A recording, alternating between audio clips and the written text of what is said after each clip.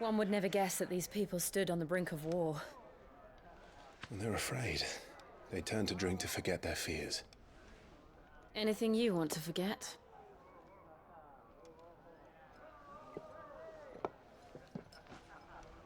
The harbor is empty, and half the market stalls too. The city may seem peaceful on the surface, but it's balanced on a knife edge.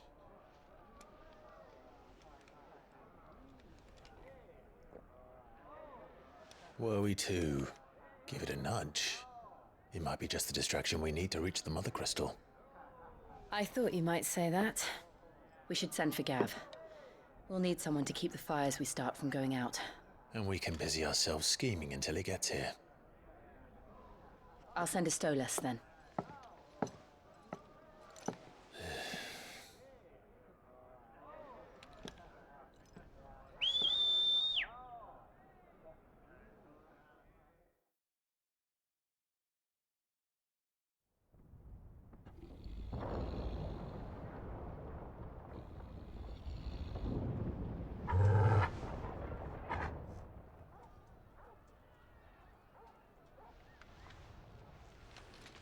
What is it, boy?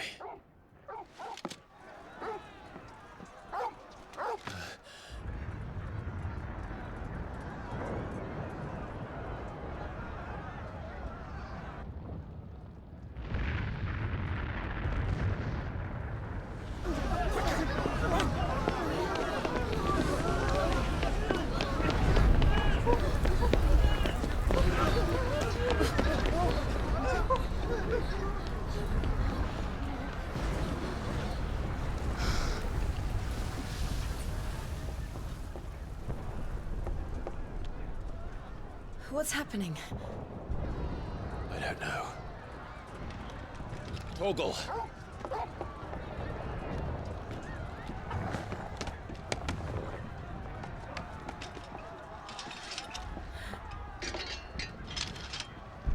This way.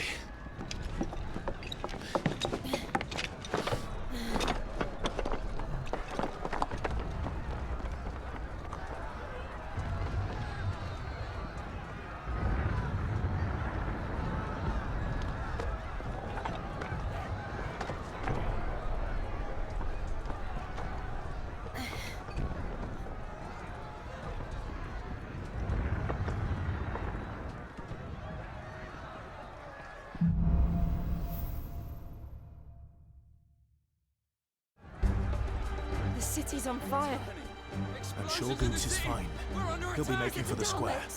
The one with the bell tower. In the middle of town, right? Those were Imperial Dragoons.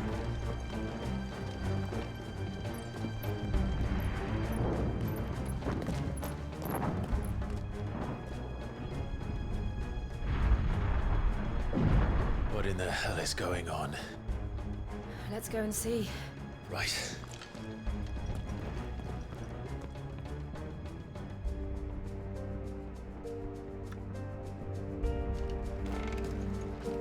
But first we find Goots.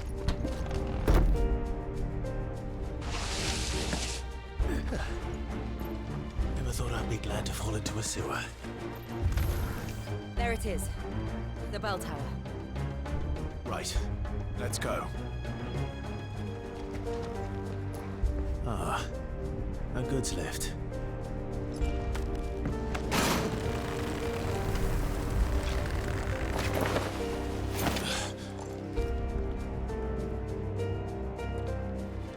Damn it. We'll have to find a way around.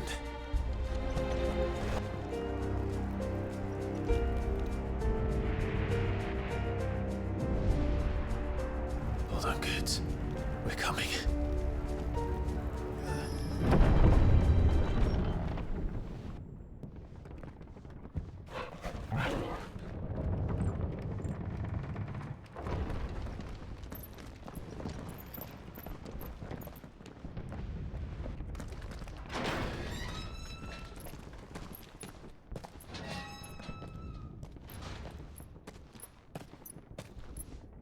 Can you see him anywhere?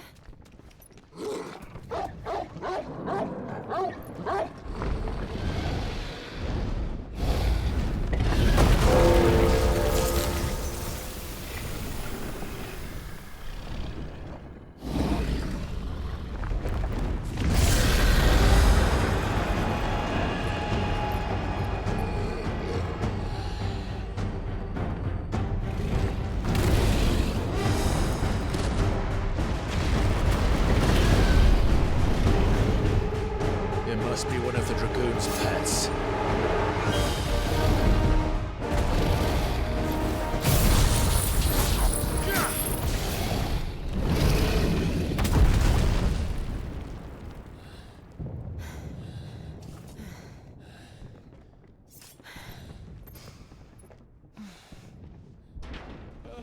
Over here, Clive! Are you alright? Goods, there you are. I didn't know there'd be a dragon. All right. Let's get out of here. Oh! What now? Is that Mothercrystals' heart? What the hell is it doing up there?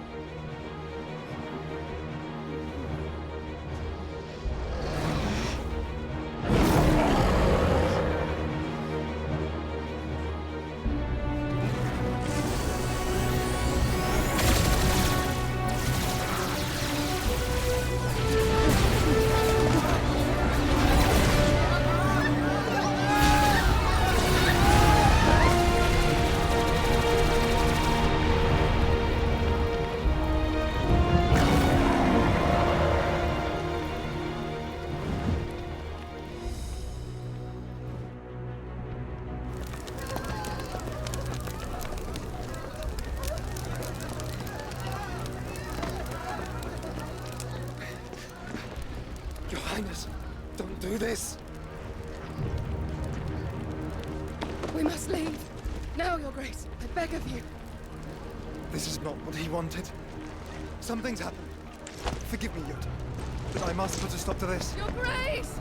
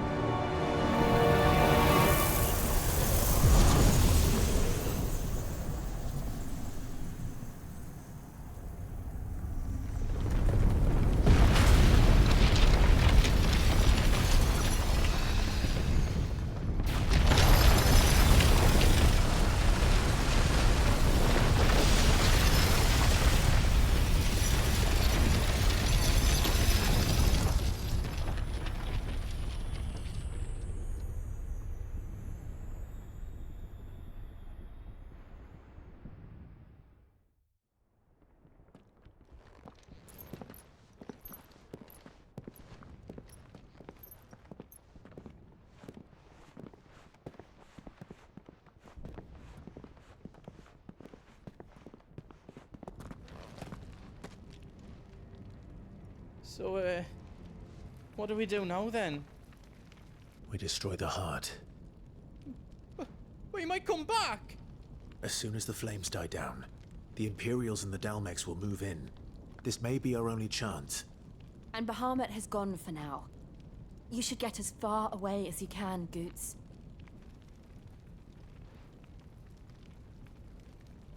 What? And leave you lot in the lurch? I can't do that. If you're staying, then so am I. I packed everything up before I made a run for it, so if there's out you need, just ask. But I won't be giving it away for free. Nana'd never forgive us if I did. Thank you, Goots.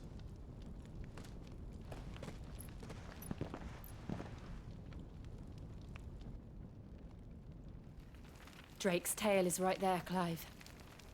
It's time to free Storm from the crystal's curse.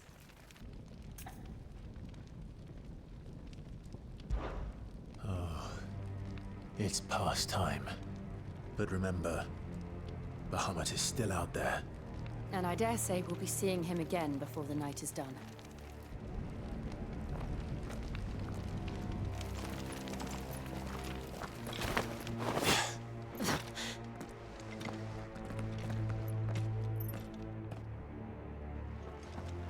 No more roads. We'll have to find our own path. Do you feel that, Clive? Aether. Just what we need. Another flood. Already turned. And there's no reason to hold back.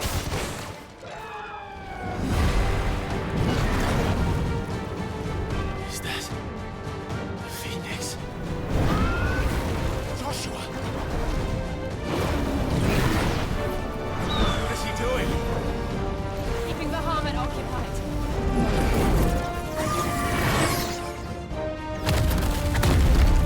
Joshua! Joshua!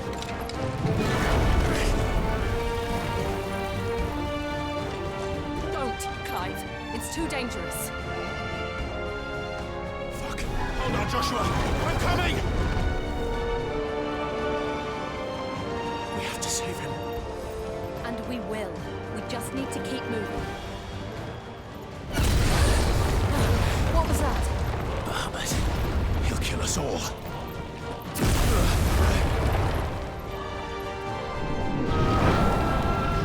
There he is. Joshua! I'm here, brother! Clive. I can't hear you. Joshua! They're heading for the heart. And so should we. Are those the council chambers? How are they still standing? I don't know.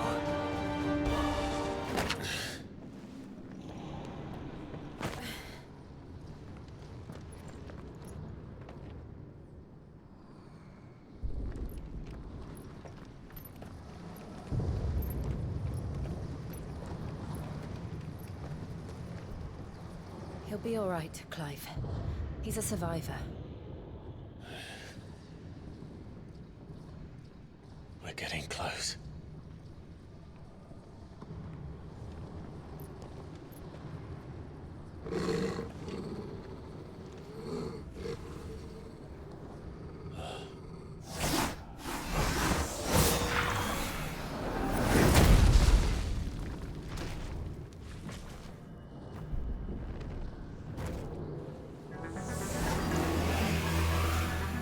It looks like somebody doesn't want us getting any closer. I don't care what it wants. Neither do I.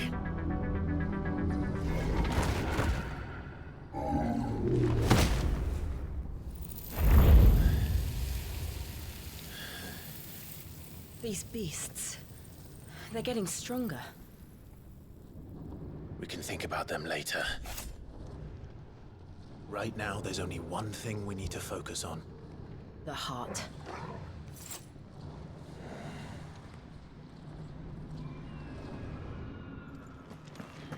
We might be able to get up through the building. It's worth a try. Quiet. There's someone up there.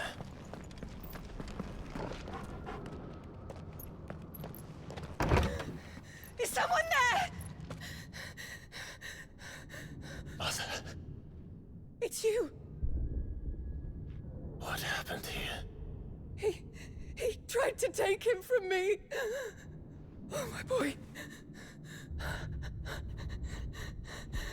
My darling. Darling boy. Is this the child you made with the Emperor? Why, Mother? Why did you betray us all? You have no right.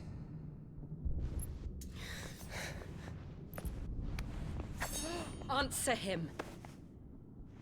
We took you in, savage. Show some respect for those who raised you.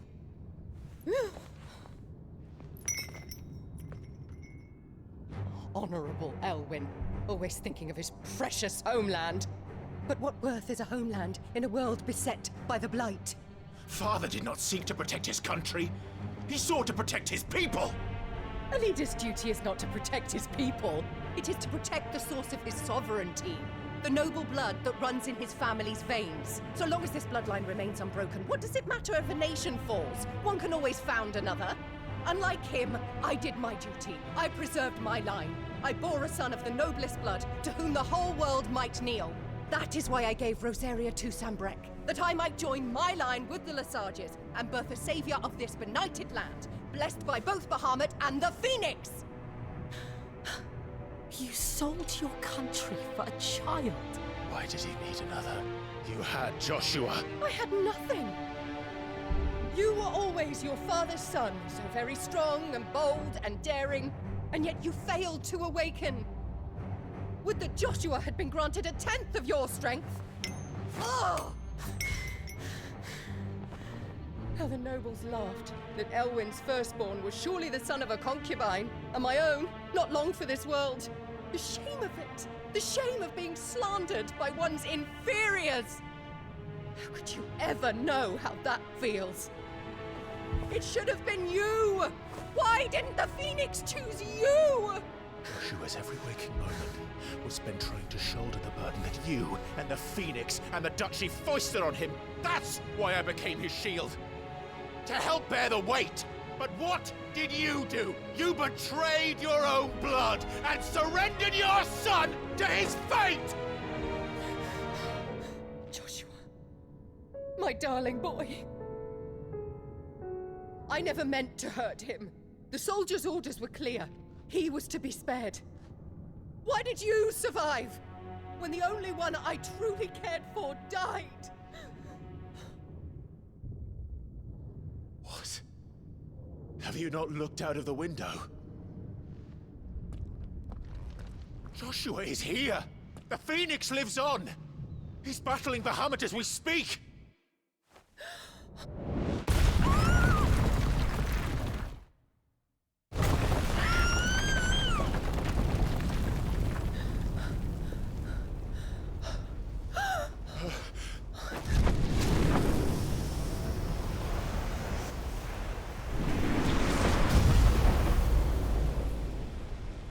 Joshua! Wake up!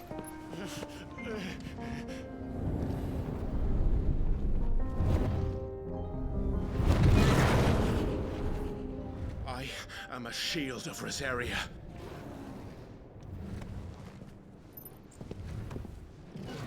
And I will do my duty. What are you...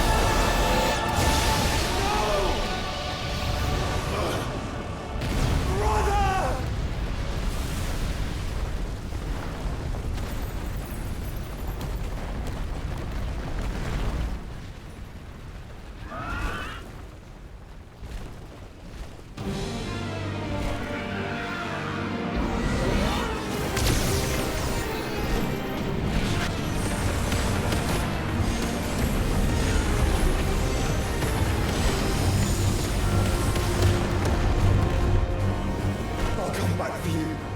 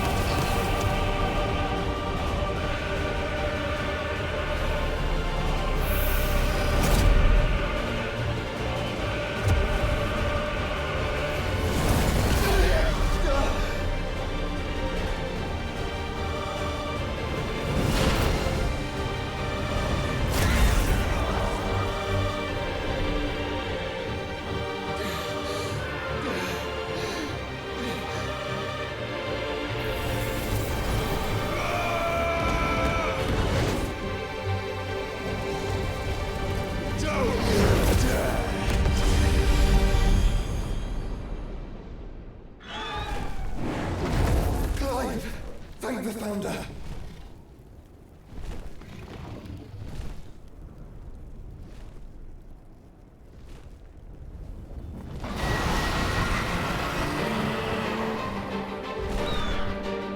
It's now or never, Joshua.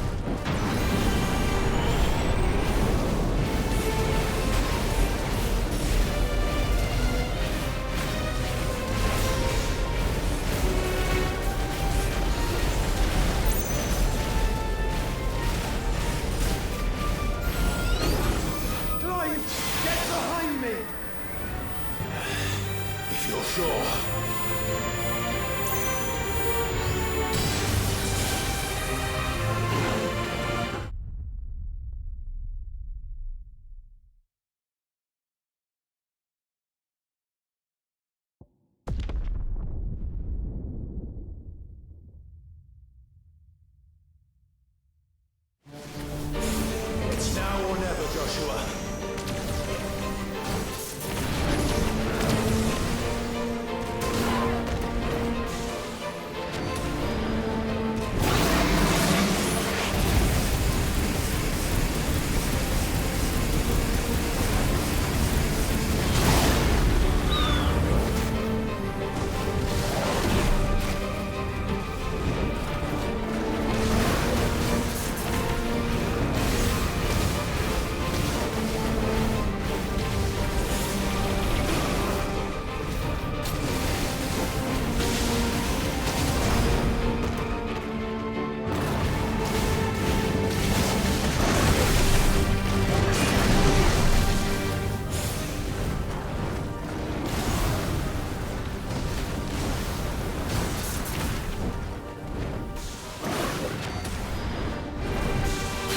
Thank you, brother.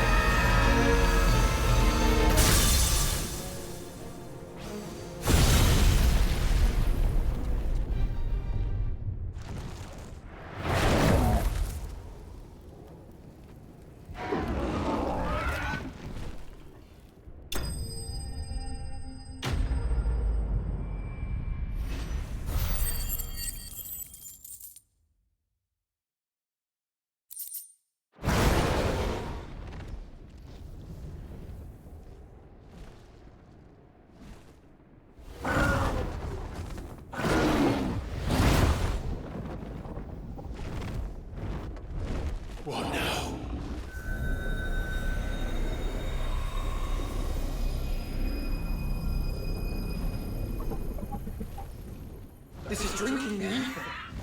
We have to stop him.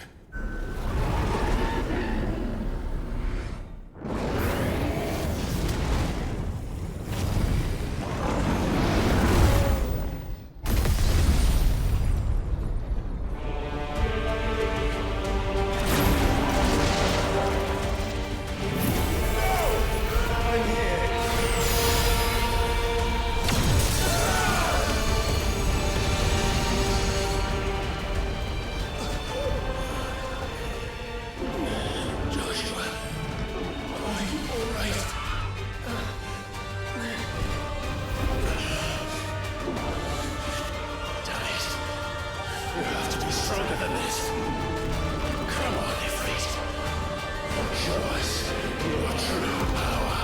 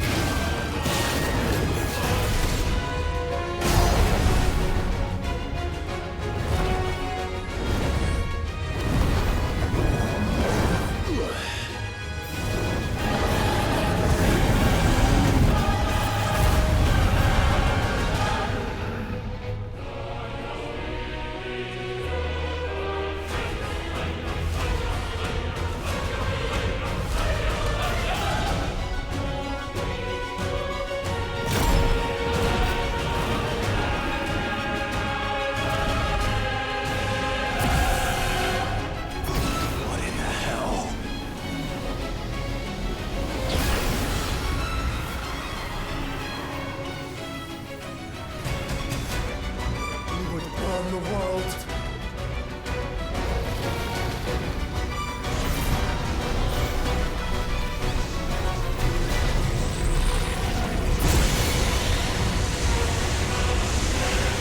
Not today. Come on, Joshua!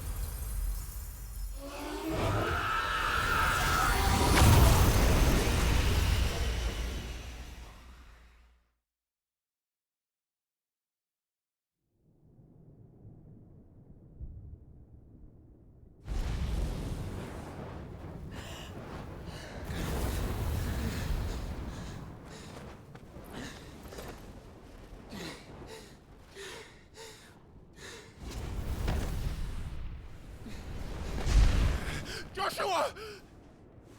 Clive!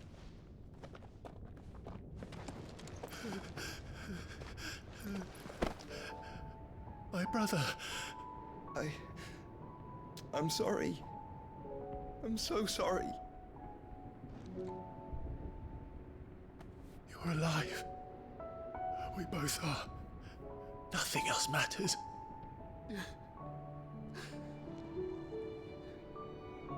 I never dared hope that I would see this day.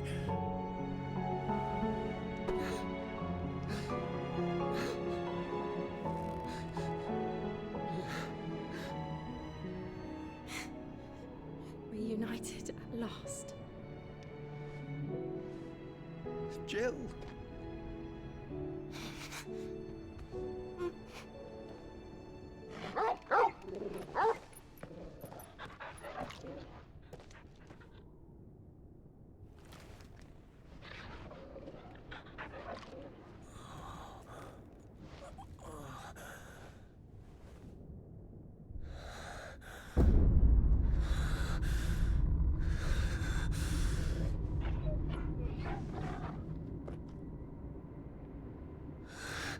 This is for my father!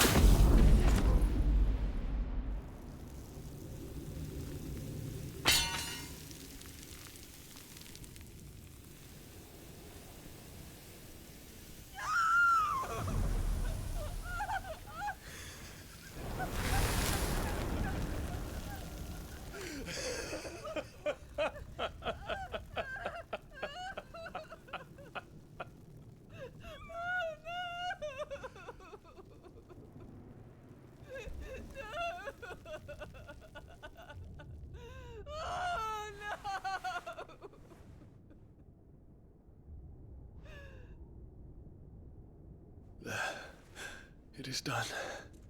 The demon that would tear our house apart is no more. Father,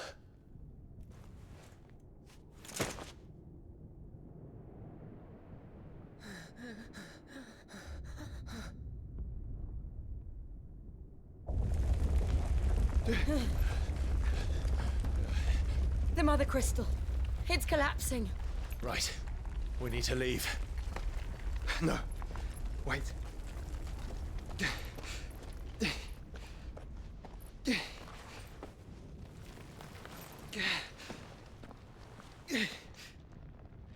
I owe him a debt. Fine.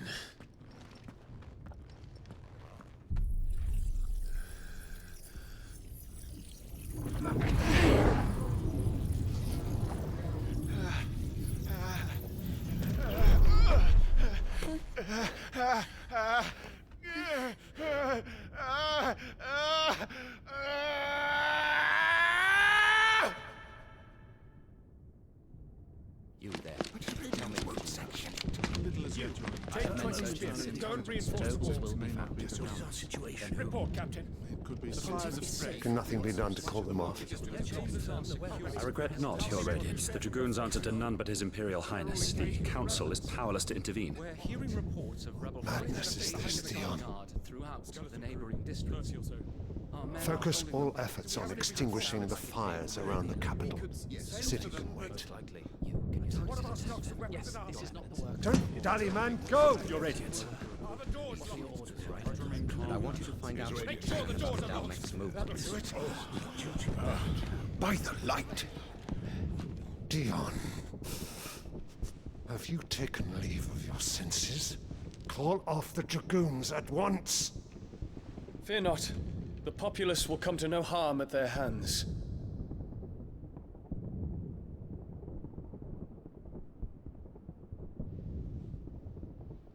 I am here to save you, Father. Save me? A creeping darkness hides in the heart of Sanbreque. It stems from your wife, the traitorous Annabella.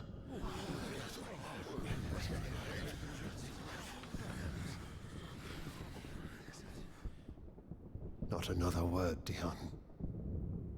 Father, though you may not see it, the darkness has taken hold of you. It has made you forget yourself. But I bid you remember, there was a time when you ruled not with cruelty, but with compassion. Why now do you turn your back on your people? Why now do you seek to stoke the fires of war? You too have borne witness to this change, Your Eminences. And you know, as well as I, who is responsible for it. A puppet now sits upon the throne, but cut his strings, and the master loses the power! What? Dion, you bear steel before your Emperor? Guards! Take him!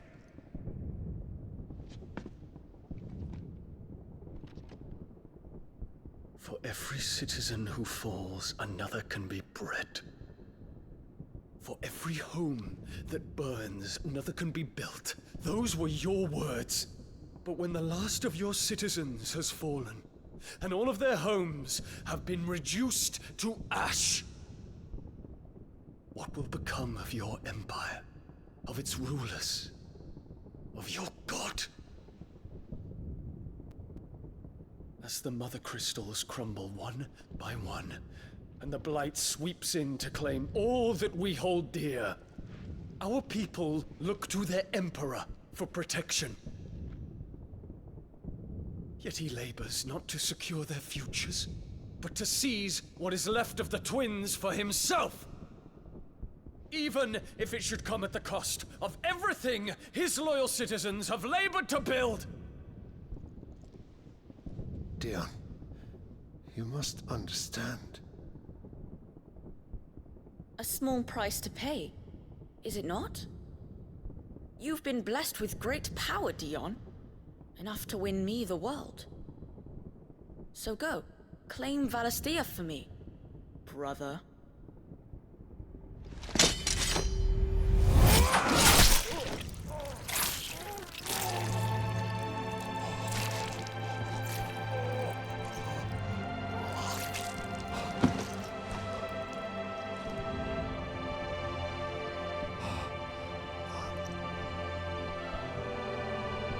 Dion.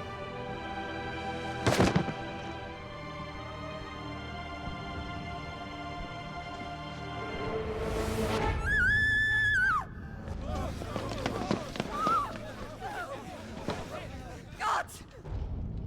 Gods! Father. Poor father. How he doted on his children. That he would die to protect me was plain. It was but a matter of when. You planned this?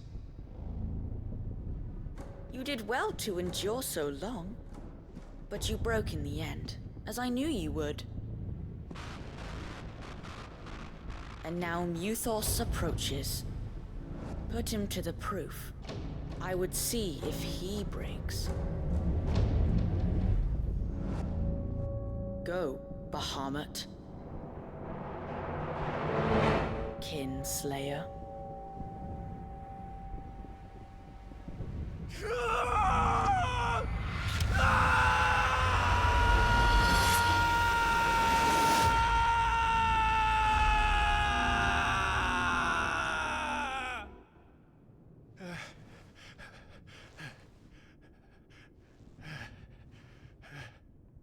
Not again.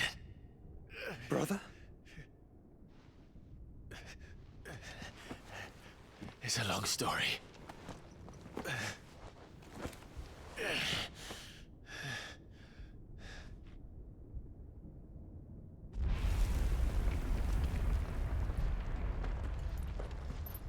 You cannot stay here, Mother.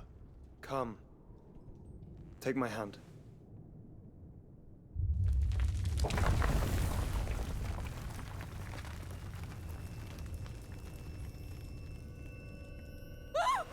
Get away from me!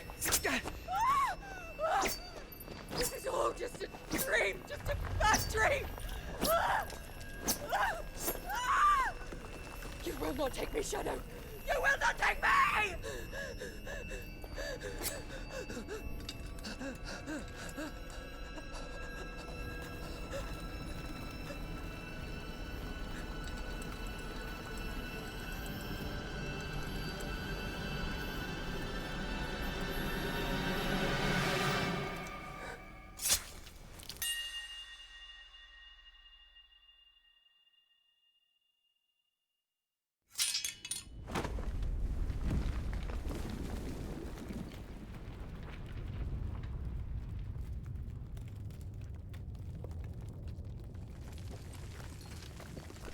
Mother.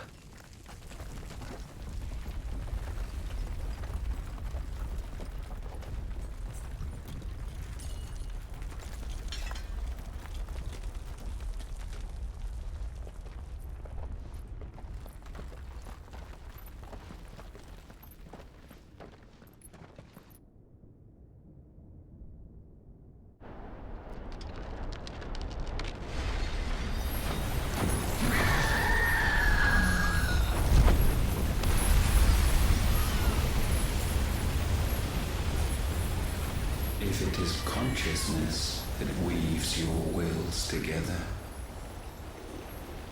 consciousness that blurs the boundary between your own will and that of others, then we shall set you apart once more. The ties that bind you shall be severed, and humanity return to its proper place.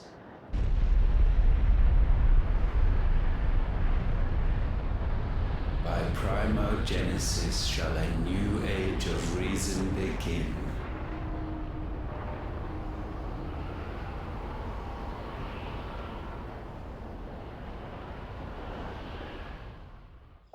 Relax, Your Majesty.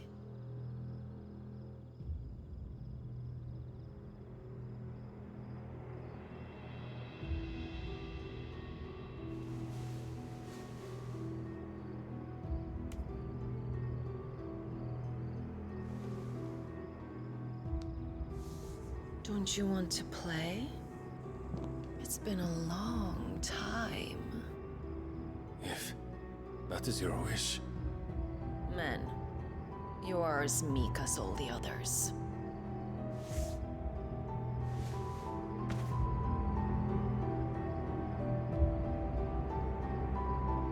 Such feeble creatures.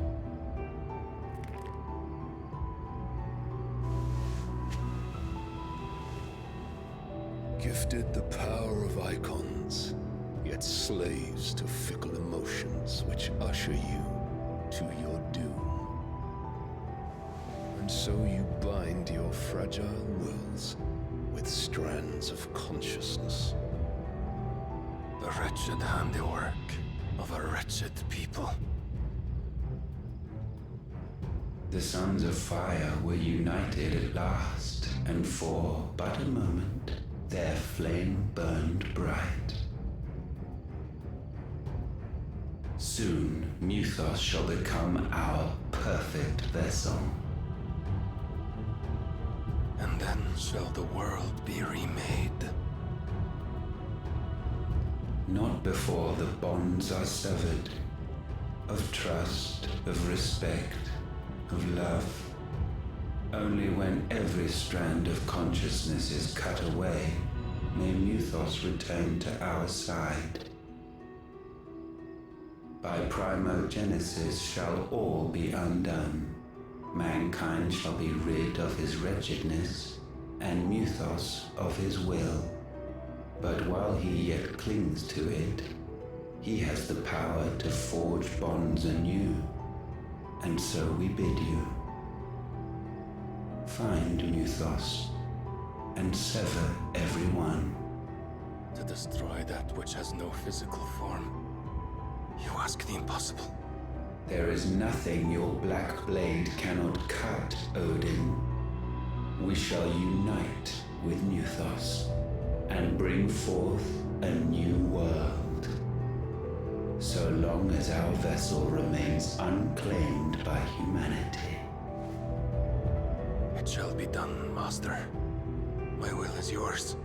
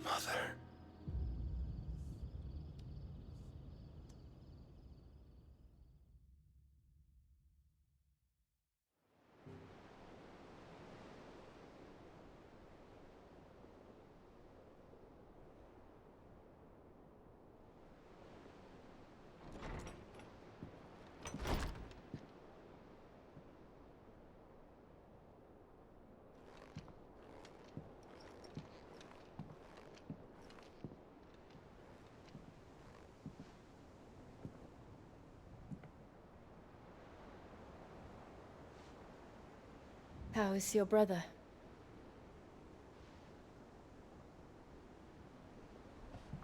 Asleep since I returned from the Dominion. Tyre says he should be back on his feet soon enough.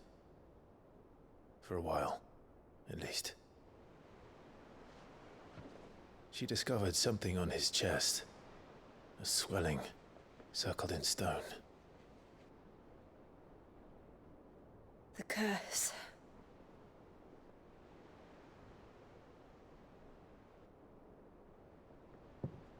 For every mountain we climb, another rises up to greet us, doesn't it? It's never ending.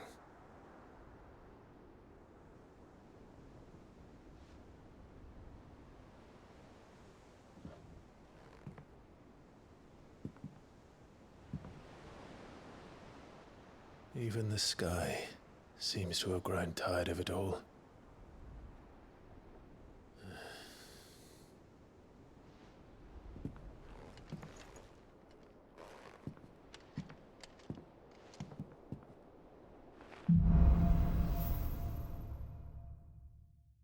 Tyre won't be happy if I disturb Joshua. While he rests, I might as well see what Otter has to say. this way. Otto, how fares the realm? The realm? Oh, she's just fine. As long as you look past the fat storms out Mothercrystals and her skies are a roiling cesspit. And Gav? He's with your uncle in the Free Cities, helping Mid with her project.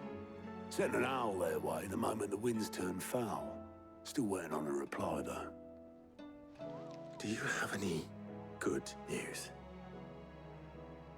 Well, that depends on your definition of good.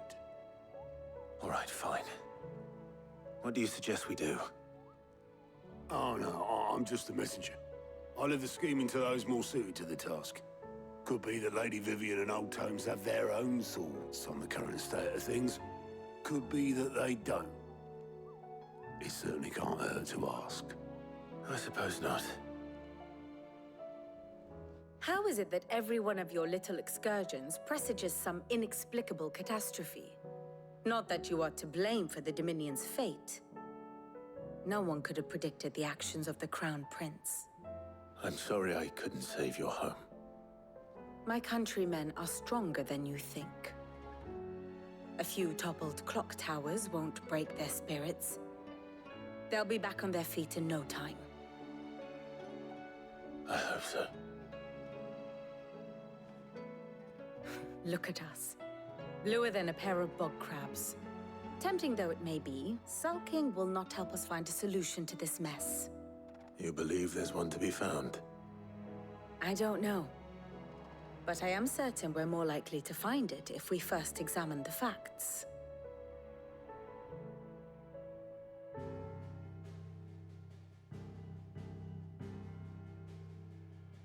Beneath these darkened skies, fear and confusion reign over Valisthea. Oh, the lands around the fallen Mothercrystals had already begun to wilt for want of ether. But not like this. Crystals that filled wells and fueled furnaces. Now nothing but pretty shards of rock. And those that hang from the people's necks cast nary a glimmer of light to keep the dark at bay. It is only a matter of time before the common folk convince themselves that the end of days is upon us. Yet I fear a swift end is more than we can hope for.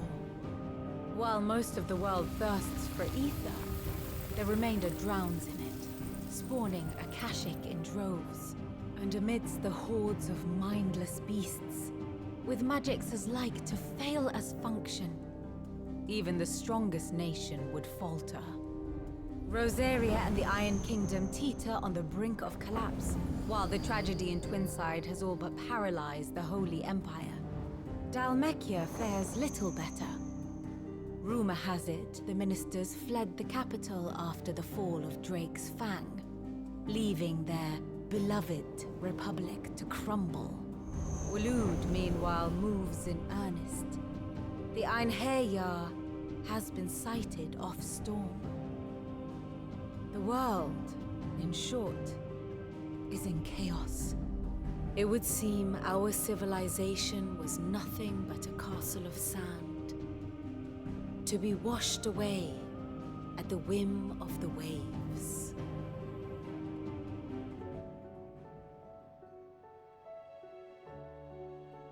A castle of sand. Not my best flourish, but it seemed fitting. The reports I've received are considerably more blunt in their appraisal. Without the protection of their nations, it will fall to the people to defend themselves against those who would take what is theirs. Which is only ever going to end one way.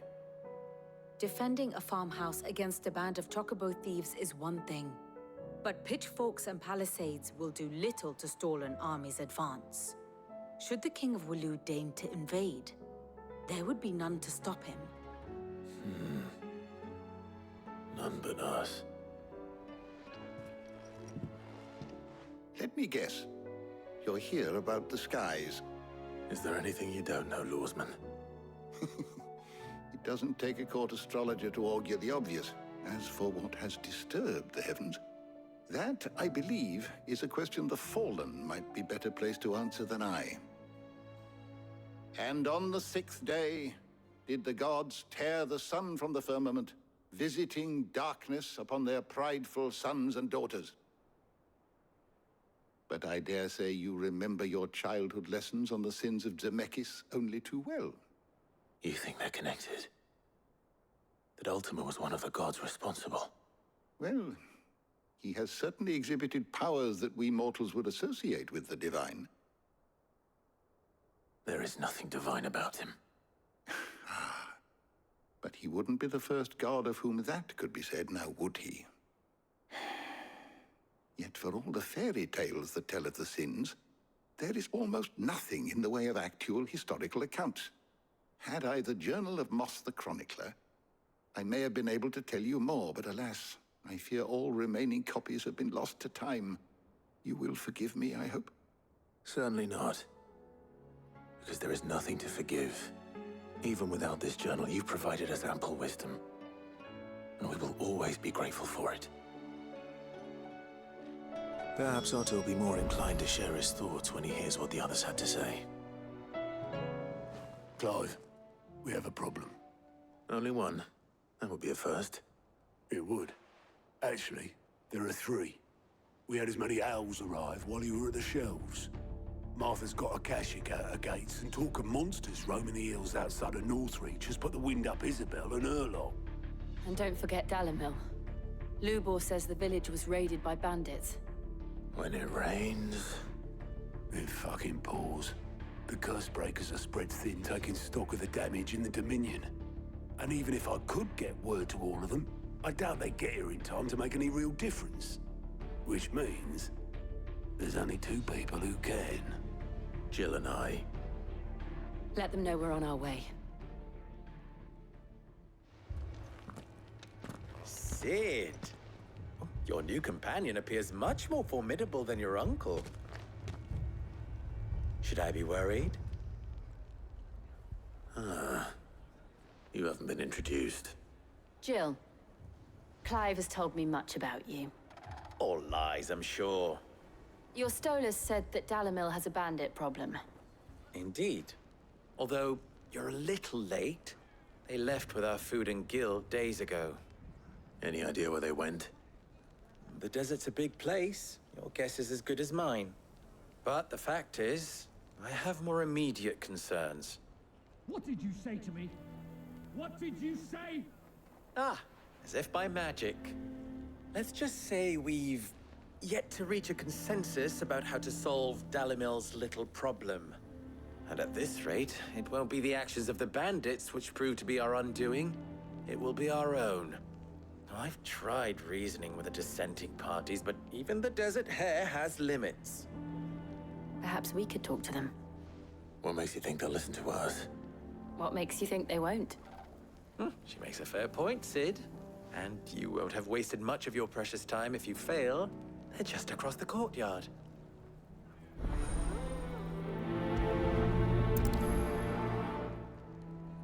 Suppose we just follow the shouting.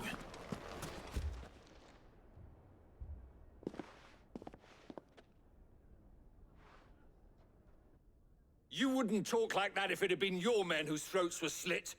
Blood for blood, it's the only way.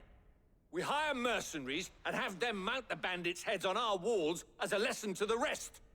And what happens when those mercenaries are slaughtered like your men? Are you going to hire more?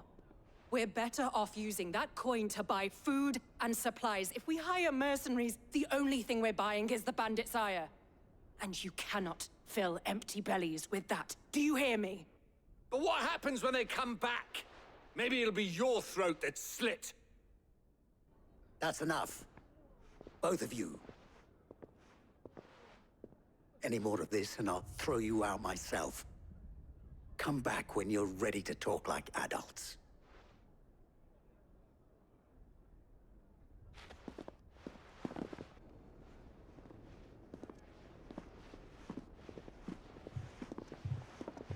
Victor. What's he doing here?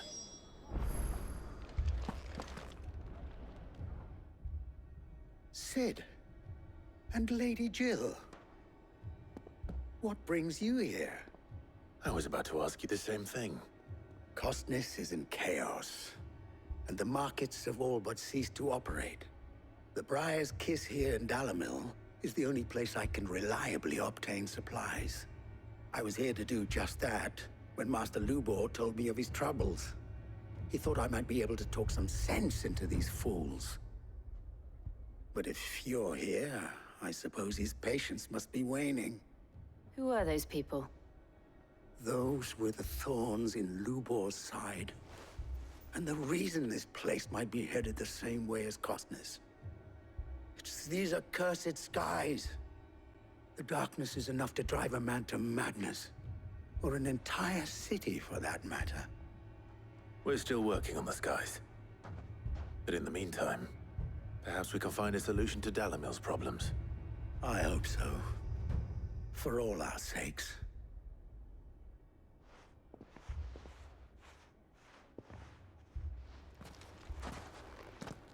So, you see my predicament? What I saw was a room full of people who were angry and afraid. And with good reason by the sound of it. But if left to smolder, that anger and fear could set the entire town alight. My thoughts exactly. What to do? Both sides wish to protect their homes and livelihoods, if only they could agree on how. But as long as they are divided, we are vulnerable. And if there's one thing bandits like, it's an easy target. What would Sid the Outlaw suggest? Well, if it were my namesake, he'd let them choose for themselves, and be on hand to pick up the pieces when it all went wrong. That sounds like a recipe for disaster.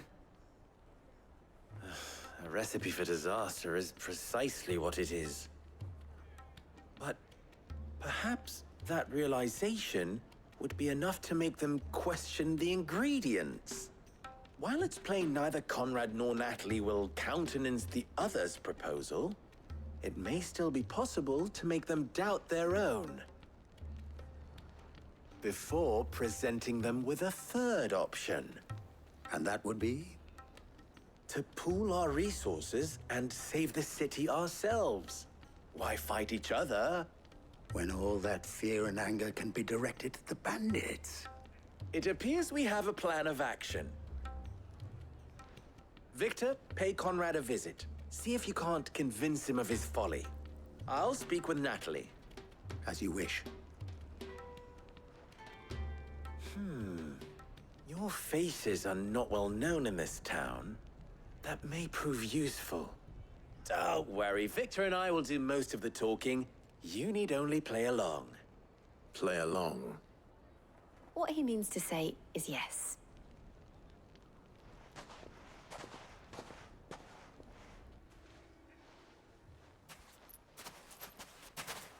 Ah, here she is.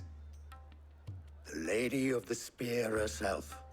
Conrad, may I introduce you to Jane, commander of the Red Wings, the oldest mercenary guild in the Free Cities. A pleasure, my lady. The pleasure is all mine. As I told you, I summoned the commander here from Canver to inquire about a contract.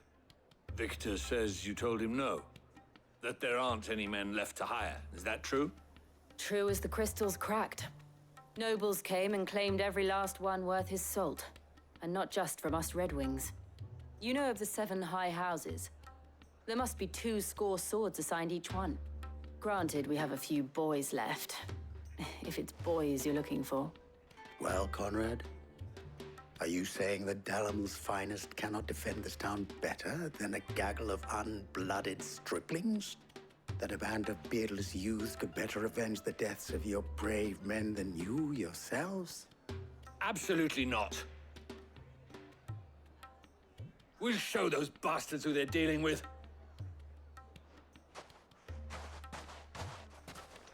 I can't believe that actually worked. Conrad's not what you call the brightest candle in the crypt.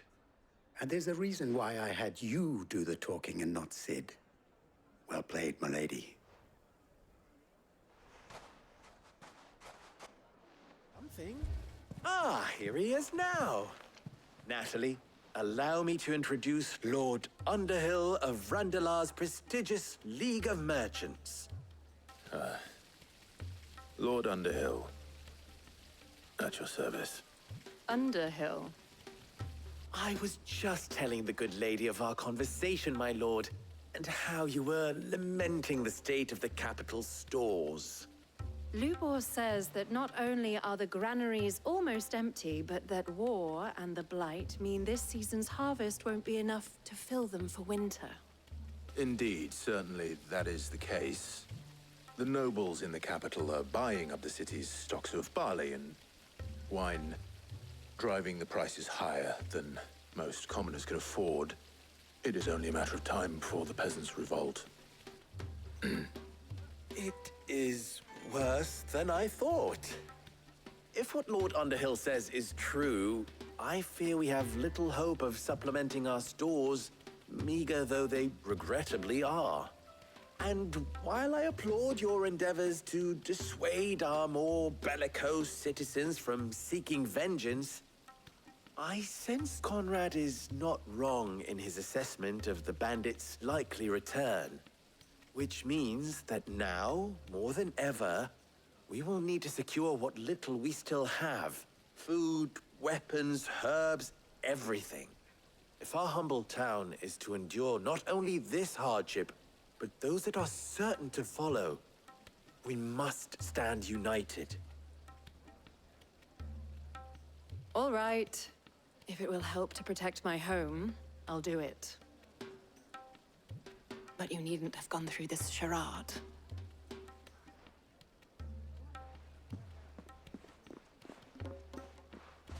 Thank you, Clive.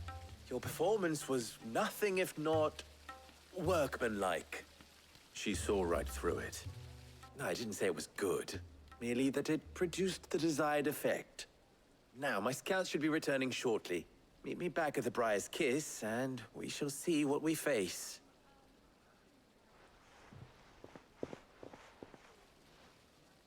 I'm not convinced our roles in this ruse were entirely necessary. I don't know. Conrad seemed quite taken with you. Good news, Sid. Both Conrad and Natalie have somewhat gracefully accepted their new roles. With time, they may even learn to. Time no longer appears to be the luxury it was before lunch. I take it your scouts found the bandits. Technically, it would be the bandits who found my scouts. It appears they march for Dalimil as we speak. All of them. You're not serious. They don't just want food, they want the whole damn town.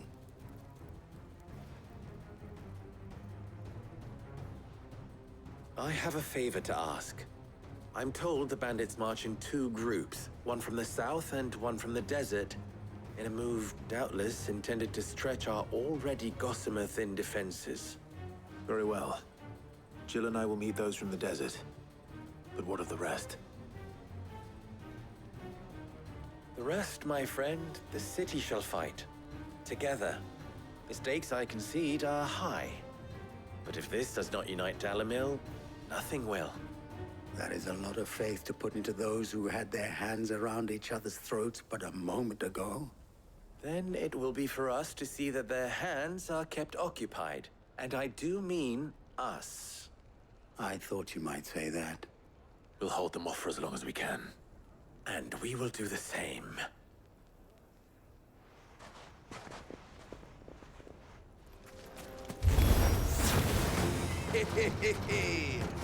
No women folk have come to Butler. The townspeople. Could they have held out? I don't hear any fighting. What do you think? That we should hurry.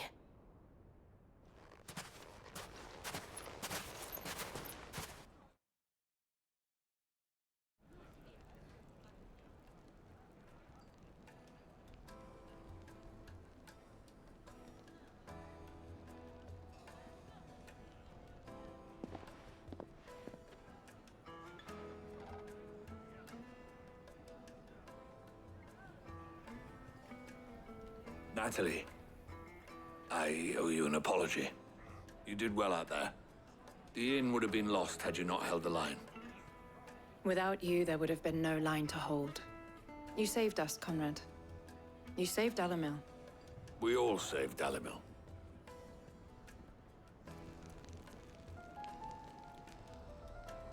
Conrad seems to have had a change of heart.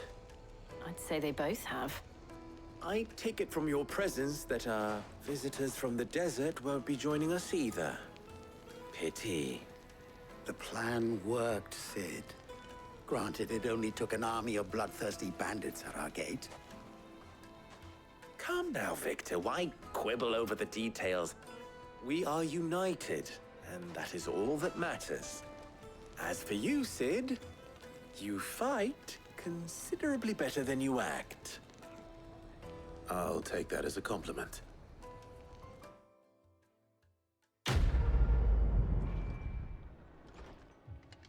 Martha, it's good to see you. And you, Clive. Jill? Otto said you'd been attacked by a Kashik. What exactly happened here? Those skies are what happened. Not long after they fell dark, we had our first visit. There were hundreds of them. Tried to storm the hill. Only a handful made it up here, but that was more than enough. The rest are still down there now. And while we have a few willing fighters holding them back, they're sorely outnumbered. What do you think, Clive? That we join the fight? I thought you'd never offer. Now, where I need you is the Fallen Gate. That's where the fighting is fiercest. Let the men know you come to help. Something tells me they'll be pleased to see you. We're on our way.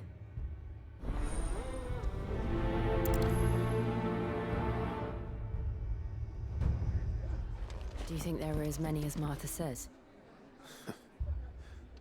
More.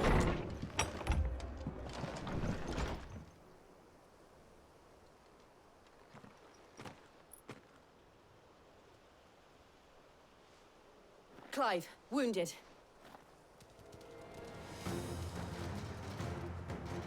We deal with the Akashic first.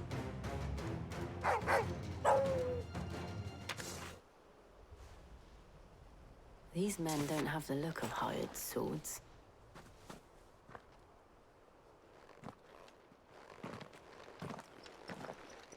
If you've come to rob this place, You are mistaken, my Lord Rosfield. We're here by Madame Martha's leave. how do you know my name? Forgive me, my lord. There wasn't time for introductions. We're with the Guardians of the Flame. Wade's men? But how did you come to be here? Where is your commander? Sir Wade left earlier with a scouting party to find out where the Akashic were coming from. Did he? Take your wounded back to the inn. Martha will see you're looked after. We'll join you anon.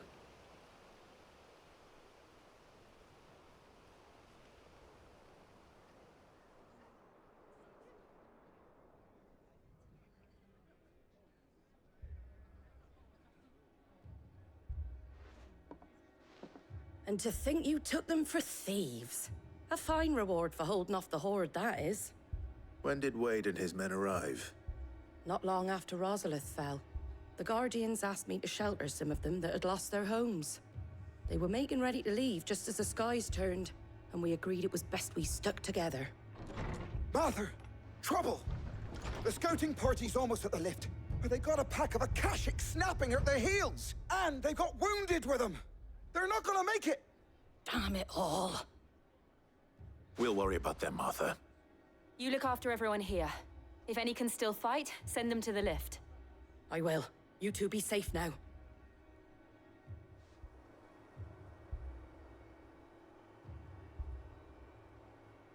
Squire, I need you to get those who can still walk up the lift to Martha's. But what about... I didn't ask, Oscar. Sir. Sir Wade. Lord Rosfield. If you aren't a sight for sore eyes. Martha seemed to think you might need some help. And by the looks of it...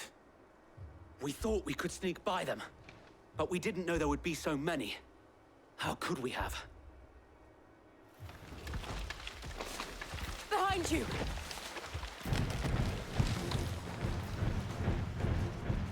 Damn it! We need to get the injured to safety. Do you think we can hold them off? We can certainly try. Are you with us, Sir Wade? Always. Then let's do our duty.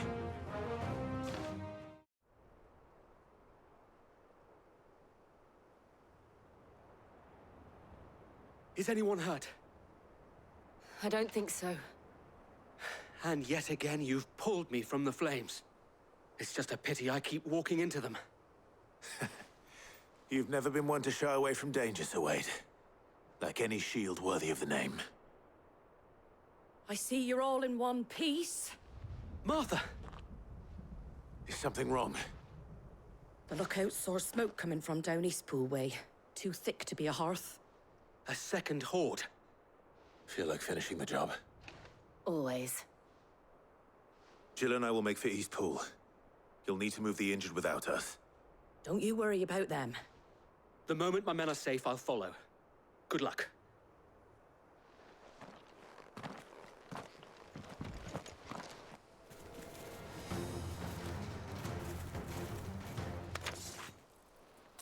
Something's coming! Apologies, my lord. Did I miss anything? Only the first round, Sir Wade. Shall we?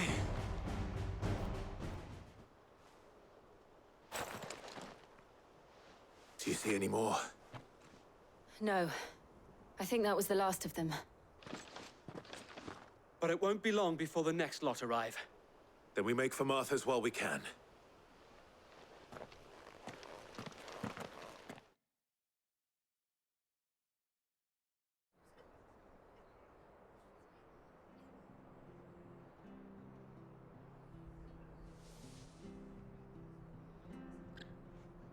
What did you find out there? The same as Sir Wade. Scores of Akashic. Well, wherever they came from, they're gone now. Our lookouts say the lowlands are clear. Hopefully we'll have enough time to lick our wounds. How many of your men were injured?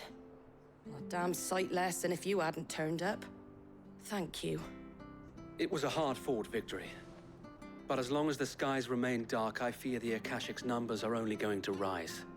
It's not a matter of if the Horde will be back, but when. And whether that's sooner or later, we'll need to be ready. The inn here affords a good view of the land, and is easily defendable. I'd like to make this one of our outposts. What do you say, Martha? You'd have more men to guard the rest. Well, when you put it like that, of course they can stay.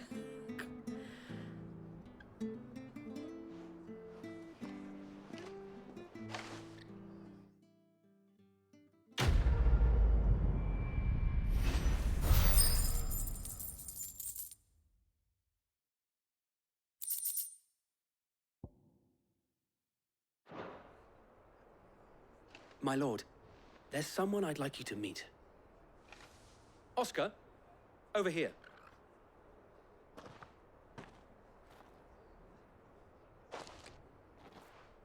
It is an honor to make your acquaintance, Lord Rossfield. I am Oscar. Oscar of House Murdoch. Murdoch? I wasn't aware the Lord Commander had children. Oh, he didn't.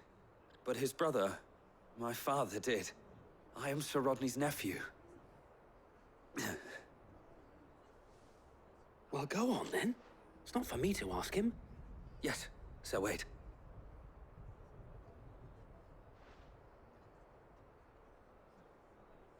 If it please you, my Lord Marquis, might you take me as your squire? I would learn the duties of a shield from the finest. I'm sorry to disappoint you, Oscar, but I'm a shield no longer. Nor was I ever the finest. And spending time in the company of an outlaw hardly seems a fitting education for one aspiring to take his oaths. My Aunt Hannah once told me that a man is not defined by his title, but what he does in its name. You have accomplished much since taking on the mantle of Cid, winning no little honor in so doing. And I would sooner serve under an honorable outlaw, that an unworthy shield... not that Sir Wade and the other Guardians are... I mean to say that, they're... It's all right. We know what you mean. There is only so much the boy can learn from me, my lord. But a squire... Would that really be so bad? You were a squire once. And I'm certain Sir Rodney would approve.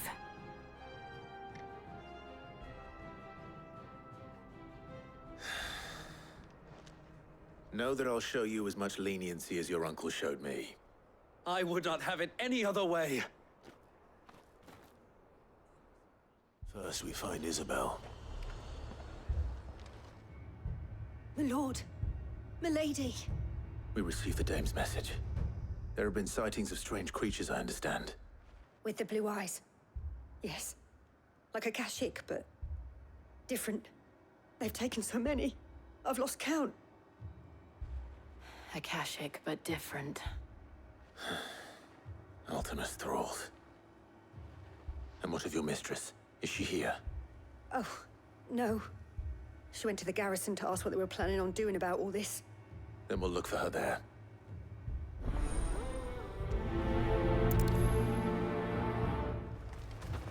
Madame, please!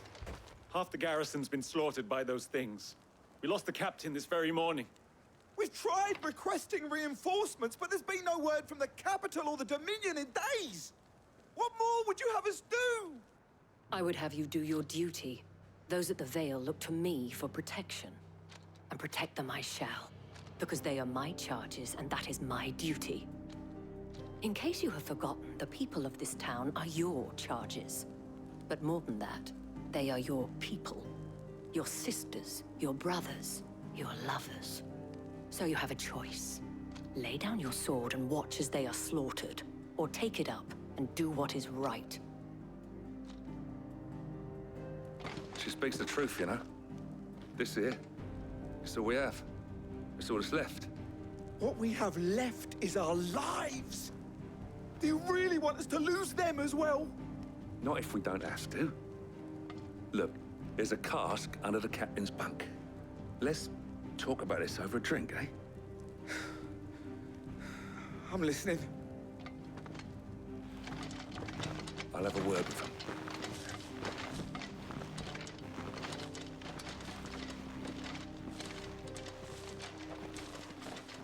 Ah, Clive. I didn't expect help to arrive so quickly. And sought to take matters into my own hands. It was a noble effort, but I thought you might still need some support. How like you to consider my needs. What we need to consider is where the creatures came from. The way the survivors speak of them, one would think they appeared out of thin air. And perhaps they did. It's hard to know what to believe these days. We'll talk to the survivors. You're a pikeman, yes? What happened? I've got family in Moor. I heard the flood was spreading, so I went to see if they were all right. And a pack of them glowing things found me in the meadow. I ran for my life. I never did get to the village. Leave that to us.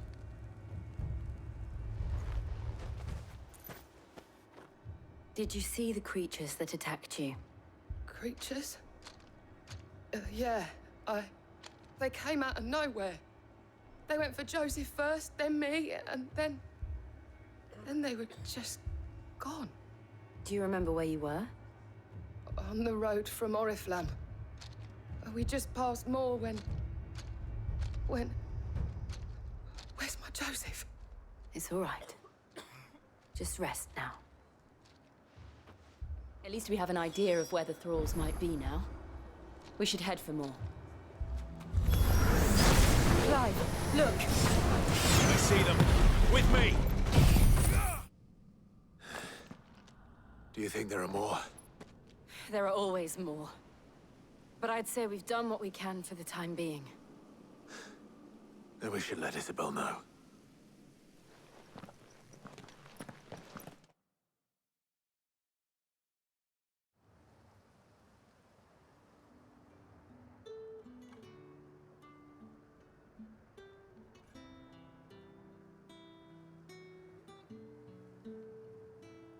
You have the town's thanks.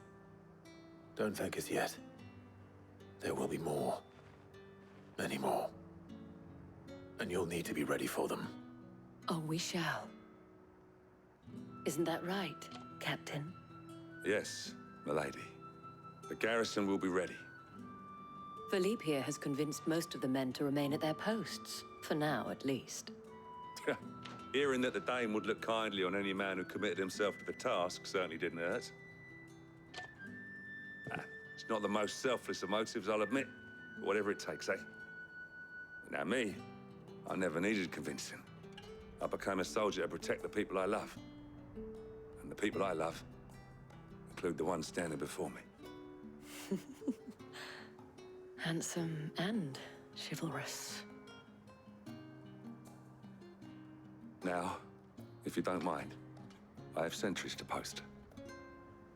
Milady.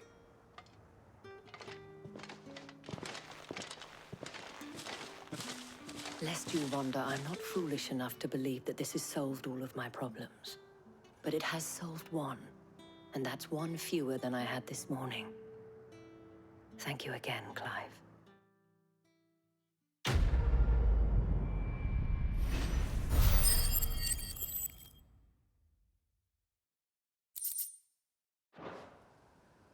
Our friends seem to have things under control. For now, at least. Let's go and put Otto's mind at rest. Was wondering when you turn up. Had owls from all our friends thanking you for your timely intervention. How is it you always manage to arrive at just the right moment? Luck, I suppose. Any word on the rest of the realm? Let's see. Storm's still crying out for Mothercrystals. The nations are still in chaos. And the skies are still the color of a kick in the kidneys 2 days on. So... Right. Clive, we knew this was going to happen. Well, not the bleeding skies part, but you take my point. Now's not the time to second-guess yourself. Now's the time to visit the infirmary. Taya says your brother's awake. Thank you, Otto.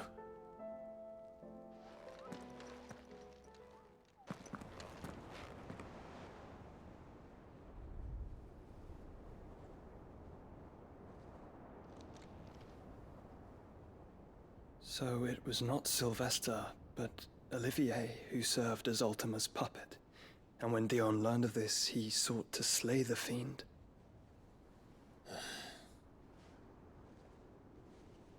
Only for his father to take the spear that would have freed him. Enough to drive a man to madness. Small wonder he hasn't stirred. I would be afraid to wake. Had I but reached out to him sooner, warned him of the threat Ultima posed. But now, both an empire and her prince lie broken. Joshua, what do you know of Ultima?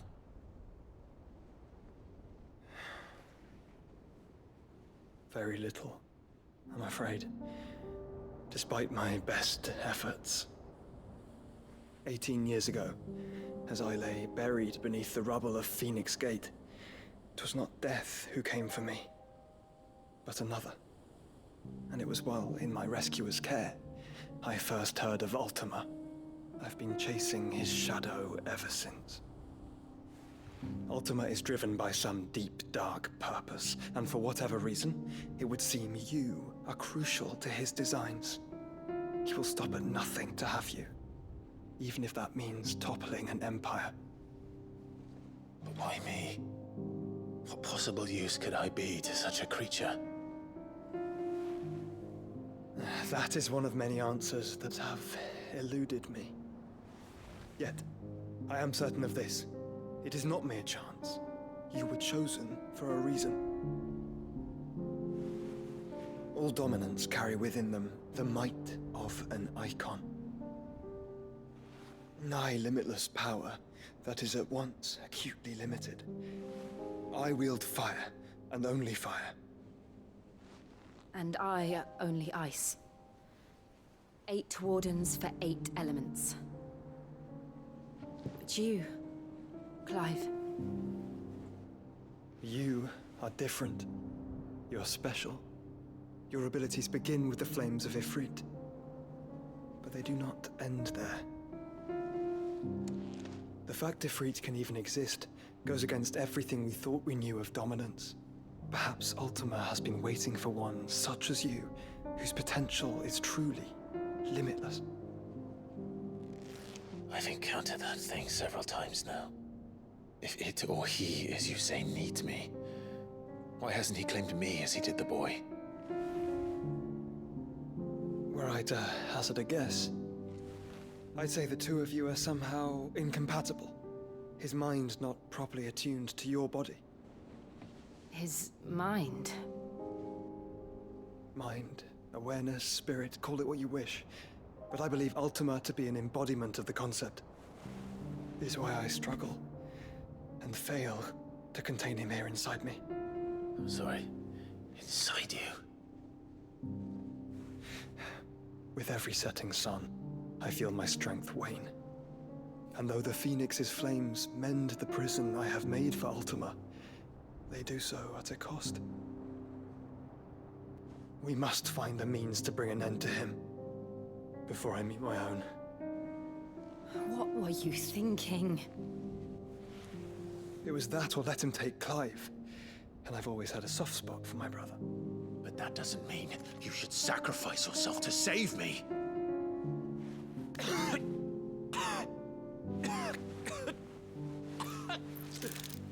Joshua!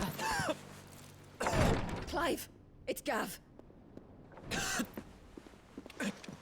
There's an army of Akashic at the gates of Canver.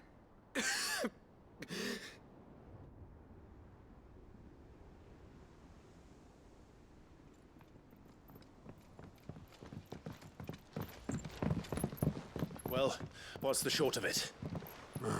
Tyre told you. The capital of the Free Cities is under siege by an army of monstrosities.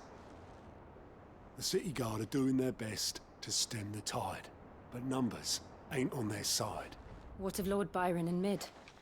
Were they able to escape? No, but they're all right for now. They're hiding with Gav at midship.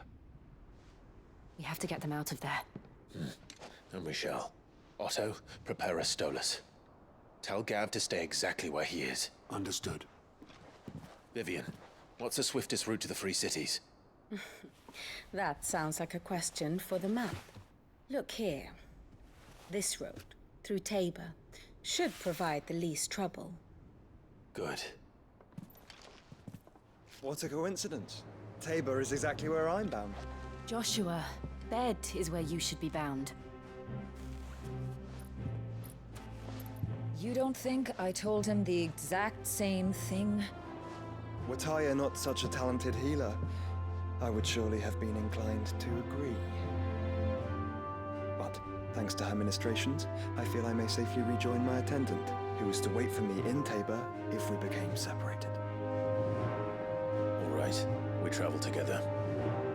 Clive! If he stays close to me, he'll be fine. Thank you, brother. I'll look after him.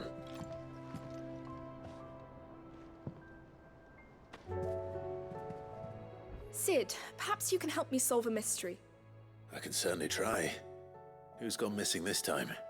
It's not who, but what. Mid's scales, the ones she made for her workshop.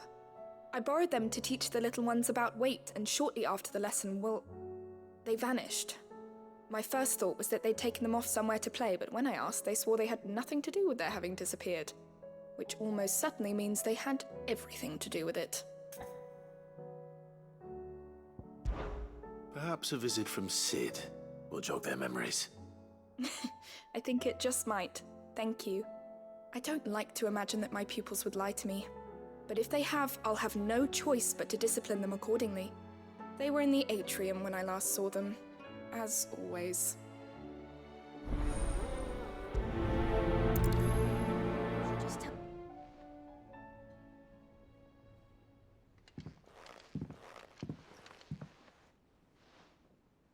Sid! Hard at your studies, I see. And what is that? It's not a set of scales, is it? No. Of course it isn't. Well, not anymore, it's not. Oh! And just how long hasn't it been one? We're sorry. But we didn't break them. We dismembered them. Just like Miss Mididol showed us. Miss Mididol? And why would she have you dismembering her creations? Because that's the only way to become a ninja-near. Miss Mididol said, the best way to see how something works is to take it apart and put it back together again. Well then, your work is already half done. Carry on. About that. The taking apart was easy enough, but it's the putting back we can't work out. Speak for yourself. The heavy thing goes at the bottom. Then...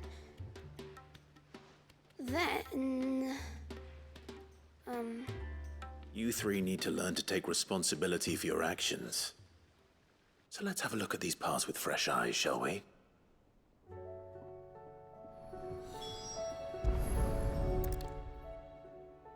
All right. Everything here was once part of Miss Mididol's scales. Every piece has its own role to play, and each is just as important as the others. If even one of them is missing, the scales won't work. So let's think about what those roles might be. You already know one of the pieces. The body. Its role is to support everything else. But what of the others?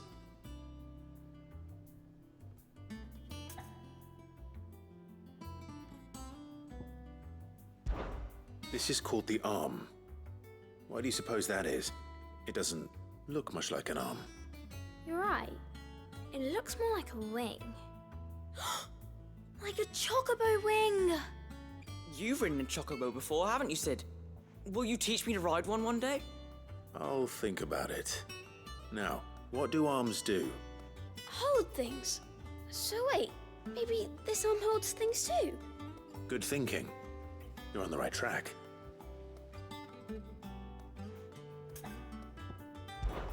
These round parts are called the pans. You all know what a pan is, don't you? I do. Molly uses them in the kitchens to fry bangers. But these aren't for frying bangers, you idiot. They're for weighing stuff. But what if I wanted to weigh Goots? I don't think he'd fit on that little thing. Probably not. What are the chains for? Holding the pans up? Well spotted. Which means something must hold the chains up in turn. This tiny piece is what's called a cogwheel, or gear. Have you ever seen one before?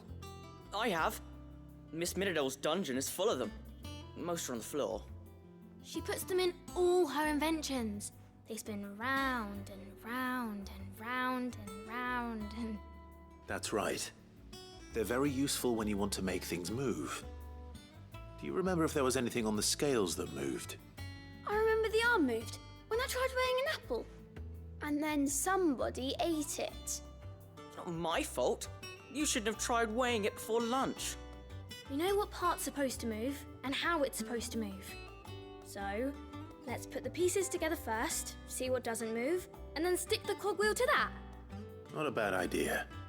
You see? It's not so difficult. So, now that we've taken stock of the parts and learned what they do, what do you think? I think we've got it. Then here's what we'll do. You tell me what goes where, and I'll put the scales together. Well, obviously you need to start with the body. All the other pieces fit onto it, don't they? And the arms go on the body, just like real arms. Or wings, if you're a chocobo. And then the arms hold the pans by the chains. Very good. Let's see if that works. Ah, all finished.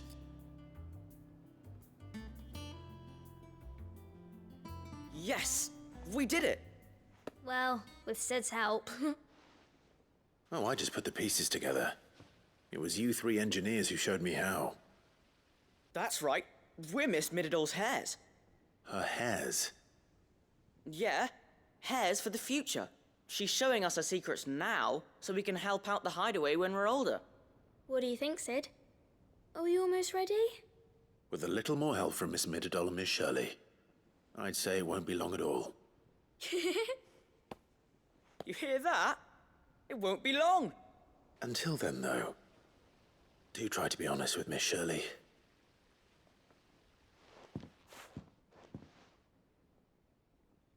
Hey, look! We never used the cogwheel. You don't think Sid forgot about it, do you?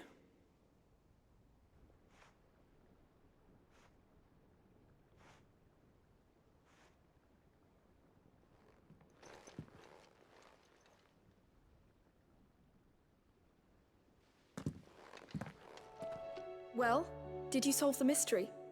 It was as you thought. The children had the scales, or the parts of them at least. They dismantled them to see how they worked. Oh, no, Mid will have my head. Thankfully she won't. This might even have been her idea. Although I was the one who ended up teaching the lesson. I'm so sorry, Sid. I know how busy you are. I shall see that the children are properly punished. Please, there's no need. Mid seems to have taken the three of them under her wing. She's even calling them her heirs. She'd have them follow in her footsteps. And her father's. I see. Sid, do you know why Mid has been spending so much time at the hideaway of late? She told me it was because her studies have been interrupted by events in Canva. Is that not true? No, it isn't. The university offered her a commission. In exchange for full tuition, room and board, they asked her to oversee the design of several new war engines. To anyone else it would be an opportunity, but to Mid, who lost both her parents to war, it was a bitter pill. One she was none too keen to swallow. But that should come as no surprise. She's only ever cared about bringing people hope. The very last thing war can be said to do. Which explains her heirs. She's working to give them a better life. And so should I. What's the odd engineering lesson? Oh, you've given them far more than that. And I'm sure they're very grateful.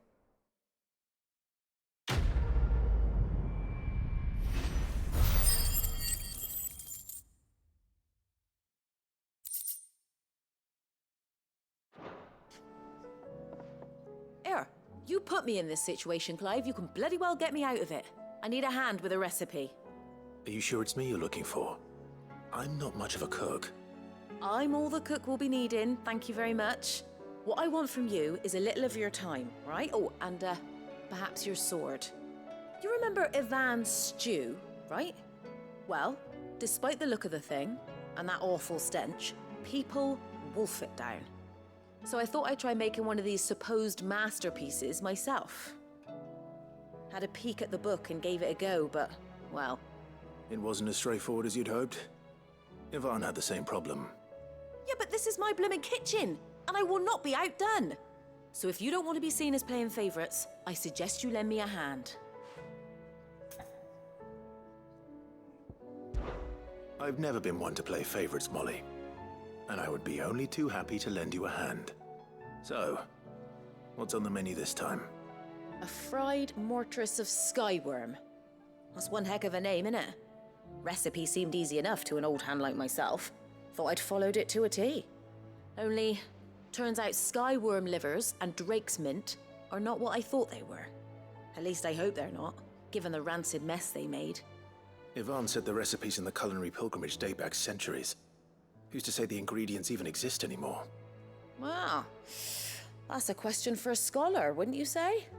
Perhaps you know of one? Kindly old fella who haunts the shelves, maybe? Fine. I'll go and speak to Harpocrates. Perhaps he'll know something.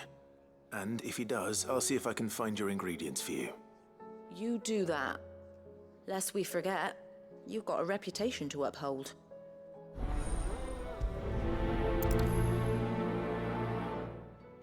Lawsman Harpocrates. I've come to pick your brain if you don't mind.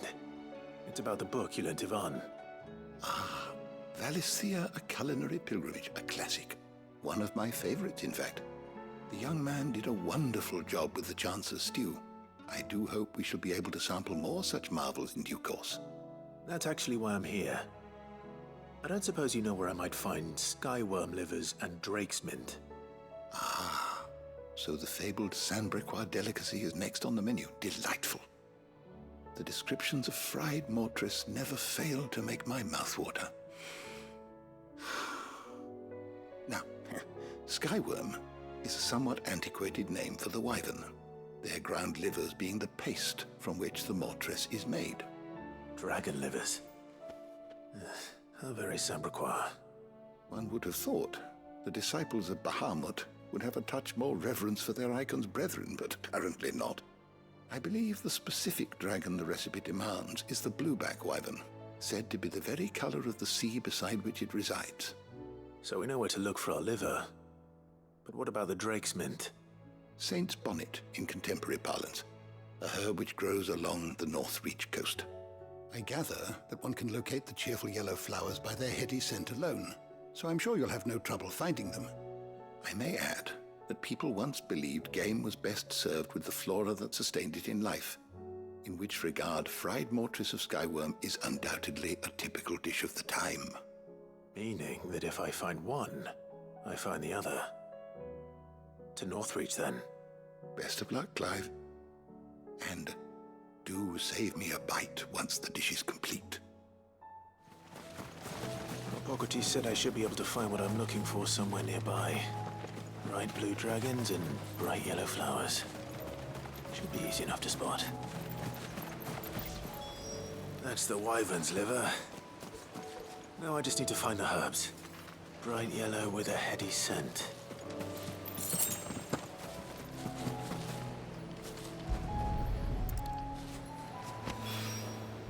I think that's everything Molly needs to resurrect her recipe. Better head back. So, did you have that word with Tomes then? I did, and he was as helpful as ever. He told me exactly where to look, in fact. And what precisely will I be cooking up? Or is it better not to know? Blueback wyvern liver.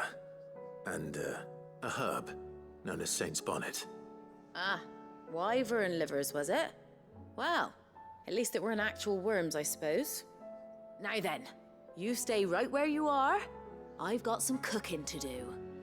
Let's hope these grand old chefs of yore knew what they were on about.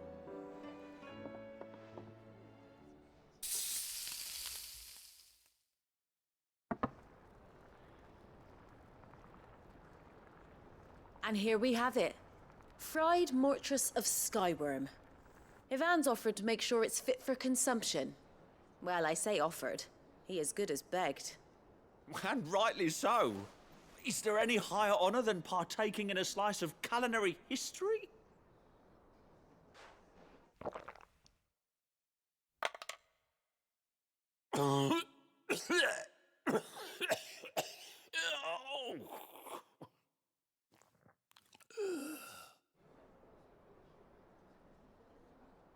So, not fit for consumption then? What witchery is this? The crackle of the crust gives way to an almost violent richness. Yet, it is the piquant kiss of the saint's bonnet that tames this savage dish. It is a tour de force. A force of nature, even. A maelstrom of flavor and sensation. A graceful beast emerging from centuries of slumber. I think he likes it. Well, I can't quite tell with all that nonsense he's talking. But I reckon you might be right. It was decent then, I take it. Decent? It's remarkable. And I defy any man to say a word to the contrary. Sid, might I suggest that you command a party of your finest men and women to procure a dozen blueback wyverns forthwith? I'll give it some thought.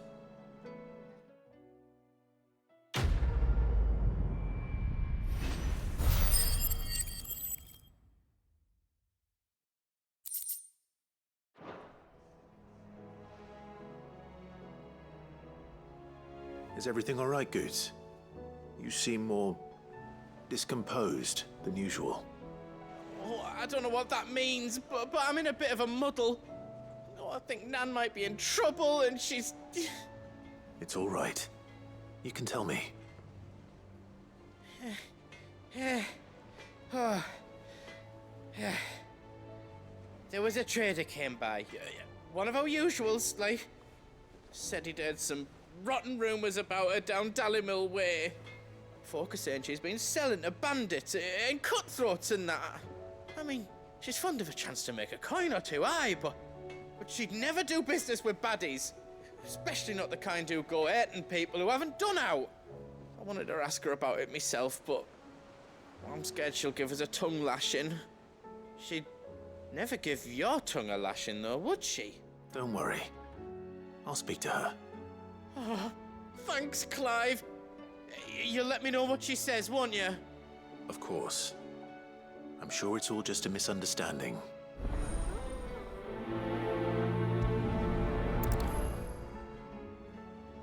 Lady Karen. How's business? Not nearly as foul as the weather. You're doing good trade, then? Both in and out of the hideaway? Can't complain. Wait. What exactly are you getting at? Not once in 5 long years do you pay my affairs half a care, but here you are today, raking me over the coals like a bloody popoto? Just asking. Out of interest. All right. I'm here because I was told that certain rumors have been circulating. About you selling weapons to brigands. Oh, are you? And who was it who knows me so well as to tell tales of my evil exploits? I didn't exactly hear firsthand. All I know is that someone in Dalimil has been spreading word to that effect. And what? You believe it? You think I'm profiting off the blood of innocents, do you? Look, I've done things I'm not proud of. Might be there were a time when I turned a blind eye to the wretchedness of the world so I could line my pocket. But that woman is no more. And you'd know that if you'd ever paid the slightest bit of notice. You're right, Lady Karen. I apologize. It was wrong of me to doubt you. No, it was. Now, I reckon you've got better things to do than pointing your do-gooding finger at a poor old woman. Of course. Good day. I spoke with Lady Karen. What did she say? That the rumors were unfounded, and that I was a fool for thinking they might hold any truth, along with some other things that made her feelings clear. And while it sounds like she may have done things she regretted in her past, she says those days are behind her. Oh, well, that's good. I knew Nan wasn't caught up in out bad. But why would people say she was? What did she ever do to them? It's not right. No, it's not. But people do things for all sorts of reasons. Perhaps we'll never know. Well, I'm going to find out. That trader, he said they were all talking about her in Dalimil. So that's where I'm going. I'll find someone who'll tell me, you'll see. Are you sure that's wise? Whoever's spreading these rumors means Karen ill. Oh, right. But that's why you'll be coming with me, isn't it, Clive? I suppose it is. Death? Or a quick one? Boys, he's all yours. But that sword is mine.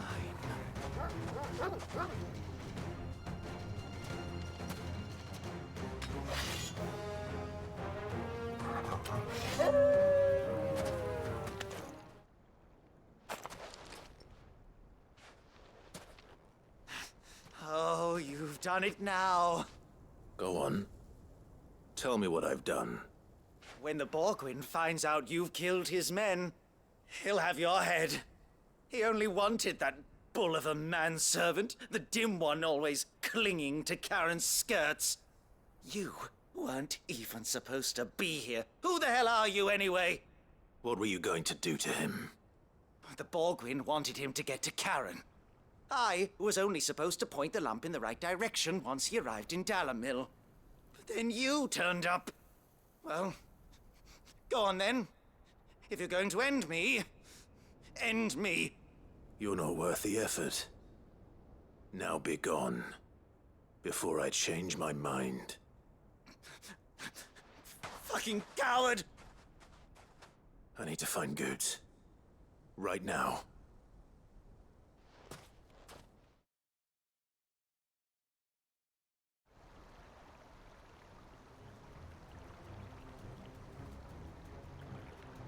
Get your filthy paws off me, you naughty painted lout!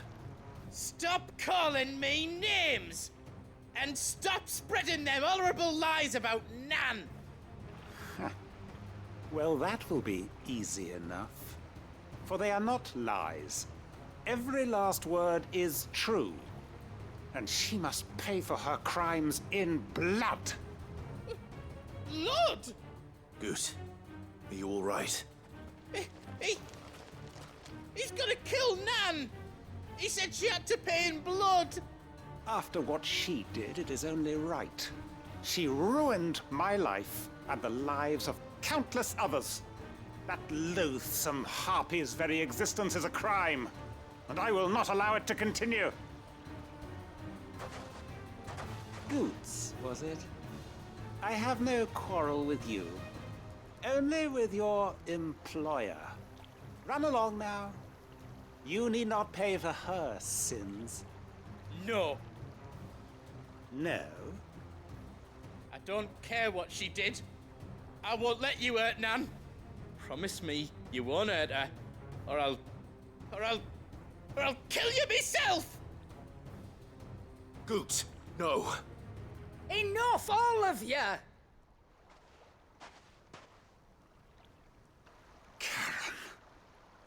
But how did you? You're a sight less clever than you think you are, the pair of you. Did you think I wouldn't notice the two of you slinking off together? Well, the whole thing got me thinking, who in Dalamil might bear me a grudge? And a certain snivelling shit I ran afoul of in my fairy years came to mind. Though it was just Bogan back then, wasn't it? I thought the years might have taught you some sense, but I see you're the same pants-pissing craven you've always been. What was it we called you? Wet legs? You bitch! Everything that happened, it was all your fault! And now you'll finally pay for what you did to me!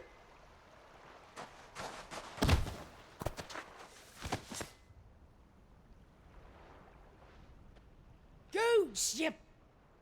If you want a piece of Nan, you'll have to go through me.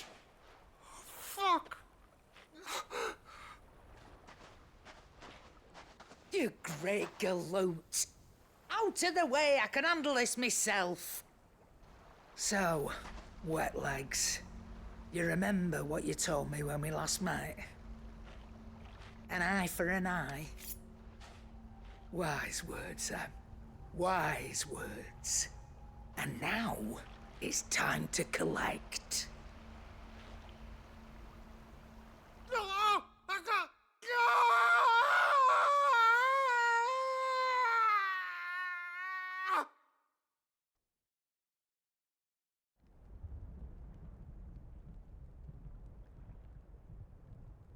Sorry to keep you waiting. Is he... Dead? No. But I reckon he wishes he was. It's an easy going through life, one eye short of a pair. After all, I should know. You don't mean... Oh, don't tell me you didn't notice. Lost it to old Wet Legs back when we were working the same routes. Said I'd stolen from his strongbox. I'd done nothing of the sort, mind. But that didn't stop him taking his little revenge. So I took some of my own. Sorry, lost everything. His coin, his clients. I always knew he'd be back one day to claim his due. But he crossed a line dragging poor Goots into this. He didn't hurt you, did he? No, Nan. Still got all my arms, see? Legs too. But what if he comes back again? What if he does? First we take the other eye, then we work our way down. He'll learn his lesson soon enough. But something tells me the wet legs has learned it already. Right. Let's get you back to the hideaway. You've attracted quite enough attention already. Ta-ra, Clive. Remind me never to cross you, Karen.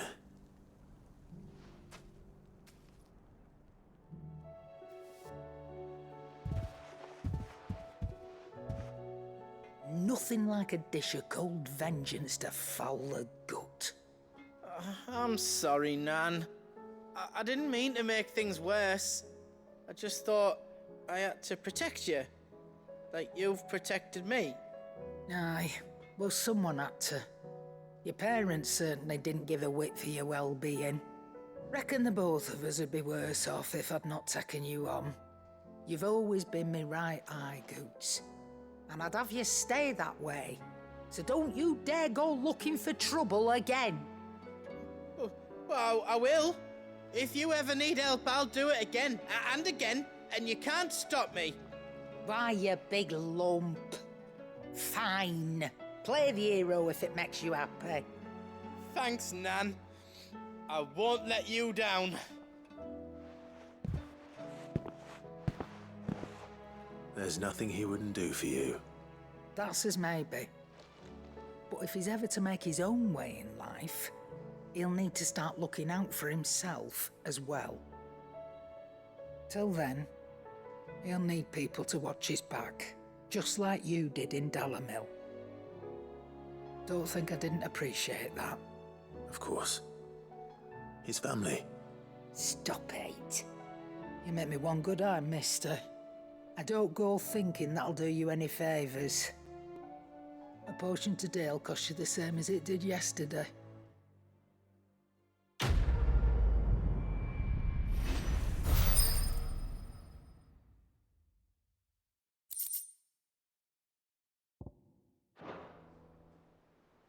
Rutherford. Wasn't that the name of my uncle's manservant? Why would he be at Martha's Rest?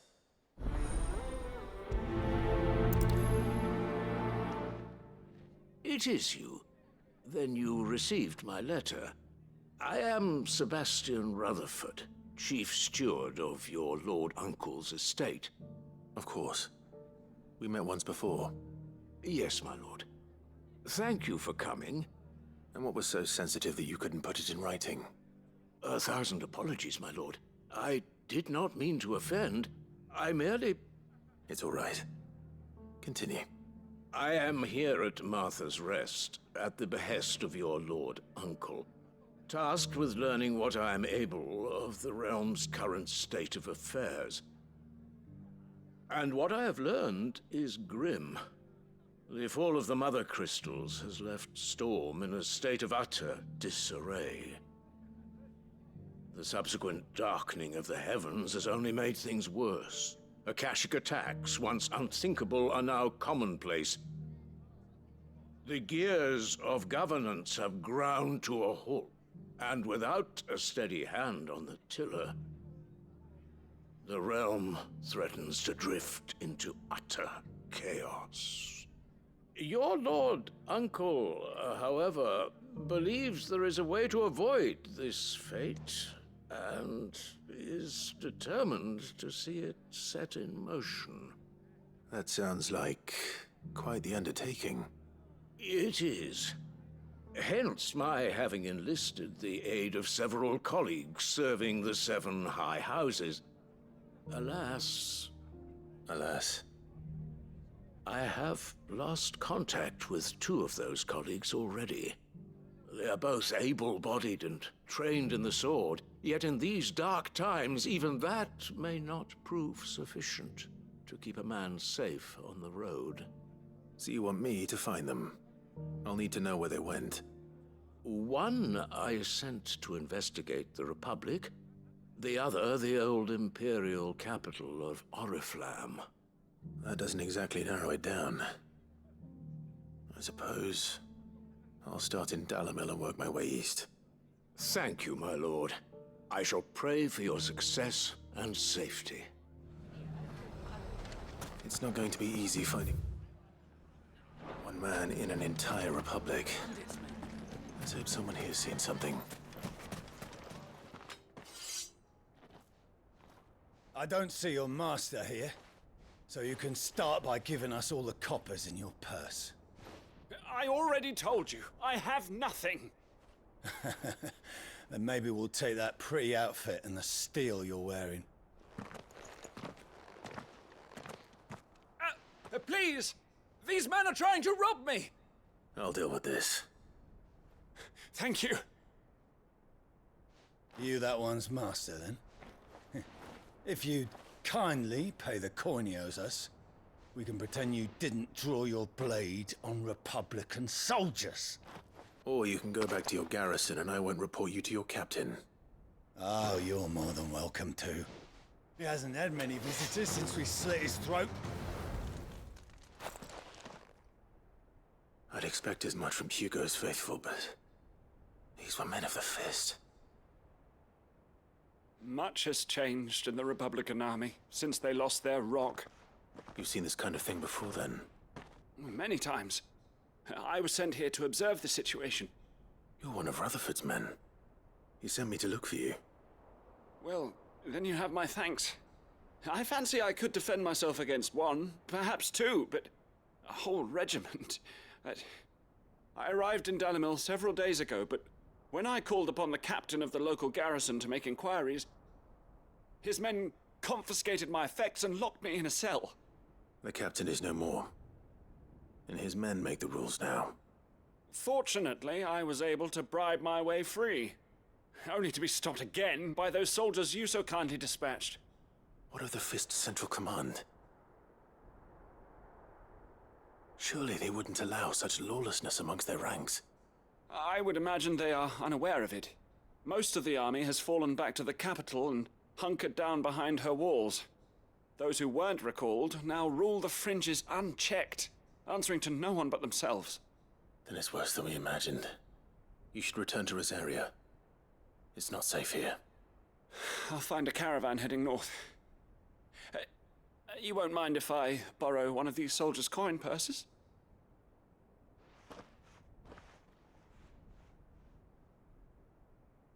Not at all. Now, to find this second associate of Rutherford's. If he was bound for Oriflamme, I'll start at Northreach and see if I can pick up his trail. There's a lot of road between here and the capital. Rutherford's man could be anywhere. What happened here? If you're with the others, they've already relieved me of my belongings. I'm not. I'm looking for someone who was sent here by a man named Rutherford. And then you found him. I am Alistair Rockford, attendant to the Lady Ariane of House Wellesley. Of the 7 high houses of Rosaria. It's been a long time since last I saw my great-aunt. Is she well? My Lord Marquis? Yes. Yes, she is. The Lady Dowager has granted me leave to assist your Uncle Stuart. I was on my way back from the old capital when I saw some villagers being robbed on the road here. Bandits? They looked more like field hands, but it didn't matter in the end. I did what I could to help the victims, but all it earned me was a pommel to the temple. Which way did they go? South, toward the gate. All right. I'll take care of them. Founder knows I've met enough of their kind. You head back to Northreach, visit the Vale, tell them I sent you. Thank you. I shall. Founder be your shield. They just couldn't resist, could they?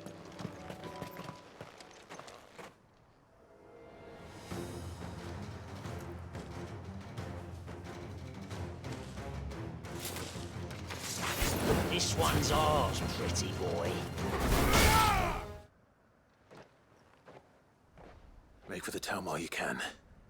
There may be more bandits nearby. You don't need to tell me twice. Many thanks, traveler. This looks to be all of them. I thought I told you to make for the Vale. And stand by as ill might befall the heir to the ducal throne.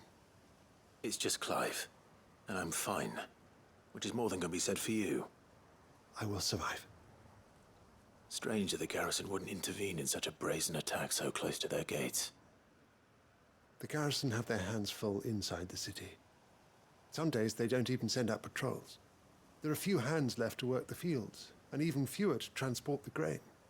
The market stalls are nearly bare, and the price for what remains is exorbitant. It's not uncommon to see a fight break out over a crust of bread. When I said the ones who attacked me didn't have the look of bandits, I meant it. They were probably just desperate. Rockford, listen to me. If you are to continue your investigation, you first need to seek the attention of a healer. Of course. I shall return to Northreach right away. But allow me to thank you first. Had you not happened along, Don't thank me. Thank Rutherford. It was he who sent me. I suppose he'll be wondering where I've got to. I shall send a Bistolus as soon as I'm able. Good day.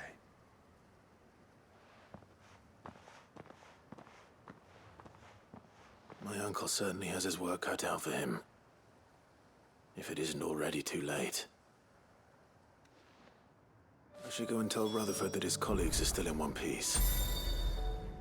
I see you're still here. The Rest's location affords a constant flow of traders, and with it, a constant flow of information. Speaking of which, I received word from both my associates. They have resumed their investigations, thanks to you. I only happened to be in the right place at the right time. They both seem to think the realm's prospects rather grim. I am afraid that grim would be putting it lightly. Storm is in crisis, and if we are to free her, we must work quickly. And we must work together. Such is your Lord Uncle's wish. As it is mine.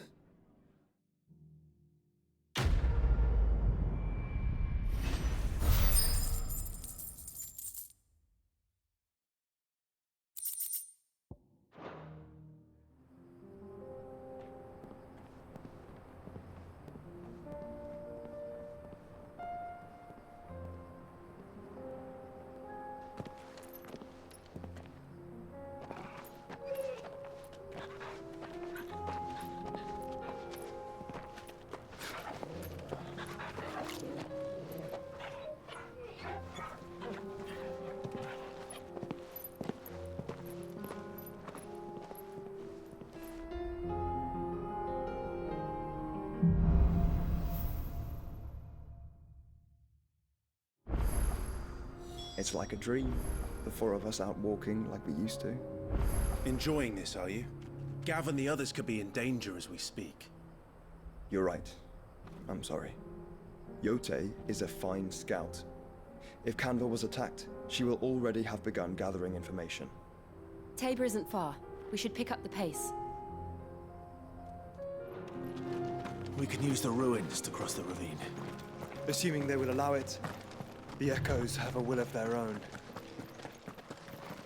Tell us about Yote, Joshua. She's strong-willed, loyal, and deadly with a blade. Much like Clive, but with better manners.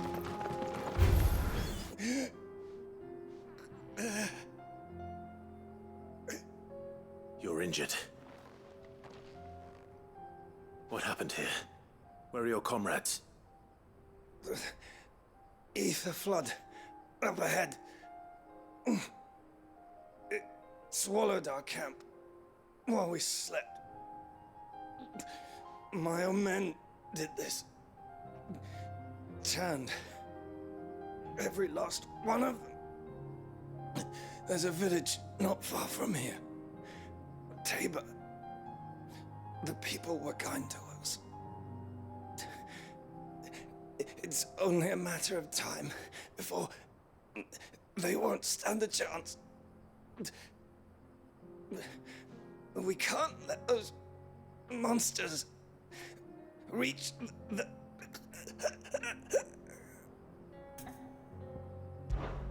I'll go. You catch your breath. Thank you. Our encampment is up ahead, just off the track. They must not reach Tabor. Forgive me, Lord Kupka. Rest well, soldier.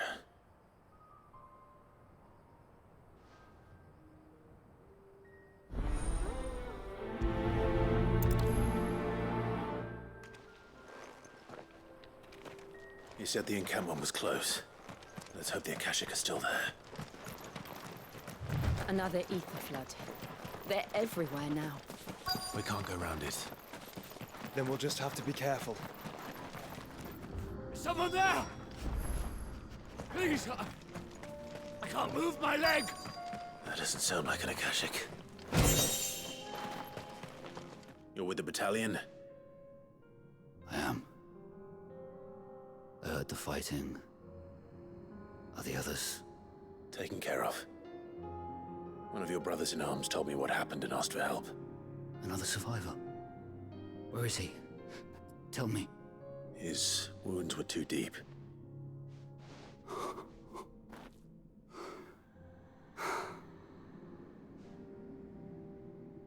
He was right to send you. Those things you slew are no longer my brothers. Tabor is safe thanks to you. Here, you've earned it.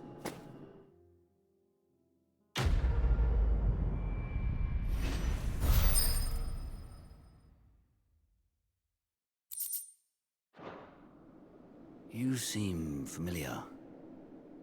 Have we met? You must have me confused with someone else. Wait. That scar. Son of a whore. You're Sid. I was there in Cosnis when you killed my brothers. I was there in Rosalith when you killed my commander. My war with Hugo Kupka is over. I bear no ill will toward those who followed him. And what of my ill will? Coward! Draw your steel. Lord Kupka shall be avenged! When your wounds have healed and your head has cooled, come and find me if you must. Though I hazard your life would be better spent in service of those who need it. Or have you forgotten your oath to the Republic? My oath? What would you know of oaths? I know how hard they are to keep. Which is why I'm giving you the chance to keep yours. No. I won't be deceived. Lord Kupka told us of your crimes. You are an outlaw. A murderer, not some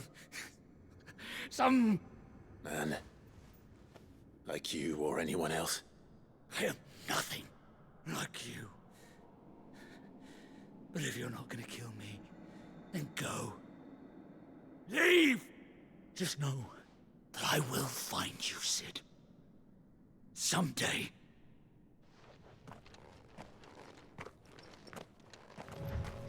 We're nearly there. Have you been to Tabor before? There are a few places I haven't. Where now, Joshua? There is a residence just inside the city gates. She awaits us within.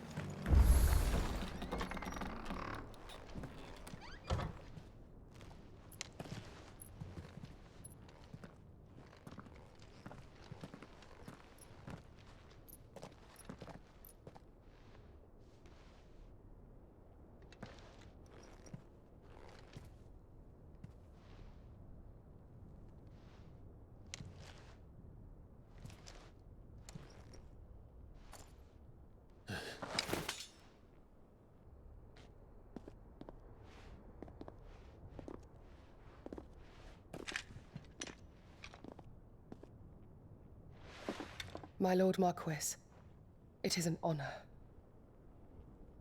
I am Yotei, Knight of the Undying, charged with the protection of His Grace Joshua Rosfield, Keeper of the Flame of the Phoenix. Of course. It all makes sense now. Would you care to elaborate? The Undying are loyal servants to the ducal throne.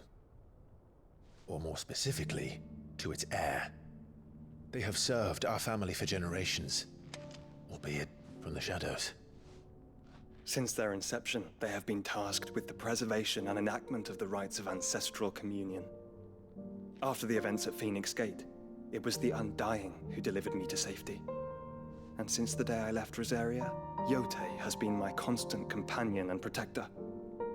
Without her sword, I would not have survived my journey across the realm. Rise, Lady Yotei.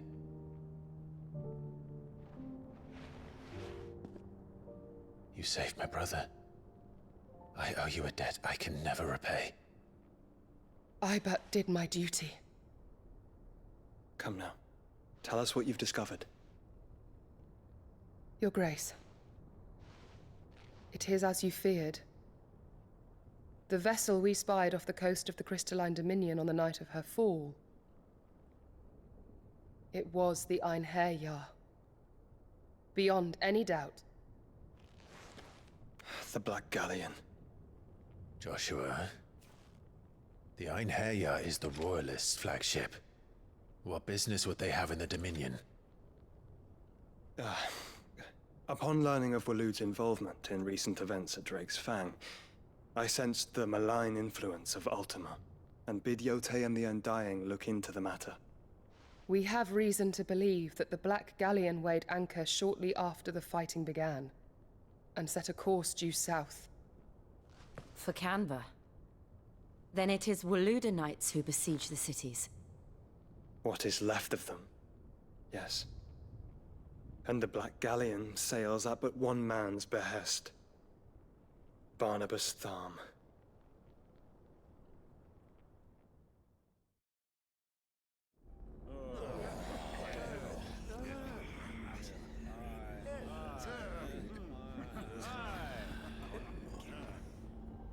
But are we truly safe here in the Agora? The city guard have been paid, if that's what you're implying. All the more reason for them to run. Well, you are free to leave, Lord Minister. Markets abandoned, warehouses aflame, blackened hulls choking every port in the capital. Canva is ruined.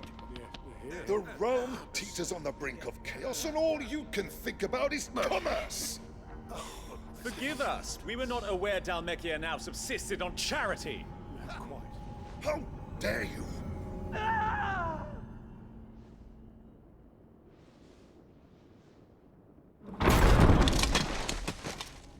Distinguished members of the Council, you must forgive His Majesty this intrusion. What is the meaning of this? A trifle crowded, but I fear it will have to serve, my liege. Very well. My colleagues, do you not see? The king! He has come to save us from the Akashic!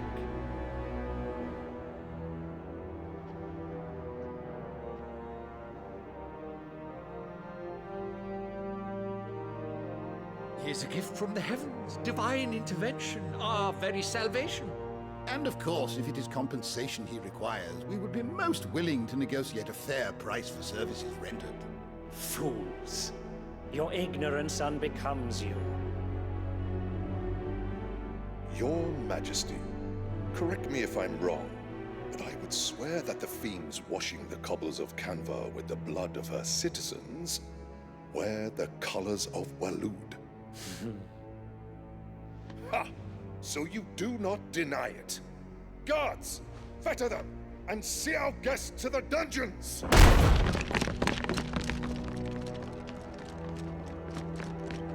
Enough.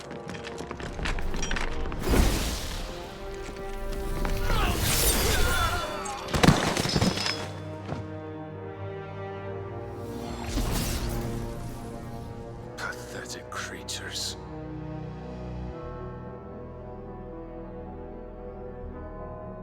That you should imagine yourselves worthy of salvation. The girl is still here, somewhere in the city. Her consciousness fair dripping with her late father's hubris. A consciousness to which Mythos is inextricably bound and inexorably drawn. See that he is made welcome. Yes, Your Majesty. Come, Mythos.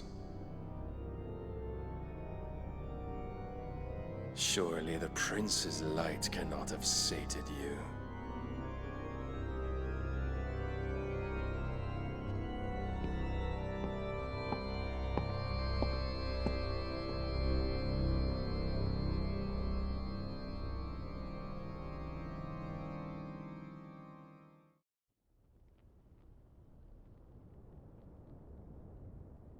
So then, how long has Waloed been under Ultima's control? How long indeed? Based on what we know of Barnabas's actions, I would guess some few years, mayhap more. But to what end? What does Ultima want? The tapestry. Show them.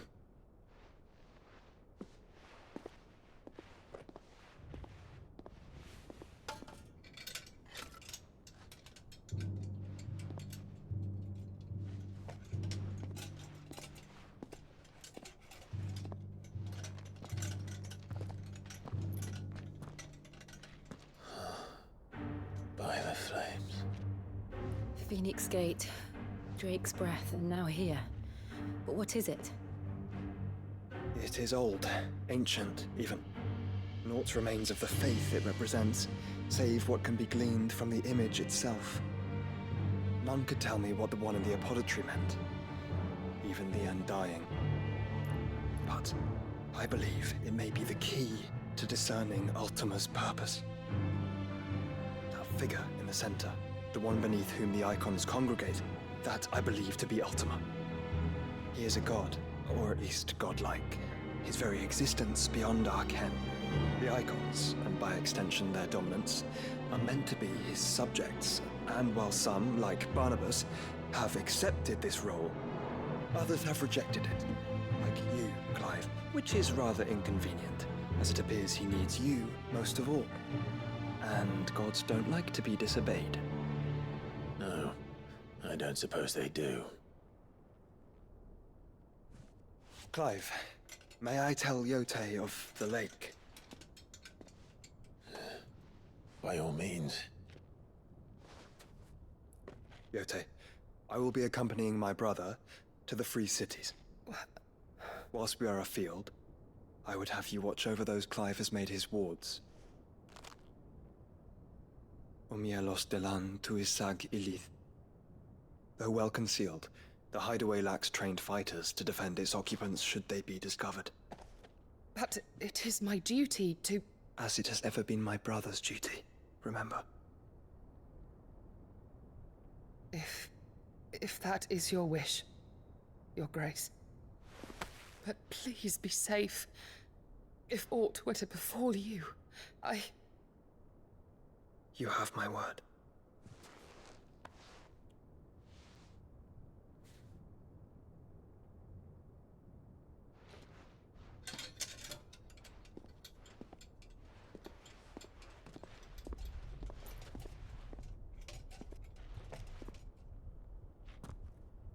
Farewell, my lord, my lady. We are in your debt, Yote.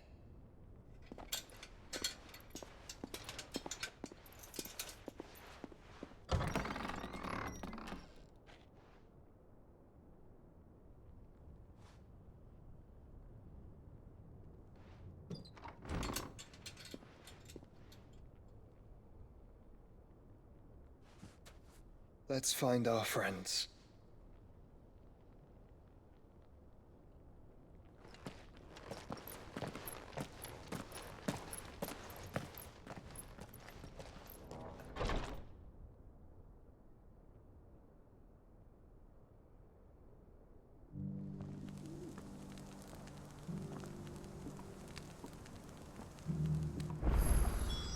It's plain she cares for you very deeply. And I her, which is why I had to let her go.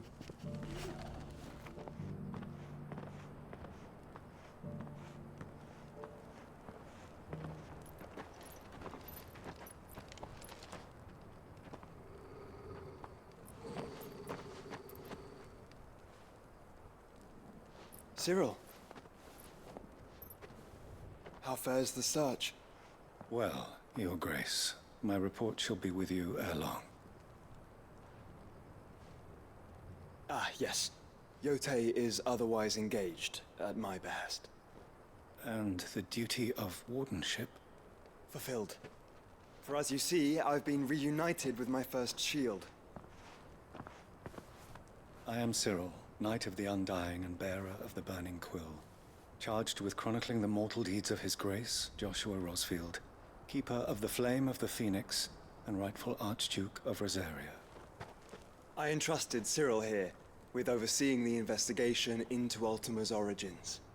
Findings from his brothers and sisters afield are delivered here to be collated and catalogued. Just how many Undying are there? Not nearly enough, milady.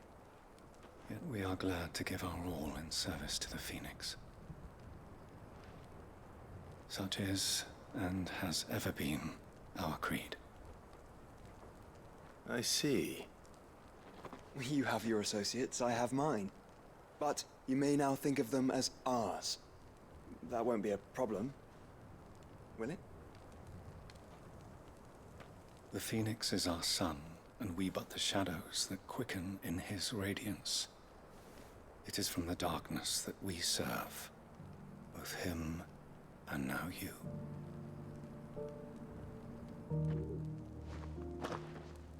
Pray accept this token.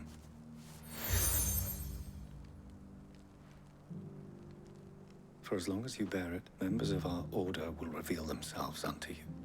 If there is nothing further. No. You are dismissed. Your Grace.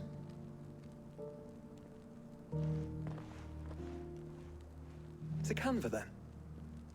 We'll talk about this later. Cyril seemed very, You certainly keep strange bedfellows, Joshua. Is that blade for hire, perchance? Because I have a mind to make a killing. Figuratively, I hope. Well, yes and no. A passing caravan carried with it a rumor most fortuitous for one in my trade, that an elder Dread Evis had been sighted in the fields of Korava. Dread Evis are aggressive beasts. Compelled as they are to acts of violence, few survive to maturity, but those that do develop a hide of phenomenal value. A hide you want to sell? Eventually, yes. Though I would have it tanned first that it might be crafted into marvels the likes of which the world has never seen. Dread Evis skin is a rare thing indeed. But the worked hide of a well-aged beast, now that would fetch such coin that Gilbert himself might weep with envy.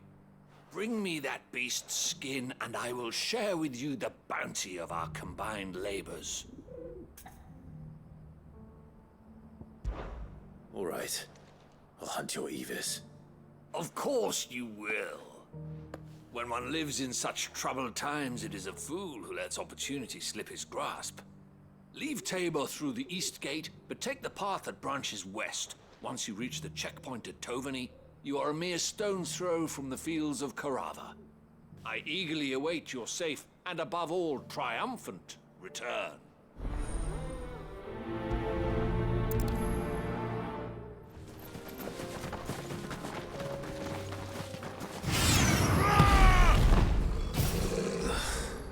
This thing reeks.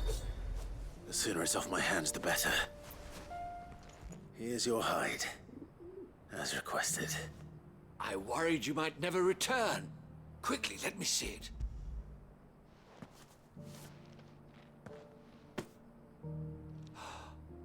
Oh, as supple as a maiden's cheek, yet as adamant as her virtue. This is everything I had hoped for, and more. Clearly, my trust in you was not misplaced.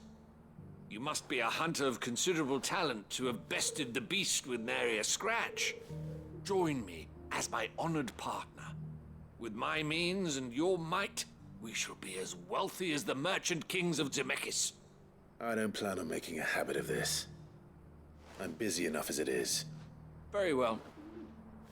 Though I believe fate had a hand in our meeting, it would be unbecoming of me to beg. Do not allow me to keep you from being about your business. Here, for the hide.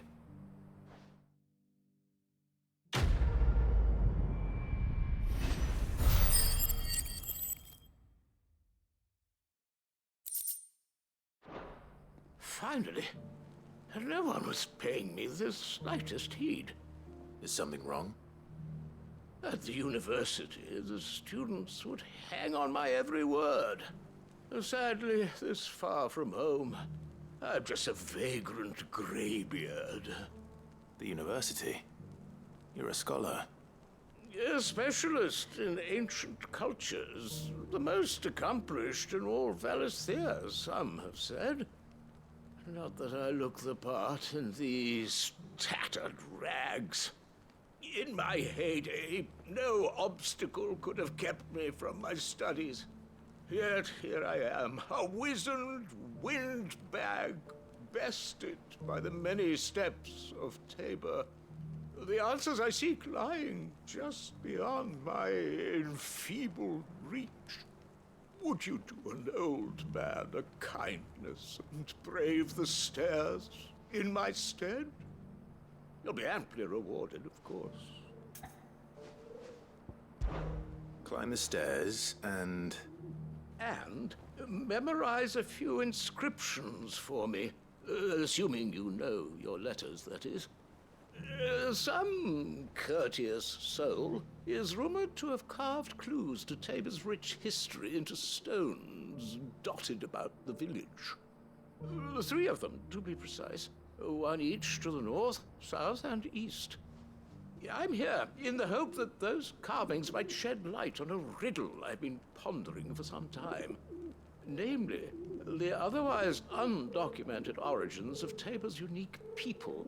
People quite unlike those of neighboring lands.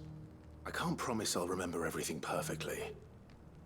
Remember what you can. I'll piece together the rest. Make for the domed pavilions, and you'll have no trouble finding the stones.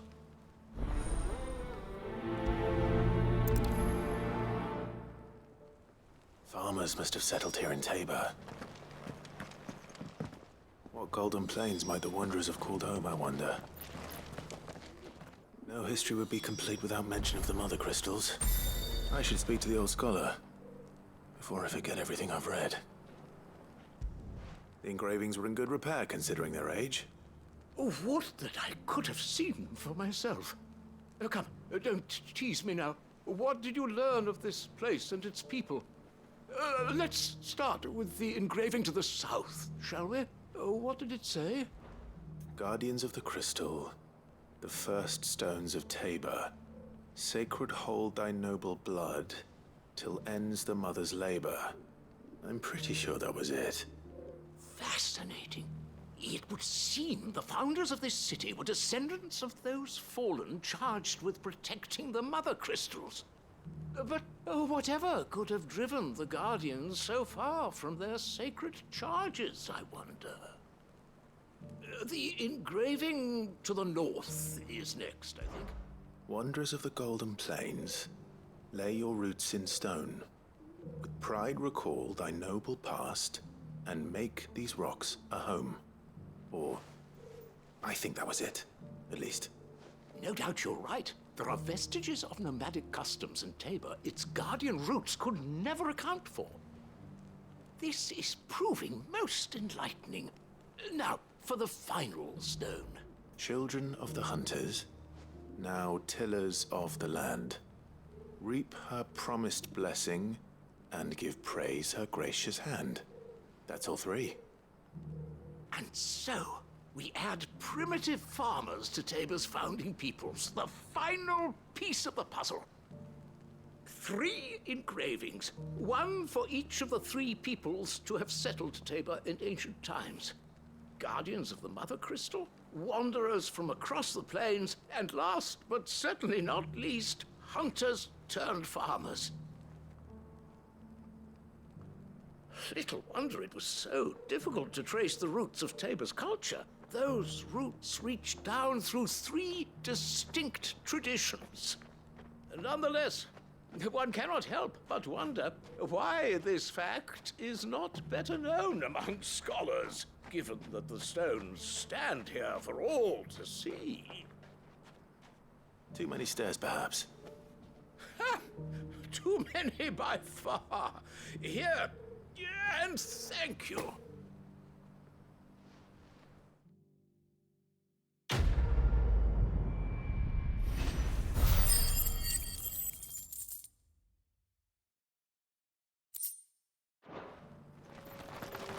Clive. Smoke. Is the city fallen?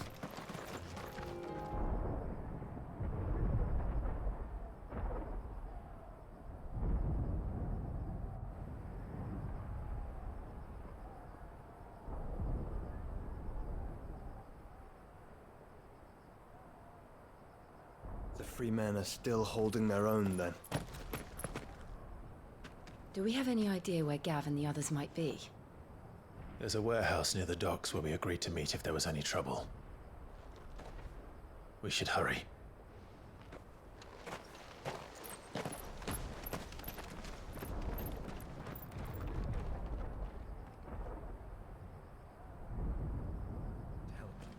Clive, your timing is impeccable.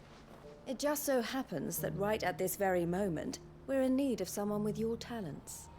And what talents would those be?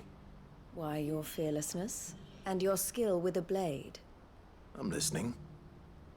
Well, as I'm sure you're aware, when these dark skies swept over the Republic, so too did a wave of chaos and confusion. Randalar has been particularly badly affected. Many of the capital's bearers have lost their masters, or taken the opportunity to flee them. None remain free for long, of course. Most find themselves under the protection of the Fist before they get far. But the army too is in disarray, and finds itself unable to provide for its new charges. Which means it has been looking to sell. And you've been looking to buy, to make sure these masterless bearers remain that way. Precisely. It's the perfect opportunity to free dozens more, and for an attractive price, no less. So where does my skill with a blade come in? Though we may have the funds to buy these bearers, we have nowhere to house them. So we've been searching for a place where they can be resettled. Somewhere far from the prying eyes of those who would see them enslaved once more. And we believe we have found one. Cashlock. A small hamlet hidden in a canyon. The place was abandoned a long time ago, but when the men moved out, the beasts moved in. And so we seek the aid of a fearless swordsman to encourage them to look elsewhere. You'll help, won't you? How could I refuse? Excellent. Theo, if you wouldn't mind making arrangements for the transportation of our guests, as we discussed? Of course. Leave everything with me. Sounds like you'll have your work cut out for you. I will. We have an entire village to stock and furnish. Residents and all. Even if I begin right now, I'll be working day and night. So I'd better get started. Try to clear the place out before the wagons roll in, won't you? I'll do my best. You will find a village in Chadra's Thread, past Leitney's Cleft. My man there will open the gate for you. All right. Wish me luck. I'm sure you won't need it.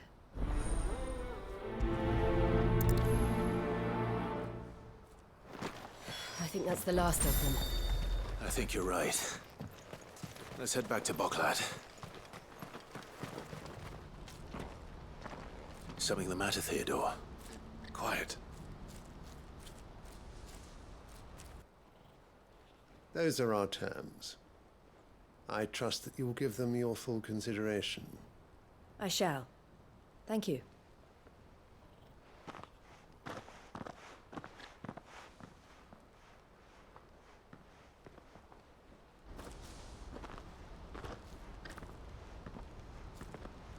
Him again.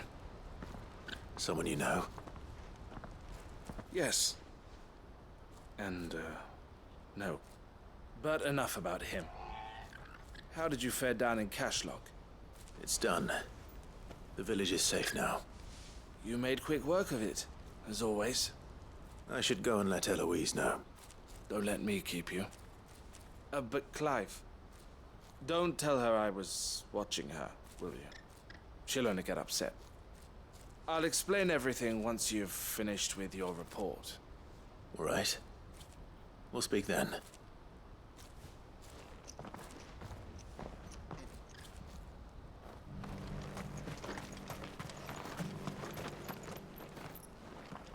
Eloise, I just got back from Cashlock. The village should be safe now. Thank you, Clive. Here, something for your trouble. Well then, now that you have laid the groundwork for our little project, I suppose we'd better finish the job. The first thing we'll need to do is make sure our offer for the bearers is accepted. You're still in negotiations? We are. A trusted colleague has been dealing with the Fist on our behalf, but things have been trickier than we anticipated. I suppose it's to be expected. This is the army we're dealing with. Fighting's what they do. But we shall emerge victorious in the end. Well, if you need any help, you know where to find me. I'm not sure I do, but thank you all the same.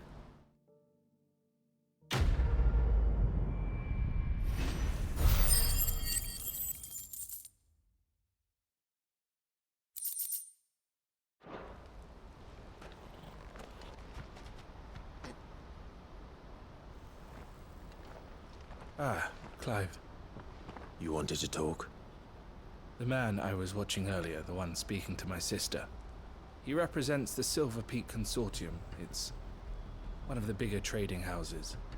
I don't think I've heard of them. Well, every trader in Dharmekia has. They operate across the length and breadth of the Republic, and they're still expanding. They've been trying to get Eloise to join their ranks for some time now, and judging by her reaction earlier, I'd say she had half a mind to accept their latest offer. And you'd rather she didn't? I would rather she did what makes her happy. And I would never deny her such an opportunity. Eloise saved me from slavery. And we have striven to save others like me ever since. But this was not the life my sister wanted, nor the one she deserves. I won't let her give up on her dreams again for my sake. She freed me from my bonds, and she must be freed from hers in turn. You're a good man, Theo.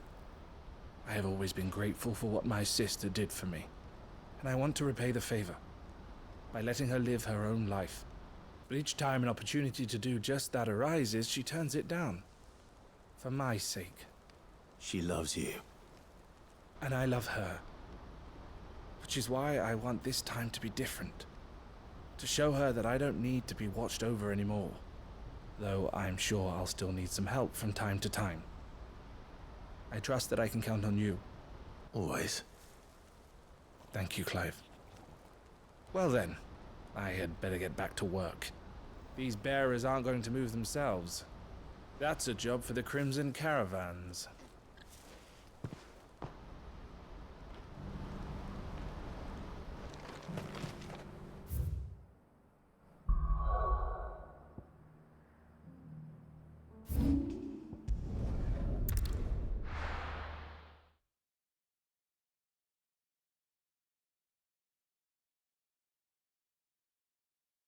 I'll be taking you all to a storehouse in the Bales. Leave anything you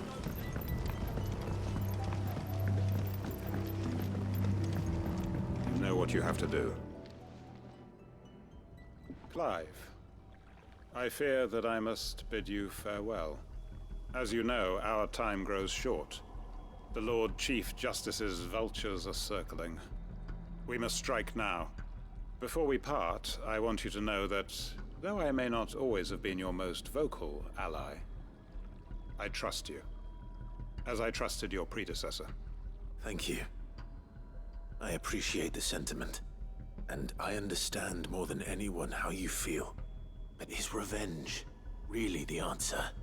It is the one I found, and it is all that I have lived for since that day. But what of Lostwing? Everything you've built. I built Lostwing to achieve this aim.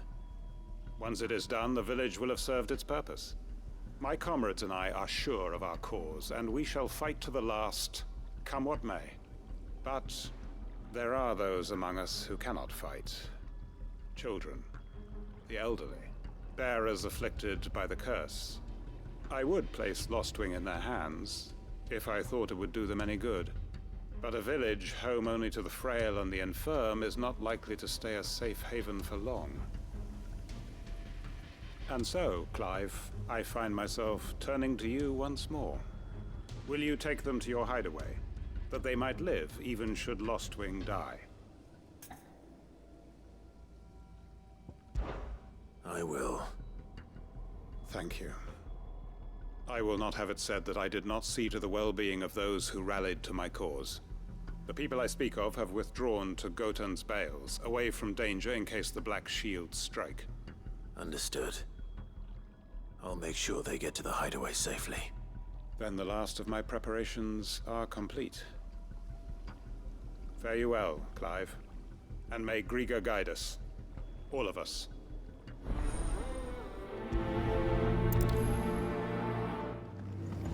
Come then, brother. We are awaited in Gotan's Bales. Everyone, Quinton has asked that you come with me. He can no longer guarantee your protection, but I can. There's a safe place I can take you to. Well, if that's what the Master thinks best. Sid, none of us would be standing here today if it weren't for Master Quinton. We owe him our lives. So we ain't about to start telling him what he should do with his. If he's saying we ain't safe in Lostwing no more, it's 'cause he ain't coming back. And if that's what has to happen, then so be it. I only hope he can see this through to the end. That we get to see justice done. I hope so too. Oi! You lot! Where's everyone else? They ain't already left, have they? They've gone with Master Quinton. Fuck! Fuck! Fuck! What's wrong? I've just come from the Justice's Manor. We have to get Quinton to call off the attack. It ain't just the Black Shields protecting the place. He's got a guard dog and all. A fucking monster. They don't stand a chance against that thing. If I don't get the message to them, they're all gonna fucking die. No. We can't let this happen. Sid! Don't worry about us. You've got to catch up with him. We can't let Quinton die before that bastard does. All right. I'll do what I can. Where is this manor? It's way over to the east, through the woods. Evenfall, he calls it. Promise us, Sid. Promise us you'll do what you can. Clive, look. No. Don't tell me we're too late. Quinton, are you all right? No. But I am alive. Which is more than I can say for my comrades. They followed me without question all the way here. And they died. For nothing.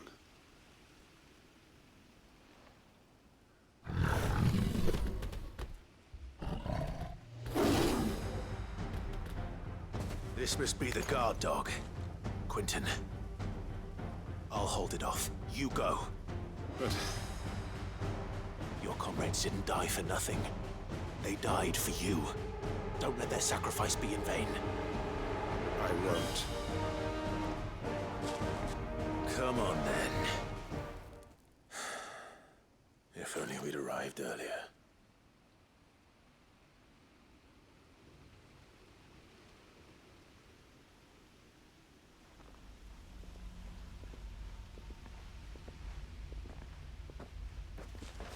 Is it over? It is. He wept and begged for mercy. And I cut him from ear to ear, just as I dreamed of doing all these years.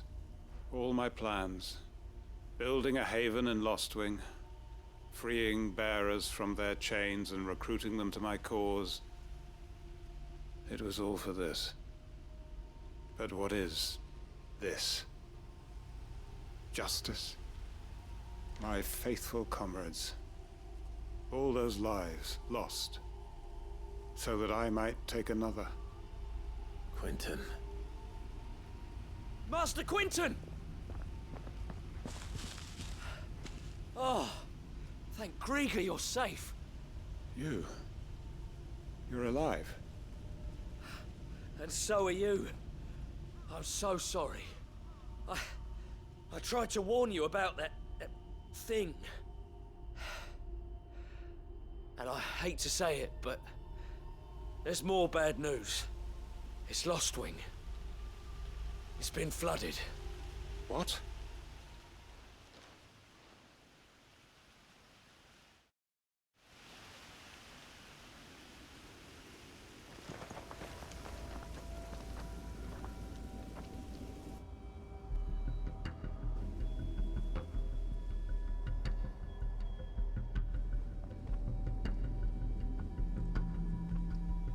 Lostwing. My Lostwing. And look who's here. They must have stolen in after we left, just before the flood struck. What if there are still people in there? Don't be a fool!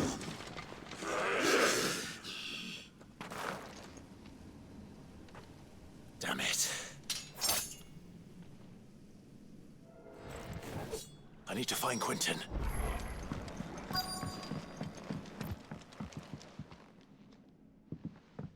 Quentin! Quentin! Look at me! Thank the Founder. He hasn't turned. I'm going to get you out of here.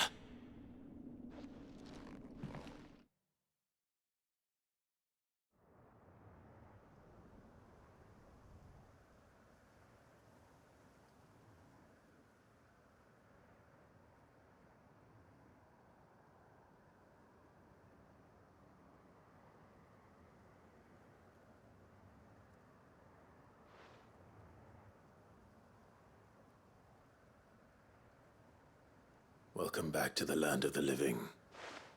Is Lostwing? The flood has filled the valley. I see. Then all is at an end. A strange way to achieve one's life's ambition. No, Master Quentin. Save your strength. Why?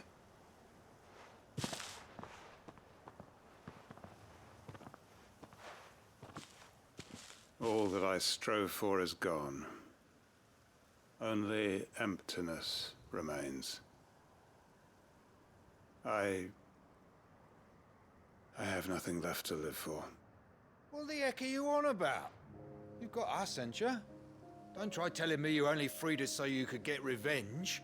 We're more than that to you, and we all know it. I thought you weren't coming back. But I prayed, and you did.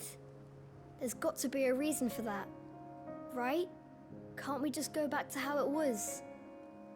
You know, you looking after us all. Your work ain't over yet, Master Quentin. We believed that you were the right man to lead us, and we still do.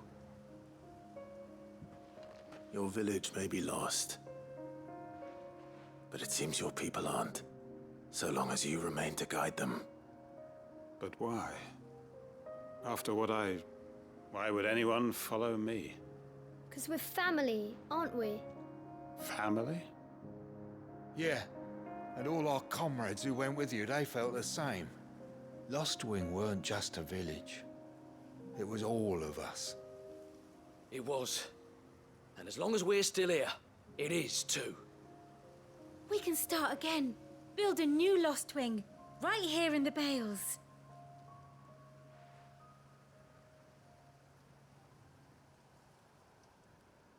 A fresh start. One life ends, and another begins. Why just a village? We could build towns. A nation, even. What's to stop us? That's the Master Quentin we know. Please. I am nobody's master. Quentin will suffice.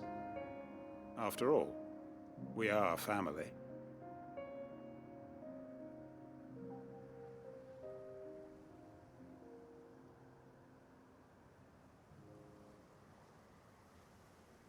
Permit me to withdraw my request.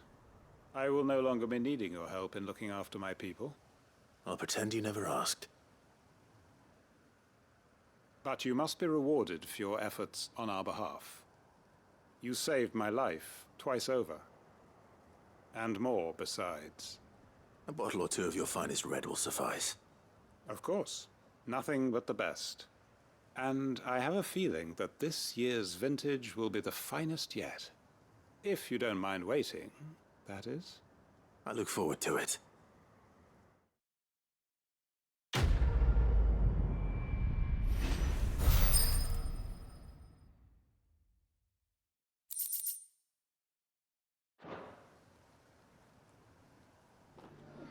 Ah, Clive. Just the man I was hoping to see. Oh? And why is that? You remember how some of Sir Wade's guardians took up residence here after the Akashic attacked? Well, now the rest have come to join him. Seems their barracks in the Lazarus have been lost to an aether flood. Now, I don't mind having a few more brave boys around to keep them animals at bay. I ain't daft after all. But we ain't got nowhere for 'em to bed down. Poor buggers are having to make do with haylofts and chocobo pens. I'd build 'em a new barracks here if I could. But where would I put 'em? There just ain't enough room up here on the rock. Which leaves us in a bit of a pickle. The people we're counting on to keep us safe are living like beggars. I see. And it isn't just that lot. There's bears to think about too. There's been more and more of them turning up lately, coming from all over looking for safe haven. But there's only so many we can shelter with the room we've got. We can't keep cramming more and more people into less and less space. What we need is a new home for our new arrivals. And that's what I was hoping you might help me with. If it ain't too much of a burden, of course. It's no burden. Thank you, Clive. So, where were you thinking of making this new home? Well, I reckon we could do a lot worse than Eastpool. Eastpool.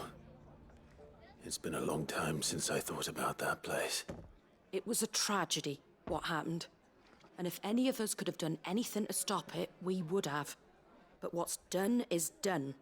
And those who lived there wouldn't have wanted the village they loved to be left in ruins. I suppose you're right. The blight might be pressing in, but I reckon it's got a good few years left in it yet. There's just one problem. A band of cutthroats have made it their den, and they don't seem like they'll be moving on in a hurry. Nasty bastards they are too. I've lost some good men to their raids. Would have sent someone to clear 'em out sooner if my boys didn't already have their hands full fending off the Akashic. But now we've got a few more guardians of the flame to call on. I reckon it's time we made our move. What do you say? Fancy leading a raiding party? I do. Eastpool was once home to people I loved. I won't have bandits sully those memories. I'll gladly drive them out of there. And I know the men will gladly follow you. I've already shared a few thoughts with Sir Wade about how we might be able to win the place back. And I dare say he's got some ideas of his own too. Why don't you go and talk to him?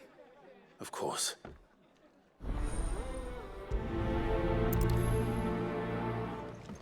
Back to Eastpool, then. Not just yet. Let's hear Wade's plan first.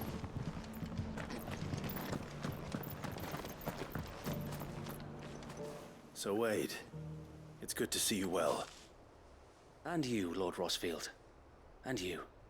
I spoke with Martha. She tells me you have plans to free Eastpool and make it your own. That's right, though it was mostly her idea. I rather fear my men have been treading on her toes somewhat since joining us, not to mention each other's. And then there are the bearers, men and women who found the courage to flee their masters and sought refuge here. We need somewhere to settle them, and I can think of worse places than Eastpool. As can I. Which is why I agreed to help you win it back. That's very kind of you. I'd be most grateful if you would. With you beside us, we shall soon send that rabble of rogues running for the hills. So, what can you tell me? That thankfully there aren't too many of them. Fewer than a dozen at our last count. And rather less, thankfully. The road that leads there will more than likely still be crawling with Akashic. A small force would suffice to clear the village, but if the Akashic were to follow them in, that force could end up trapped between a rock and a very hard place indeed. I'll head into Eastpool and deal with the bandits.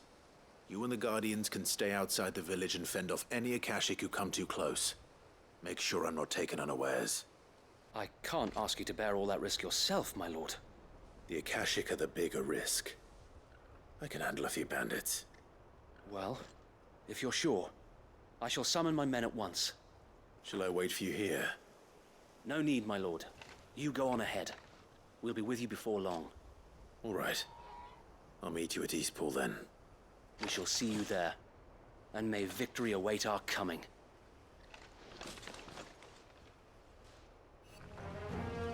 That's the end of that then.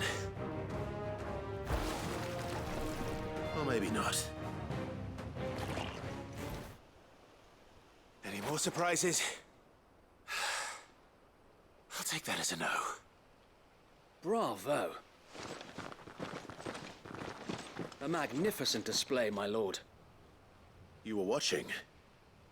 I thought you were keeping an eye out for Akashic. We were. Put down more than a few on the road, then arrived just in time to see you slay that... whatever it was. Let's hope it was the last of its kind. Though I expect you and the Guardians will be up to the challenge should another appear. I would hope so, my lord. Your men will be bringing the bearers who'll be living here, I assume. It might be best to send word for them to come right away, before any other unsavory characters move in. Of course. I'll send orders for them to depart immediately. Leave it with me, my lord.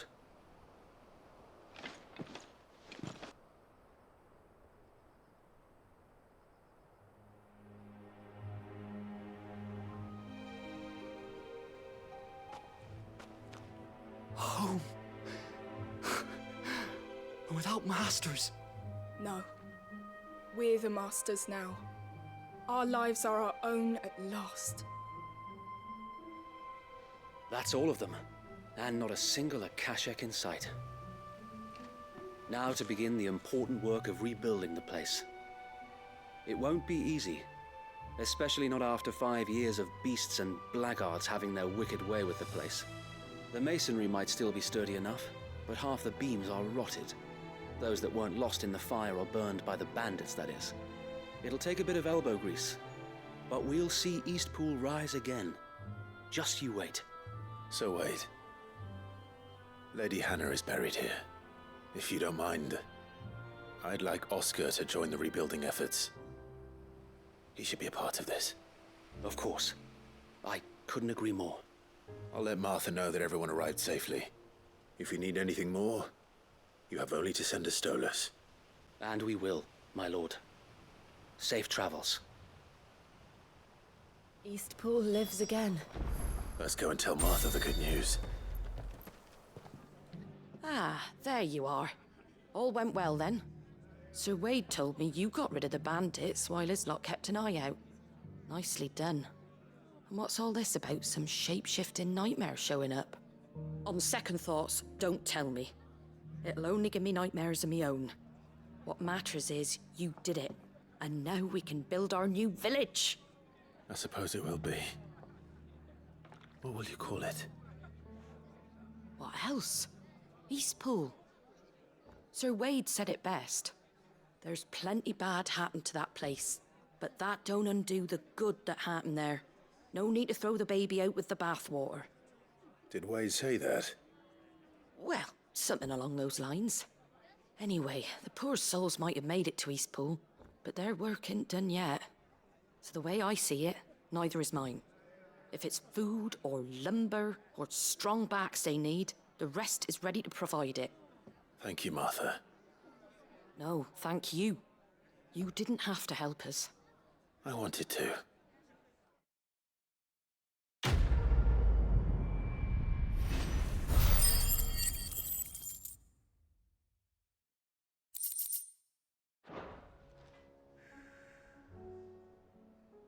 Let me tell you a story, Clive. All right. Them rumours Wetlegs were spreading. Might be they weren't just tales plucked out of thin air. You see, there were a time when I weren't too particular about who I sold steel to, so long as they paid me the right price. Some women lust after blood, others after flesh, but me, I were always one for gold. And to satisfy that lust, I sold to opposing armies, stabbed my every client in the back, made myself the most hated woman in the twins. But then one day I met a man who made me a different kind of offer. Said he'd give me access to a realm-wide community of like-minded individuals in constant need of steel and sundries. On the condition I sold to him and his alone. Was that the first time you met Sid? Aye. And I fell right into his damn trap. He was true to his word, so I ended up being true to mine. And I soon started making the best profits I've seen since taking up the trade. And all without aiding or abetting any outlaws. Except Sid himself, that is. Told me about his plan to topple the Mothercrystals, you know. Said that with them gone, the realm would want for all manner of things. An opportunity for the likes of me to mint gil. Why, I reckon an enterprising individual could find himself the richest jam in the twins. And that's when he had me. I emptied my stores that day and moved into the Hideaway proper. And the rest, as they say, is ancient bloody history. A dozen years on, and I'm still not the richest dam. Not for lack of trying, mind. But I can say, I have never been happier. You've all shown me there are some things more precious than gil. That there are. So don't you go messing it all up, or you'll have me to answer to.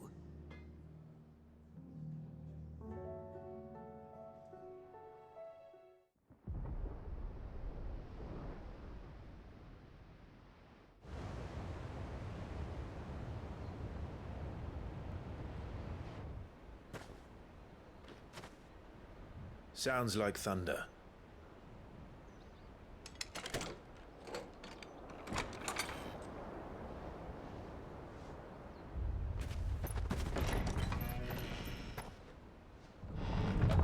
You're late. We're starting to think you'd stumbled off a cliff. I seem to recall that was you, Gav. Good to see you. Any trouble on the road? Nothing we couldn't handle. I knew you'd come. Is that who I think it is? Yes. Allow me to introduce my brother, Joshua. Clive's told me all about you. Or even listening most of the time. Name's Midadol, but everyone calls me Mid. My lady. Hey?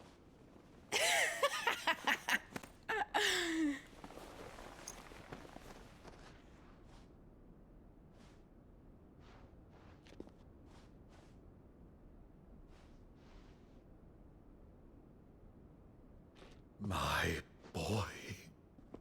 Uncle Byron. It's really you. I never thought I'd see the day.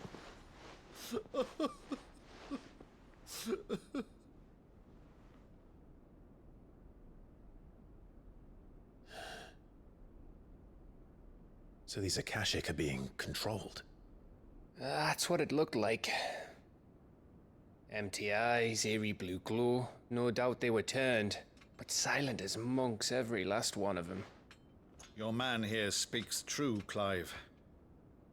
We saw more than a few in the city. They moved in ranks with a purpose, and not of their own. Ultima's doing. Perhaps. What of the city? The people? Dead, mostly.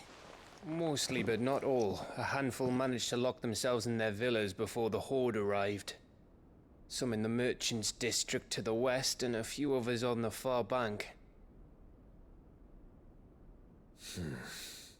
If the Akashic stumble across either hiding place, a few bolted doors won't hold them for long. We need to find them. And quickly. What do you propose? We split into two parties. I will make for the Merchants' District, while you look to those across the river. Mind keeping an eye on my brother? Not at all. We find the villa and try the servants' entrance. Understood. And what of us? Mid, is she fit to sail? The ship, the Mithril engine could probably do with a few more tweaks. Then you better work fast. Even if we do reach the survivors in time, they'll never make it to the hideaway on foot. You leave that to me. See that Mid doesn't get herself into trouble, would you? Think I can manage that. I'll keep him safe. Looks like you stuck with me, Byron. That's Lord Rossfield, you little gutter snipe!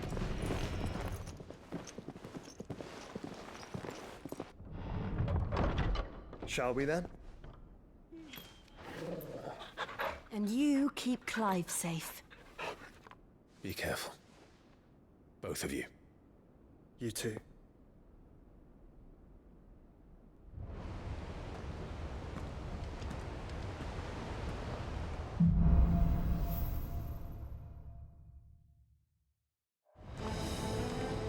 All right, Torgal. Let's find those survivors. They don't stand a chance against those things.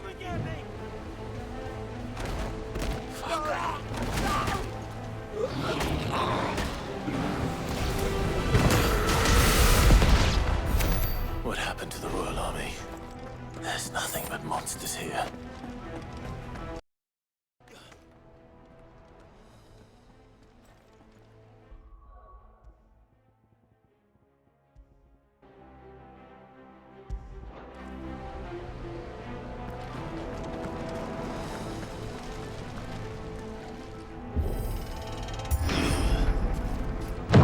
That sounded big.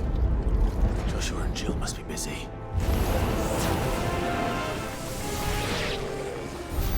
This is the Agora, where the city's leaders gather. There may still be survivors inside. Where are they? You've caused quite the commotion. But then I would expect no less from you, Muthos. You again. I don't believe we've been introduced. You were in my family's crypt, and now you're here, with an army of Akashic thralls. Manners, Lord Rossfield? They are men, like you and me. Albeit ones unburdened by the wills that drive our kind to madness. They are pure. They are divine. What? And they are all that remains in this once raucous city. You'll pay for what you've done. As you wish. I confess I have been very much looking forward to this. Pardon me this indulgence, Your Majesty. The vessel shall not be spoiled.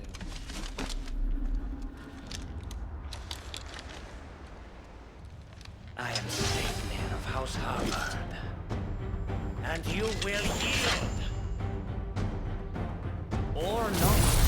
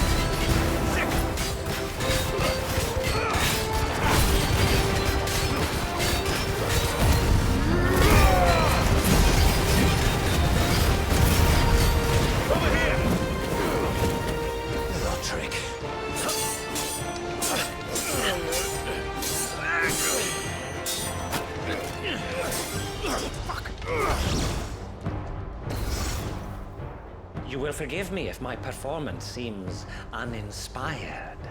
It is just that I expected so much more from our chosen one. Perhaps this will kindle your flame? What now? A gift from my liege lord's armory. Gungnir. Watch closely, Mythos.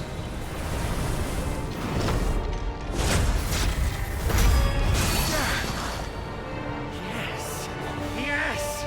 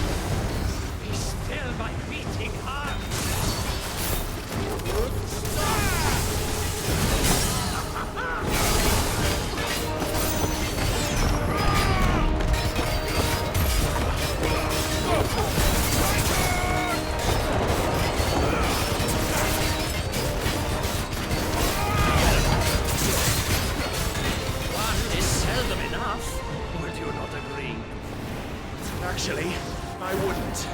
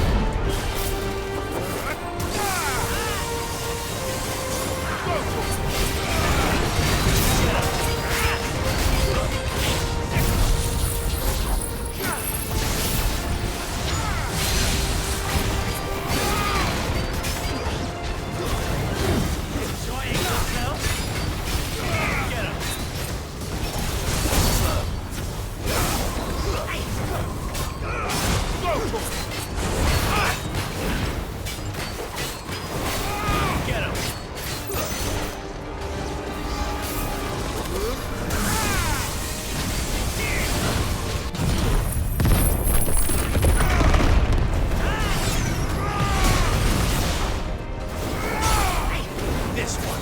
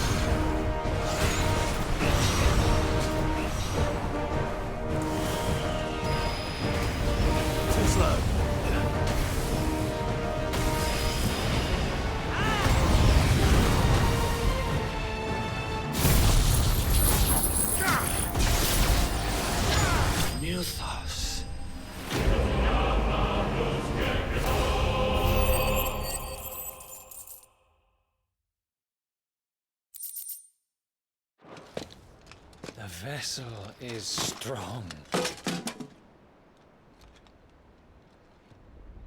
My liege.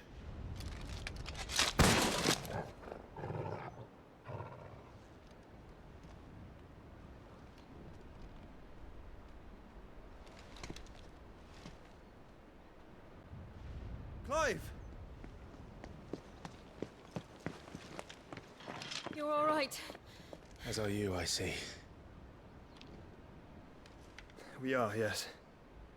I'm sorry, but we couldn't save them. It was over before we arrived. Well, You did what you could. I fear we were all too late. What's wrong? Nothing. I hope.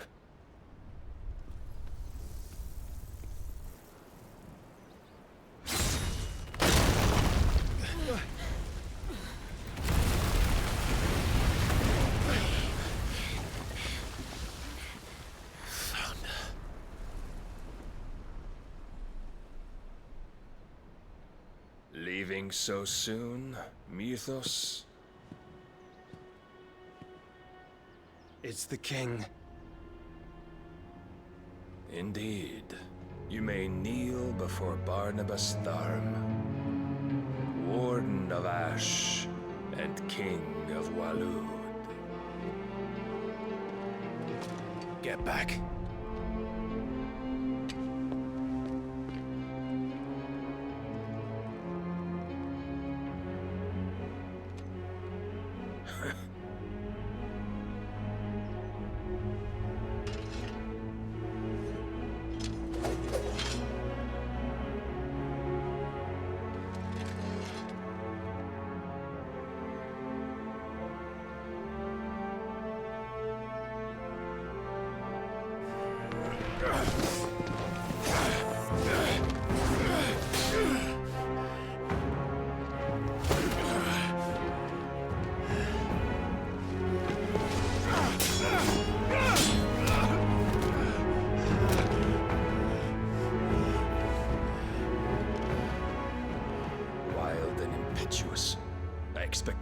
The boy who bested my Lord Commander. Yet I see why my master covets you so. The power within you, Mythos. The potential.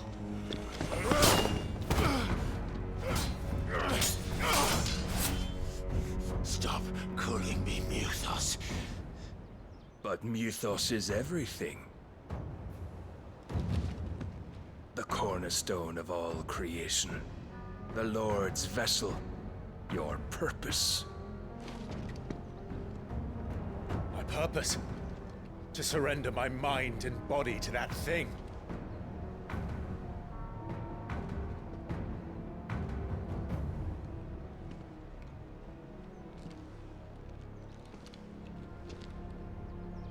No, Your Majesty.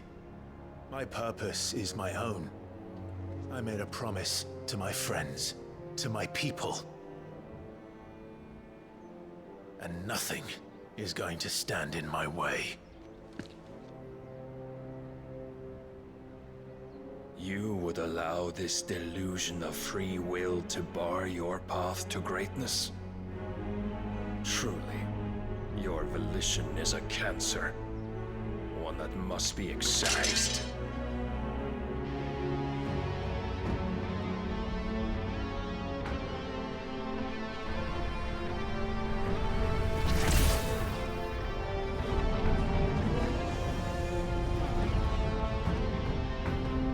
Try it.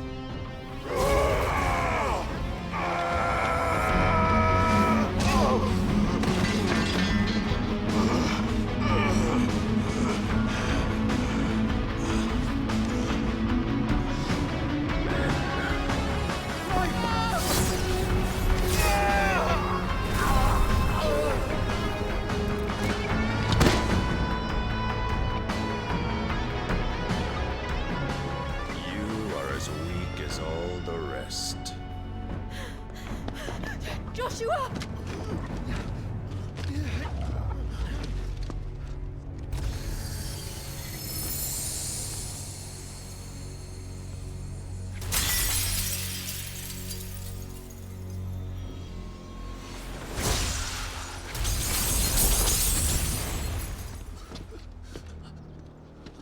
Oi! Oi! This way! Hurry!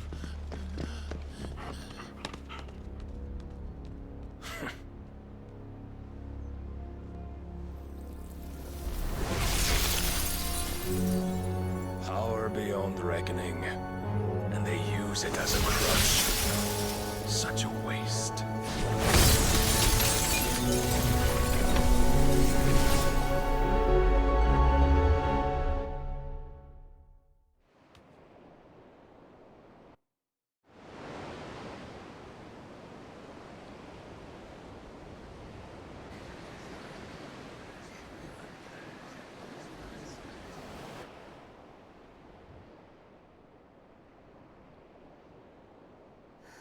Will he be all right? The phoenix can mend flesh, but the spirit must recover on its own. I'm afraid the rest is up to him. This place is remarkable. Outfitting it must have been no small feat. But why go to such trouble? That beauty's belly's filled with wonders the world ain't ready for. If the guilds caught wind of what we were up to, they'd all want a piece. All right? And how is he? Do not blame yourself. He was barely breathing when you brought him here. We would have lost him if it were not for you. No. Barnabas may have severed nigh every sinew in my brother's body. But he made certain the wounds were not fatal. Nigh every sinew? Allow me, your lordship. Don't know what I was thinking, putting you to the trouble like that. 'Tis no trouble carrying comestibles to my ailing nephew. I know, but you've already done so much for us. Pouring your gale into the hideaway and now the ship. I don't want to take the piss. You risked your life. And for what? Some girl you hardly know. Why'd you do it? You not mad or something? I wouldn't go that far. Clive! You're awake, my boy. Oh. All I want to do is help. And the world won't save itself. It was Sid. Your father, who taught me that. Sounds like him. Don't you dare do that again. What of the Royalists? Fucked off, the lot of them, along with the galleon. With the king on board, no doubt. The Iron Hair wouldn't sail without him. Clive. Jill didn't come back. What do you mean? She kept the king busy while the others dragged you out. It's all right, Mid. Jill is fine. The ether of our Eikon endures. And as long as it does, we can be certain she is alive.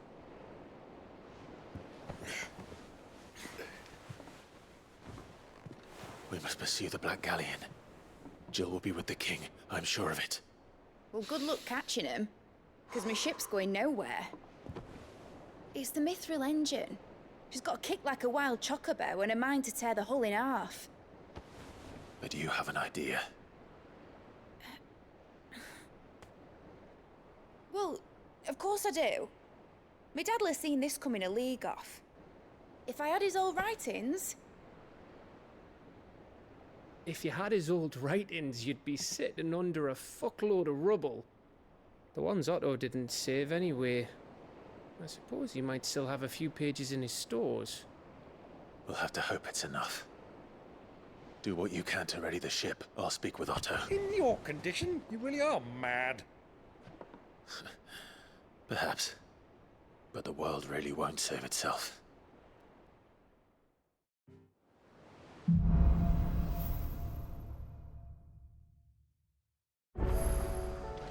Right. Gav said that Otto might know something. Indeed. Clive? But if you're here, where the hell is everyone else? Don't tell me. They're all right. But it's a long story.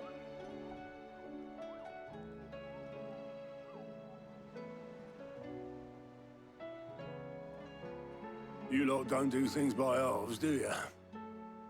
Well, at least everyone's still breathing. Now, as for these writings, I'm sorry to say, Clive, but if you had those, you'd be... Sitting under a pile of rubble, I know.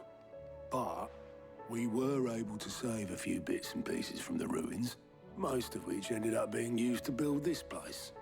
The more personal items we gave to the next of kin. In the case of Sid's things, that would have been mid. Then I'll check the workshop.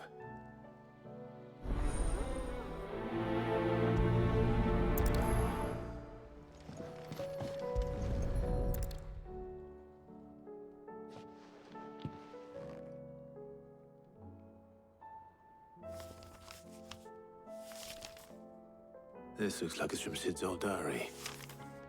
But you'll already have read it. I'd better keep looking.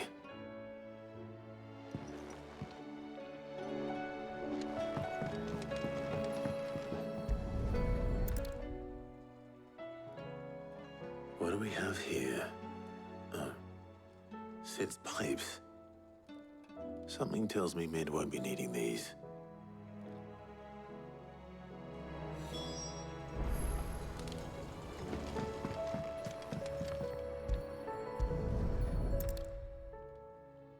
I remember seeing this doll in Sid's cellar. I wonder if it was Mid's.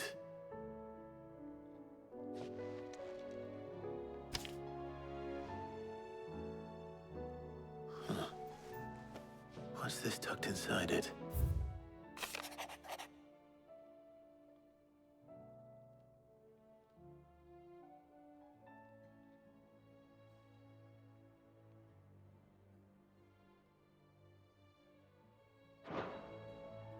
Sid's best invention. Huh. That sounds promising. So Sid hid something in Mid's first opus. But what would that be? Perhaps Otto might know. Well, did you find anything? Possibly. You wouldn't happen to know what Mid's first opus was? Opus? That girl's as tone deaf as a banshee. Unless you mean the orchestrion. She couldn't have been more than, what, 11, 12 when she cobbled that thing together? It surprised us all. Not least her dad.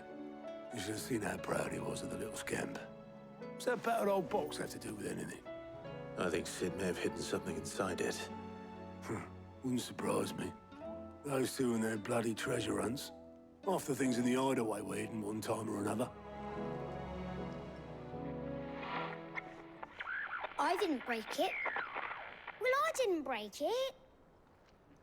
What didn't you break? Nothing. We didn't break nothing. We definitely didn't break the orchestrion. What's wrong with it? It's broken. Except when it isn't.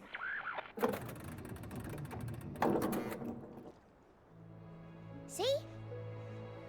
And you had nothing to do with this? Nope. Nothing. We just wanted to listen to all the songs at once. So we pressed all the buttons. Like this.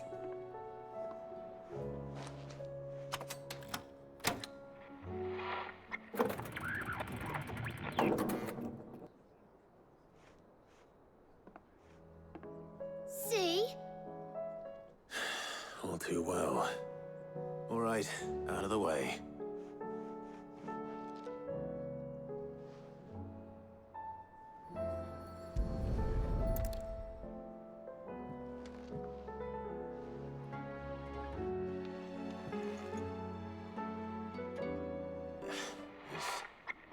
Something caught on one of the gears. Did you break it? Can you fix it? No, I mean, yeah, yes. There. How about now? You fixed it! Sid fixed it! He more than fixed it! Yeah, new music! Huh. Never heard this one before. They started playing when I removed this. Whatever it is.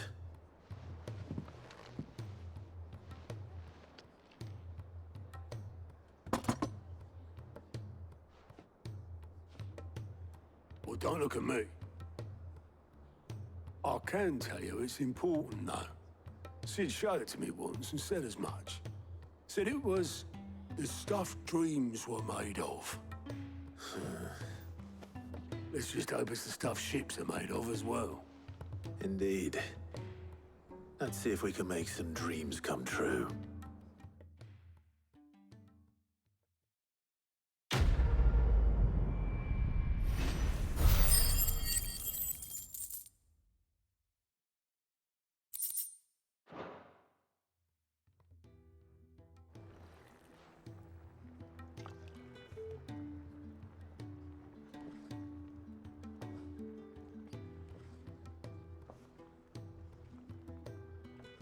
Just the two I was looking for.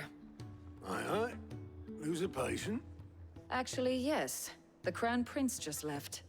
Dion left? Unless you've another word for stood up and walked off. Yes, left.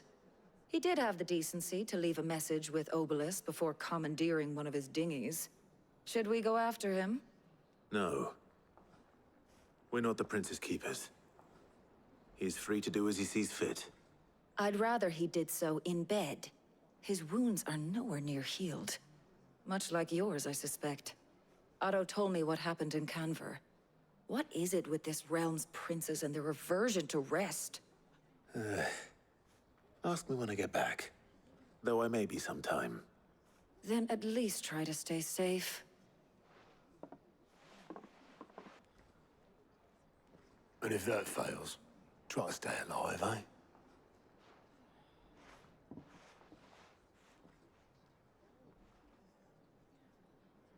Every moment I waste here, the further the flagship sails. I have to get back. Glory to Griga. There you are.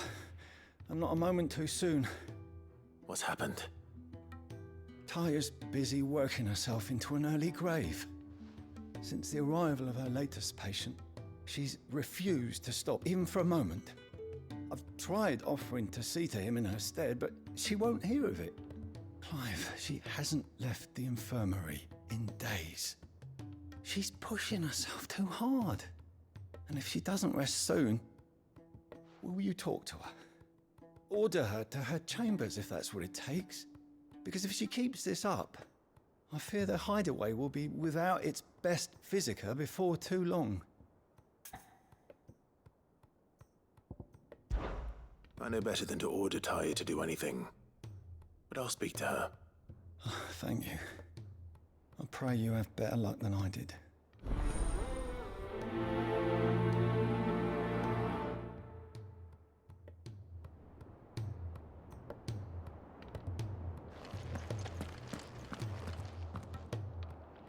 Well, Tyre, Rodriguez worried about you.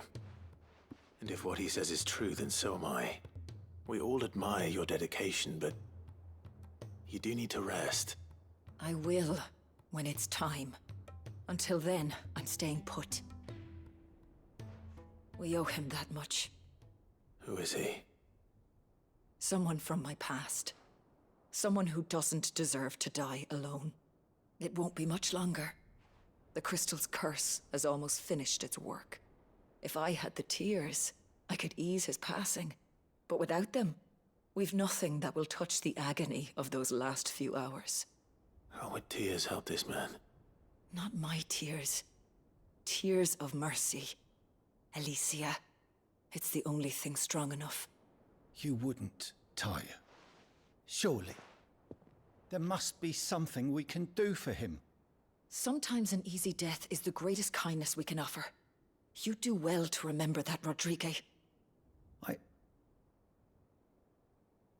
I will. We have all the ingredients we need for Alicia Balwam. It needs to be fresh, though, so we rarely have much to hand.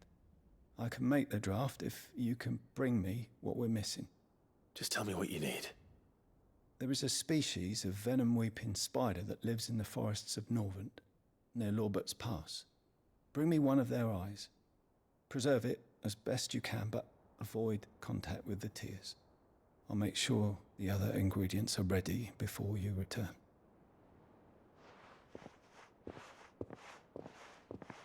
Thank you, Clive. I won't forget this. Be safe. Rodrigo could have mentioned his spiders would be the size of curls. Hopefully one will be enough. Rodrigo will have prepared the other ingredients by now. Thank goodness you're back. Talia looks like she's about to collapse. Is this what you needed?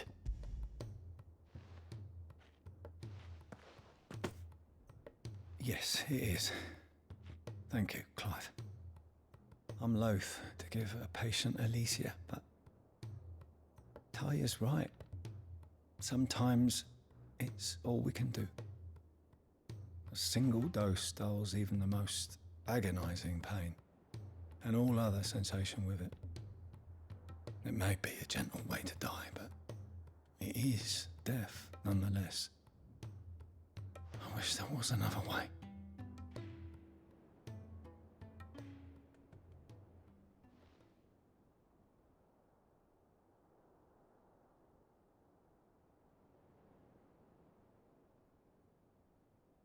How are you feeling? Light, mid-here. Drifting on waves. Good. Just relax. Let the waves carry you to a better place. Thank you, Daya. I'm so proud of you.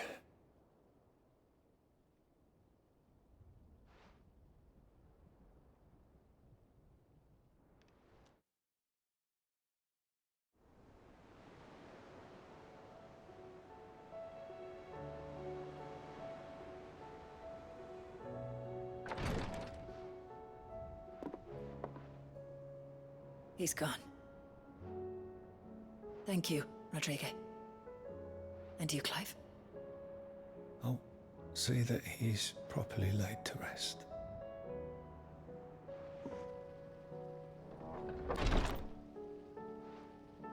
The man you helped today was my mentor, back in the Southern Isles, on the front lines of some meaningless war. I was still a child when they shipped me to their triage tents, to treat the wounded with my gift. But in such blighted lands, I was next to useless. Until he taught me the true Physicker's art, that is. An art we would be lost without. Tears of mercy were his gift to the bearers of the world. A respite from the agony of the curse's end. And a kindness Sid would have approved of. You know as well as I what life is like for a bearer soldier. Marched from one battle to the next, never knowing which might be your last. A commander may care nothing for the bearer spent in his service, but my mentor's gift gave the dying one fleeting moment of tranquility before the end. I've no tears left, Clive. I've seen too many of my friends taken. Something needs to change. And we need to be the ones to change it. And we will. I promise. I hope so.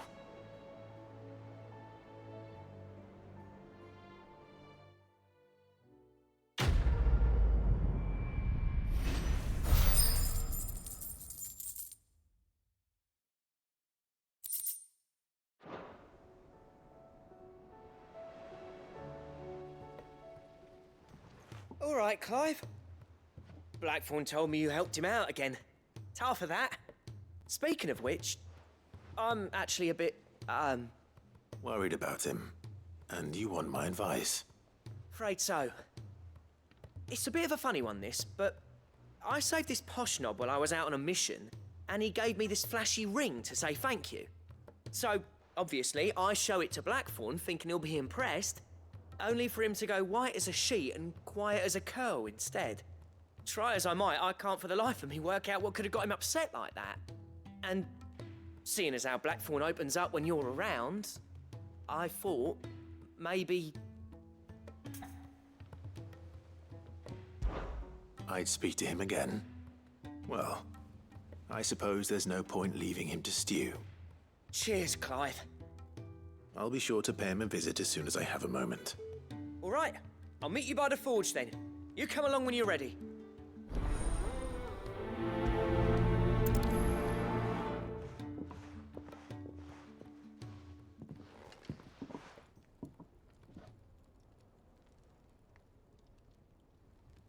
Bloody hell, Clive. Not this again.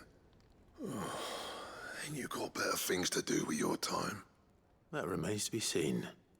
August tells me he showed you a ring, and that the sight of it clearly upset you. Would you mind telling us why? Come on, mate. Bottling it up ain't gonna help no one. If it weren't the ring, and it was something I said, then I'm sorry. It was the ring, right? It brought back some unhappy memories, that's all. Memories better left forgotten. Memories of what? There are things we'd all rather leave behind, Blackthorn. But sometimes it helps to talk about them. And sometimes it doesn't. Is that so hard to understand? Don't be like that. Fine. If it'll get you off my back. That ring you flashed was the work of Zoltan. We apprenticed together, back in the day. You've never mentioned him before. Why would I? Ain't seen him in decades, and the last time I did, we almost came to blows. The ring brought it all back. I could tell it was one of his the moment I saw it. Bastard's improved, though. More than I thought possible. That thing's a work of art. So it was a nice ring. Worth a few gil, maybe. What's it matter to you? It matters because engraving metal's a nightmare, and I've got no bloody idea how he managed it. The fact is, I couldn't make anything even half that detailed. So what? You're an armorer, not a jeweler. I'm the Hideaway's master craftsman. I'm not stealing a living at some backwater village forge. My armor keeps you lot safe, and my swords keep you dangerous. As far as I'm concerned, every swing of my hammer's another blow struck in the name of our cause. So I put my heart and soul into my work. Because the curse breakers deserve better than second best. And I refuse to be shown up by the likes of Zoltan. Very well. Why don't we go and pay him a visit? Learn his secret. I doubt he'd be too happy to see me. Then just this once. Make peace with being second best. Swallow your pride, and focus all your energies on the task at hand. Keeping the curse breakers armed and armored. Provided you can do that, you'll hear no complaints from me.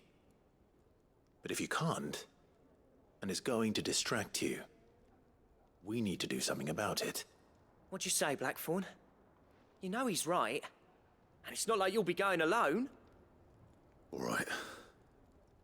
Magic.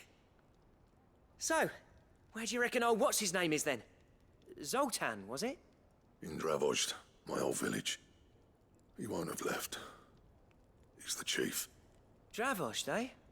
That rings a bell. Not far from Tabor, right? Just north of the fields of Karava. Got that, Clive? Meet us at Dravozd as soon as you can, yeah? And I'll make sure Blackthorn don't get cold feet. Good luck with that. I'll see you there. Kicked out already? No. This charmer ain't letting anyone through. Why are the gates closed? Chief's orders. No one's allowed in without his say-so. Not that I'd have let you in anyway. You look like trouble. I suggest you go home. That's what I'm trying to do, you little prick. Ain't changed a bit, have you, Snotty? No. It isn't. Blackthorn. Long time no see, eh? What the hell are you doing here? Well, it was meant to be a surprise, but since you are so nicely, I'm here to see Zoltan, you fucking numbskull. Now let us through. All right. Just don't go starting anything with the chief. Yeah, I promise I won't throw the first punch. That good enough for you?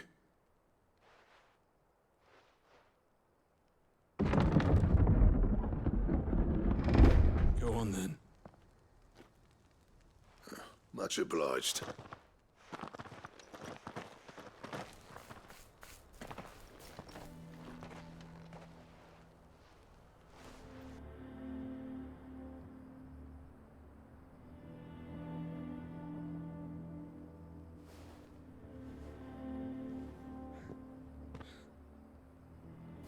So this is Dravojd. Not much going on, is there? It's a smithing town. When I was a lad, you'd have to shout to be heard over the sound of hammer on anvil.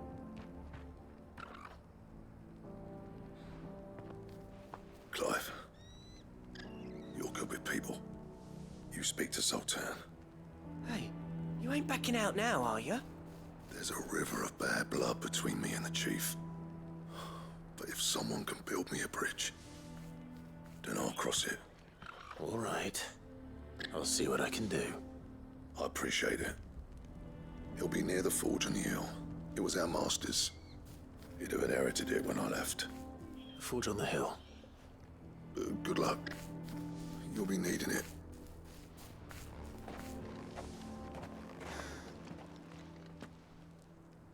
Hotter! Hotter, damn it! Those miserable flames wouldn't melt butter, let alone iron. Pardon the intrusion. I'm looking for the chief. That'd be me. It's a pleasure to meet you. I'll bet it is. Keep the gates closed, I tell him. Well done, Snotty. You're not welcome here. Get out. Before things turn nasty. Blackthorn's here. What did you say? He's traveled a long way to see you. Yes, has he? He's waiting. Down by the gates. Then I suggest you take him with you when you leave. Didn't you apprentice together? So what if we did? Fuck! We're getting nowhere! These bearers' flames are next to bloody useless! We're never going to be able to fire up the forges unless we can find some new crystals. I'm a busy man, as you can see, so do me a favor and piss off. Oh, and if you're struggling to find your way out, ask Blackthorn. That prick knows exactly where the exit is. He's not wanted here, and neither are you. All right. I'm going.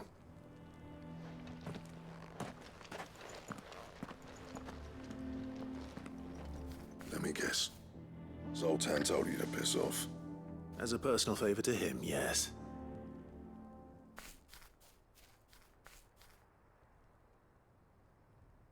Well, at least he didn't beat about the bush. There'll be no talking him round. Not after what I did. Which is what exactly? If we're to help, we need to know. What turned the village against you? I left. Dravojd. Zoltan. The burden of leadership our dying master dropped in our laps. All of it. There are two kinds of smiths in this world, you see. My kind, who are in it for the love of the craft, who labour on a single piece from dawn to dusk to get it just right. And the other kind, who are in it for different reasons. People like Zoltan, whose work is quick and cheap. The kind of smiths who shit out a few hundred blades, reap the profit, and divvy it out among themselves. There wasn't a single day we weren't at each other's throats. And bit by bit, people started taking sides. You would have torn Dravojd in half had it gone on. So, I left. You didn't have to do that. Zoltan's a better chief than I would have been. His way of doing things kept food on people's tables. Dravojd prospered without me and my lofty ideals getting in the road. Until the crystals run out at any rate.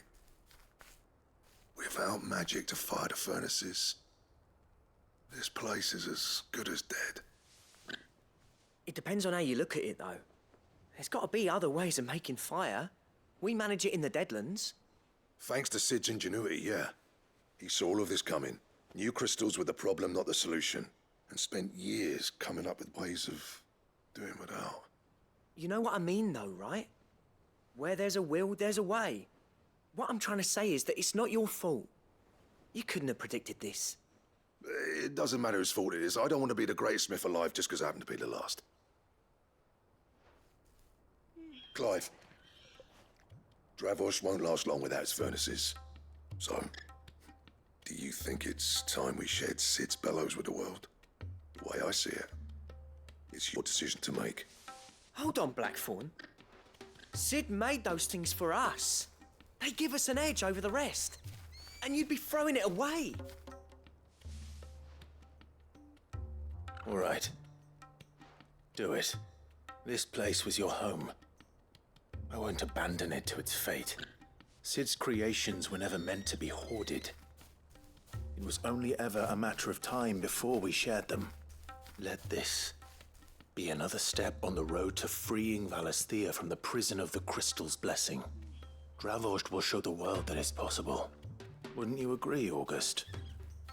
When you put it that way, of course. It's like hearing Sid speak from beyond the grave. Thank you, Clive. Shall I go and fetch the plans, then? I know I'm off by heart. I'll be needing some help, though. Building a furnace isn't exactly a one-man job. Do us a favour and round up anyone strong enough to lug a brick or two, would you, August? All right, then. And I've got a job for you too, Clive. Finding me some salamander skin. I need leather for the bellows and nothing else will withstand the heat.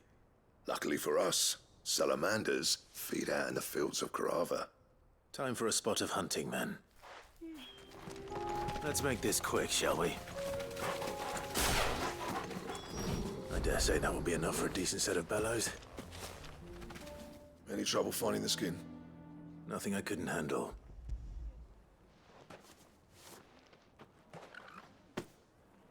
There should be plenty. Right then, time to put these louds to work. If everyone pulls their weight, we'll be finished in no time.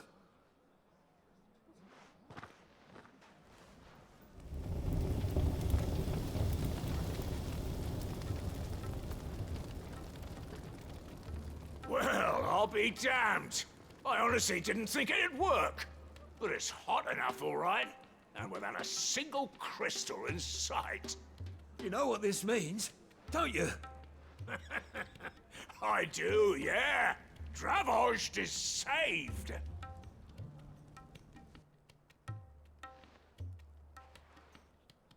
Sorry about earlier.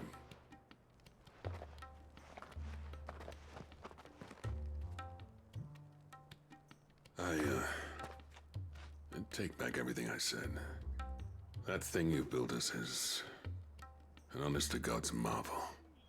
You've saved our village. It's Blackthorn you should be thanking. He oversaw the construction. Give this to him, would you? What is it? Pet Cole's cinders. After he left, I spent years trying to eke the most out of our forges. That there was my answer. Chuck it in the fire, and your forge will burn hotter for longer, which will do wonders for your steel. Our secret for yours.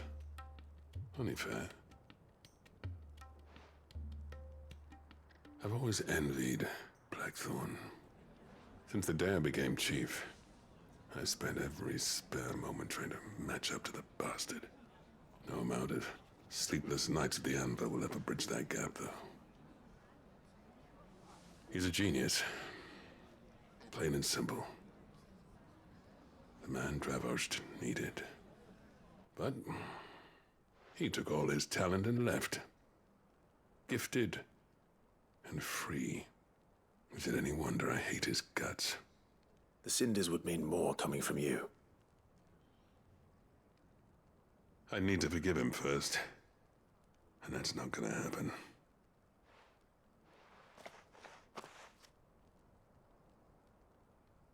Well, you know what they say. Oriflamme weren't built in a day and all that. These things take time. Especially when they involve two geezers who hold grudges tighter than their hammers. But what matters is, Blackthorn's got that twinkle back in his eye. And I'd call that a job well done. So would I. I reckon he's going to be at it a while yet, though, so why don't you head off without us? I'll see that the old git gets home safe and sound. See that you both do. I'll save the cinders till then. All right. It'll be a nice little surprise for him. Gentlemen, I see you both made it home in one piece. Yeah, well, we didn't want to outstay our welcome. The whole village turned out for a go on the bellows after you left. Everyone except Zoltan has. Didn't see hide nor hair of him. Oh, but that reminds me. I have something for you. Pick old Cinder. How'd you come by this?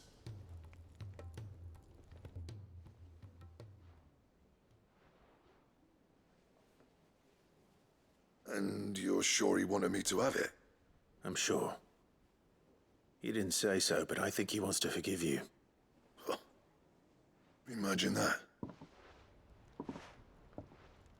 Yeah. You know I could never leave this place, don't you? Every time you put on mail, you and the Cursebreakers are trusting me with your lives. There's no greater honor for a smith than that. I'm not about to go crawling back to Zoltan for forgiveness, but I will make good use of his cinder. And if that helps save even a single life, then he'll have my gratitude. What was it you said he called me? Huh? A genius? And he spent sleepless night trying to copy me, did he? Sounds like I better get to work. I've got a reputation to uphold. It's good to see you back on form, Blackthorn. I don't know how you pair put up with me sometimes, but I'm grateful all the same. Now, where was I? Oh yeah, about to put Zoltan back in his place.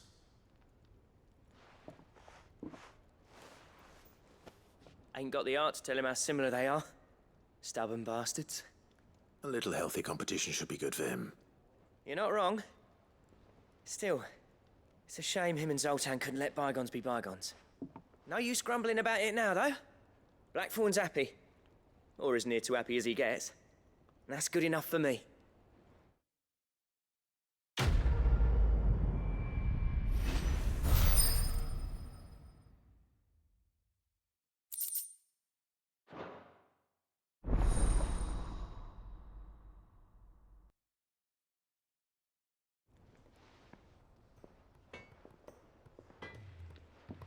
Sid, do you recall the flowers I had you bring back to the yard? Vaguely. Is something wrong? I'm afraid so. I was able to get most of the Morganbeards to take root, but they rarely flower. I fear the soil here does not agree with them. However, I believe I have a solution. I can't wait to hear it. I'm going to marry the Morganbeards with Morbols. I know. But hear me out. Morbols are possessed of a highly choleric temperament. The fire which drives them appears to be maintained by an abundance of nutrient-rich ether drawn from their environs. I believe that by grafting a Morbol vine to a Morganbeard, the appendage's wealth of vigor-inducing nutrients might well stimulate the flower to bloom. The endeavor, I assure you, is scientifically sound. I simply need a vine to prove the theory.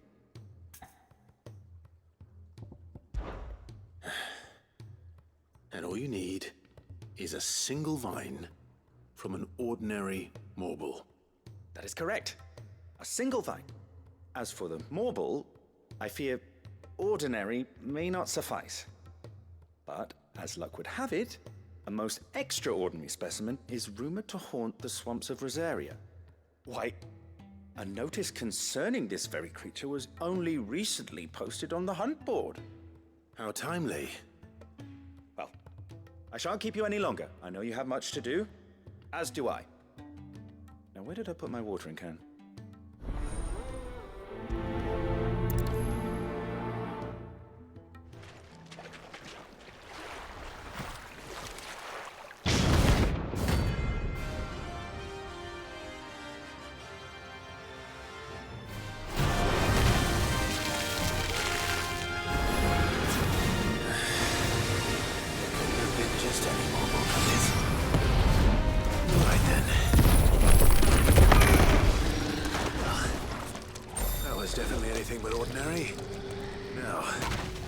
This vine back to the yard.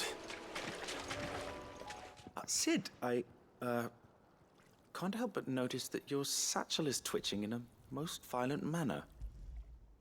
Here. It's your problem now. What an amazing specimen. The flesh positively throbs with vitality. If I can successfully graft this to the Morganbeards... When I successfully graft this to the Morganbeards, I suspect the results will be immediate. I shall begin at once.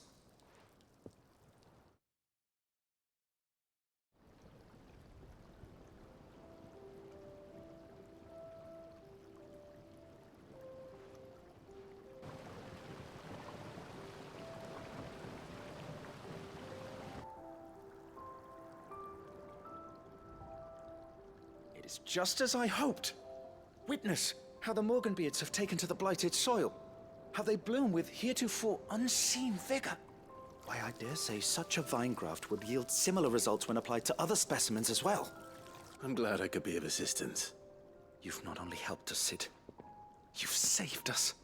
Do you recall the extract with which I provided you before? I took a moment to distill some more, but this time with the petals from the invigorated Morganbeards. And would you believe? Its potency has nearly doubled. You must accept this vial as thanks for your assistance. The rest, I shall give to Taya.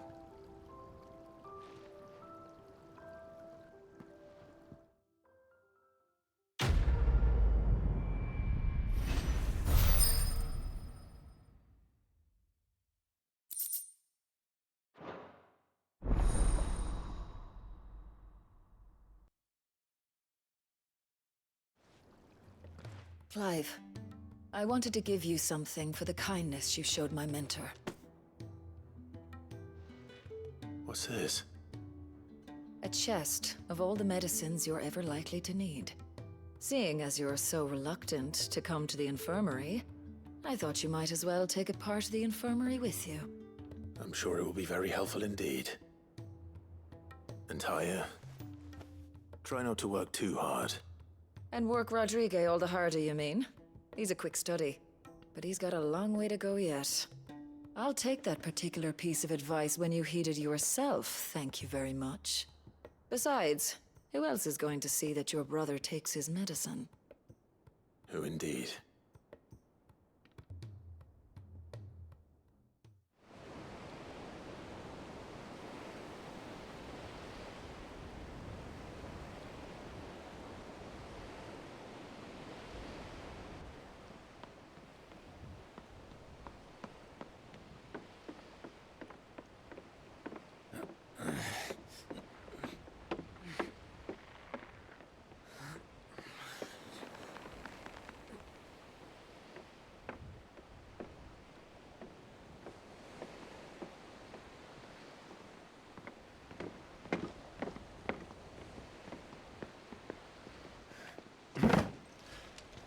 I were right, Clive.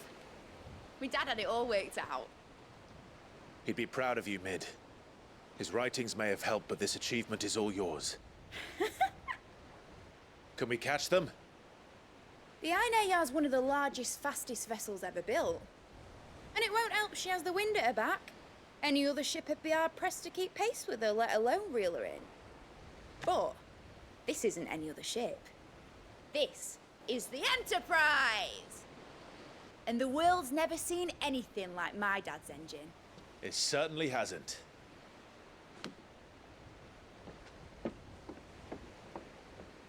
Clive, what do you know of Barnabas Tharm? Only what the bards sing. That he sailed to Ash from southern lands. That it was his mastery of the blade which won him the throne. And that his sword, Odin's sword, can sever the very threads of creation. But don't lose any sleep over a last tilt. We'll do what we must to survive. What we must. The light! I thought this cove was meant to be hidden.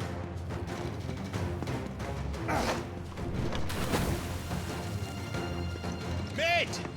Company! Eh? We'll hold them off until the ship is ready. But hurry! Bollocks! All hands! Man your stations!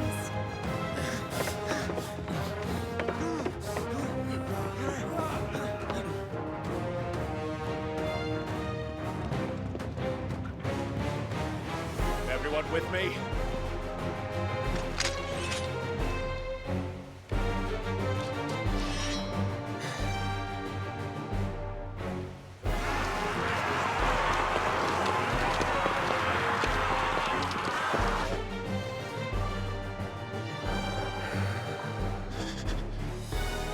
Here they come!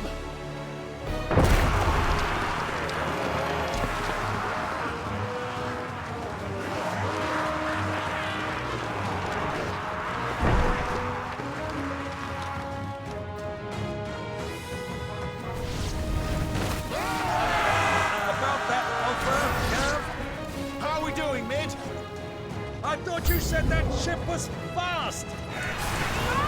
Once you get going, well, that takes time! Unless you fancy using the force, you may as well suck it. Don't let the cockpit be heard. Without the pay, and I'll stand if I'm going first.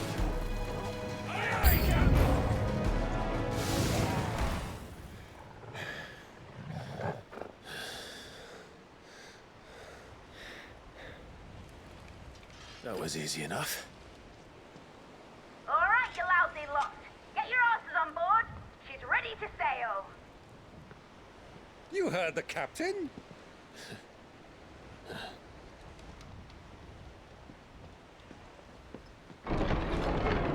Clive?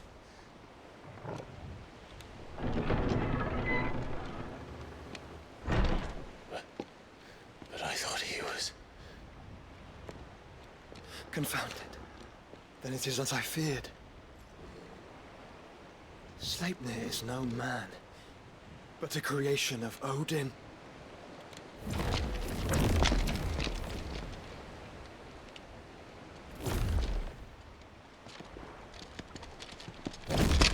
Phoenix's fiery fundament! Have you no normal enemies?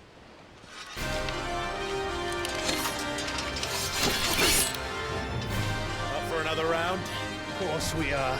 Right, Lord Rosfield? My boy, there was a time people called me the Executioner. Those are my eyes. No matter, heads will roll, all the same. Mate! New plan! You leave! We follow! Follow? Swimming, are you?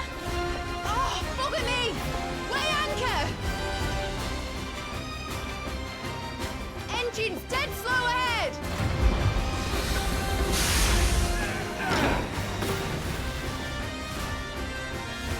Have care, my friends. 'Tis not larger but wrong to these days. These foes will not fall easily. But they will fall. Like oaks before a woodman's axe. Good thing I brought one! How long are we meant to keep this up? As long as it takes. Unless you have a better idea. Well, I've already killed at least 5 of the bastards. Fuck it.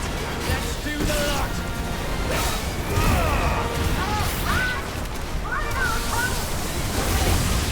Should we make for the ship? Not yet. Wait for my signal. In your own time, Clive!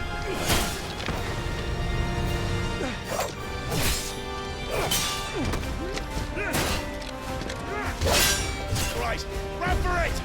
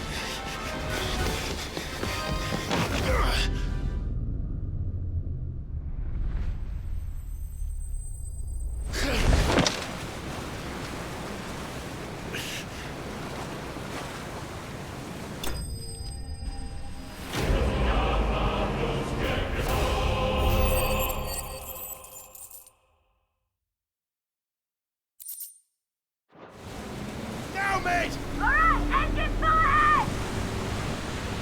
And hold on tight!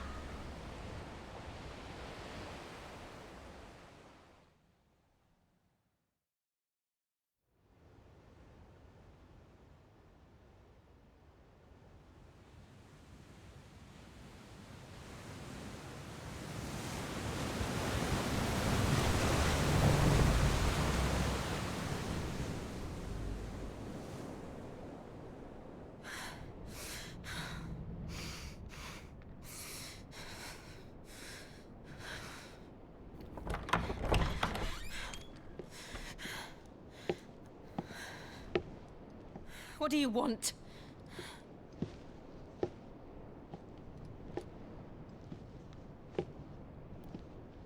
That's quite a mess you've made. And wholly unnecessary. You are my offering to Mythos. I would not see you damaged.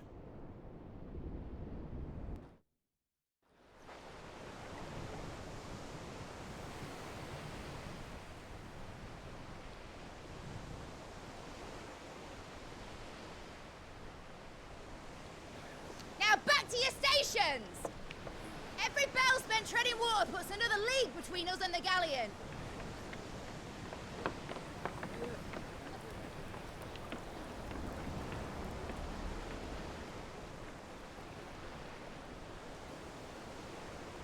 I don't suppose Mid has a spare engine? Since you rose from the grave, my fortunes have plummeted. Are you absolutely certain of this quest of yours, Clive? The foes you face are as terrible as they are numerous. Aye, and they'd have us live and die on their terms, which should answer your question. Ah. You have that same stubborn look as your father did when he set his mind to something. On the battlefield, I am but a single axe. A deadly one, mind, but a single one nonetheless. Yet what you require is 1,000, and I believe my old friend in Randalar can provide them.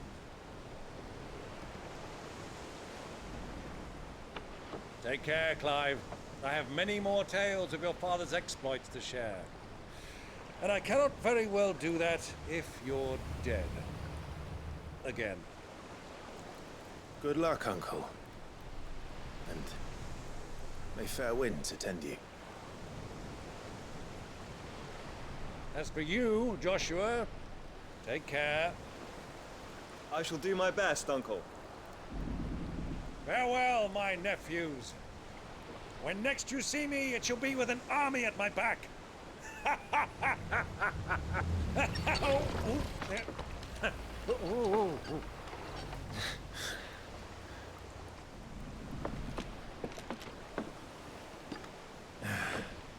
Cheerio!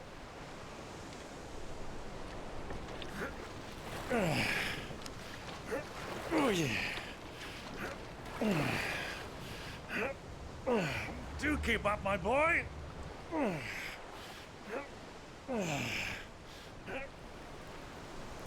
Well, we can't have him showing us up now, can we? We would never hear the end of it.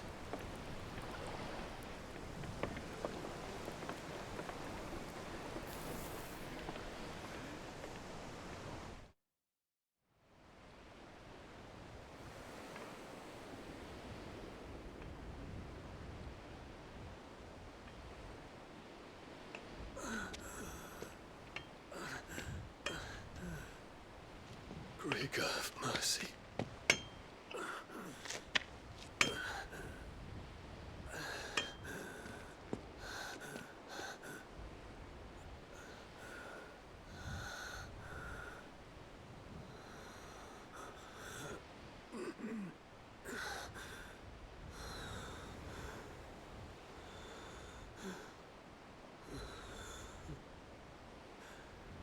All this.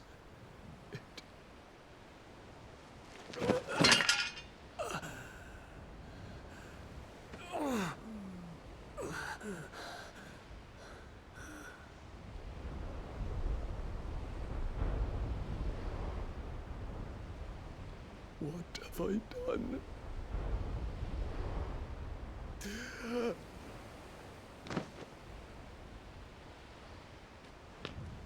My lord.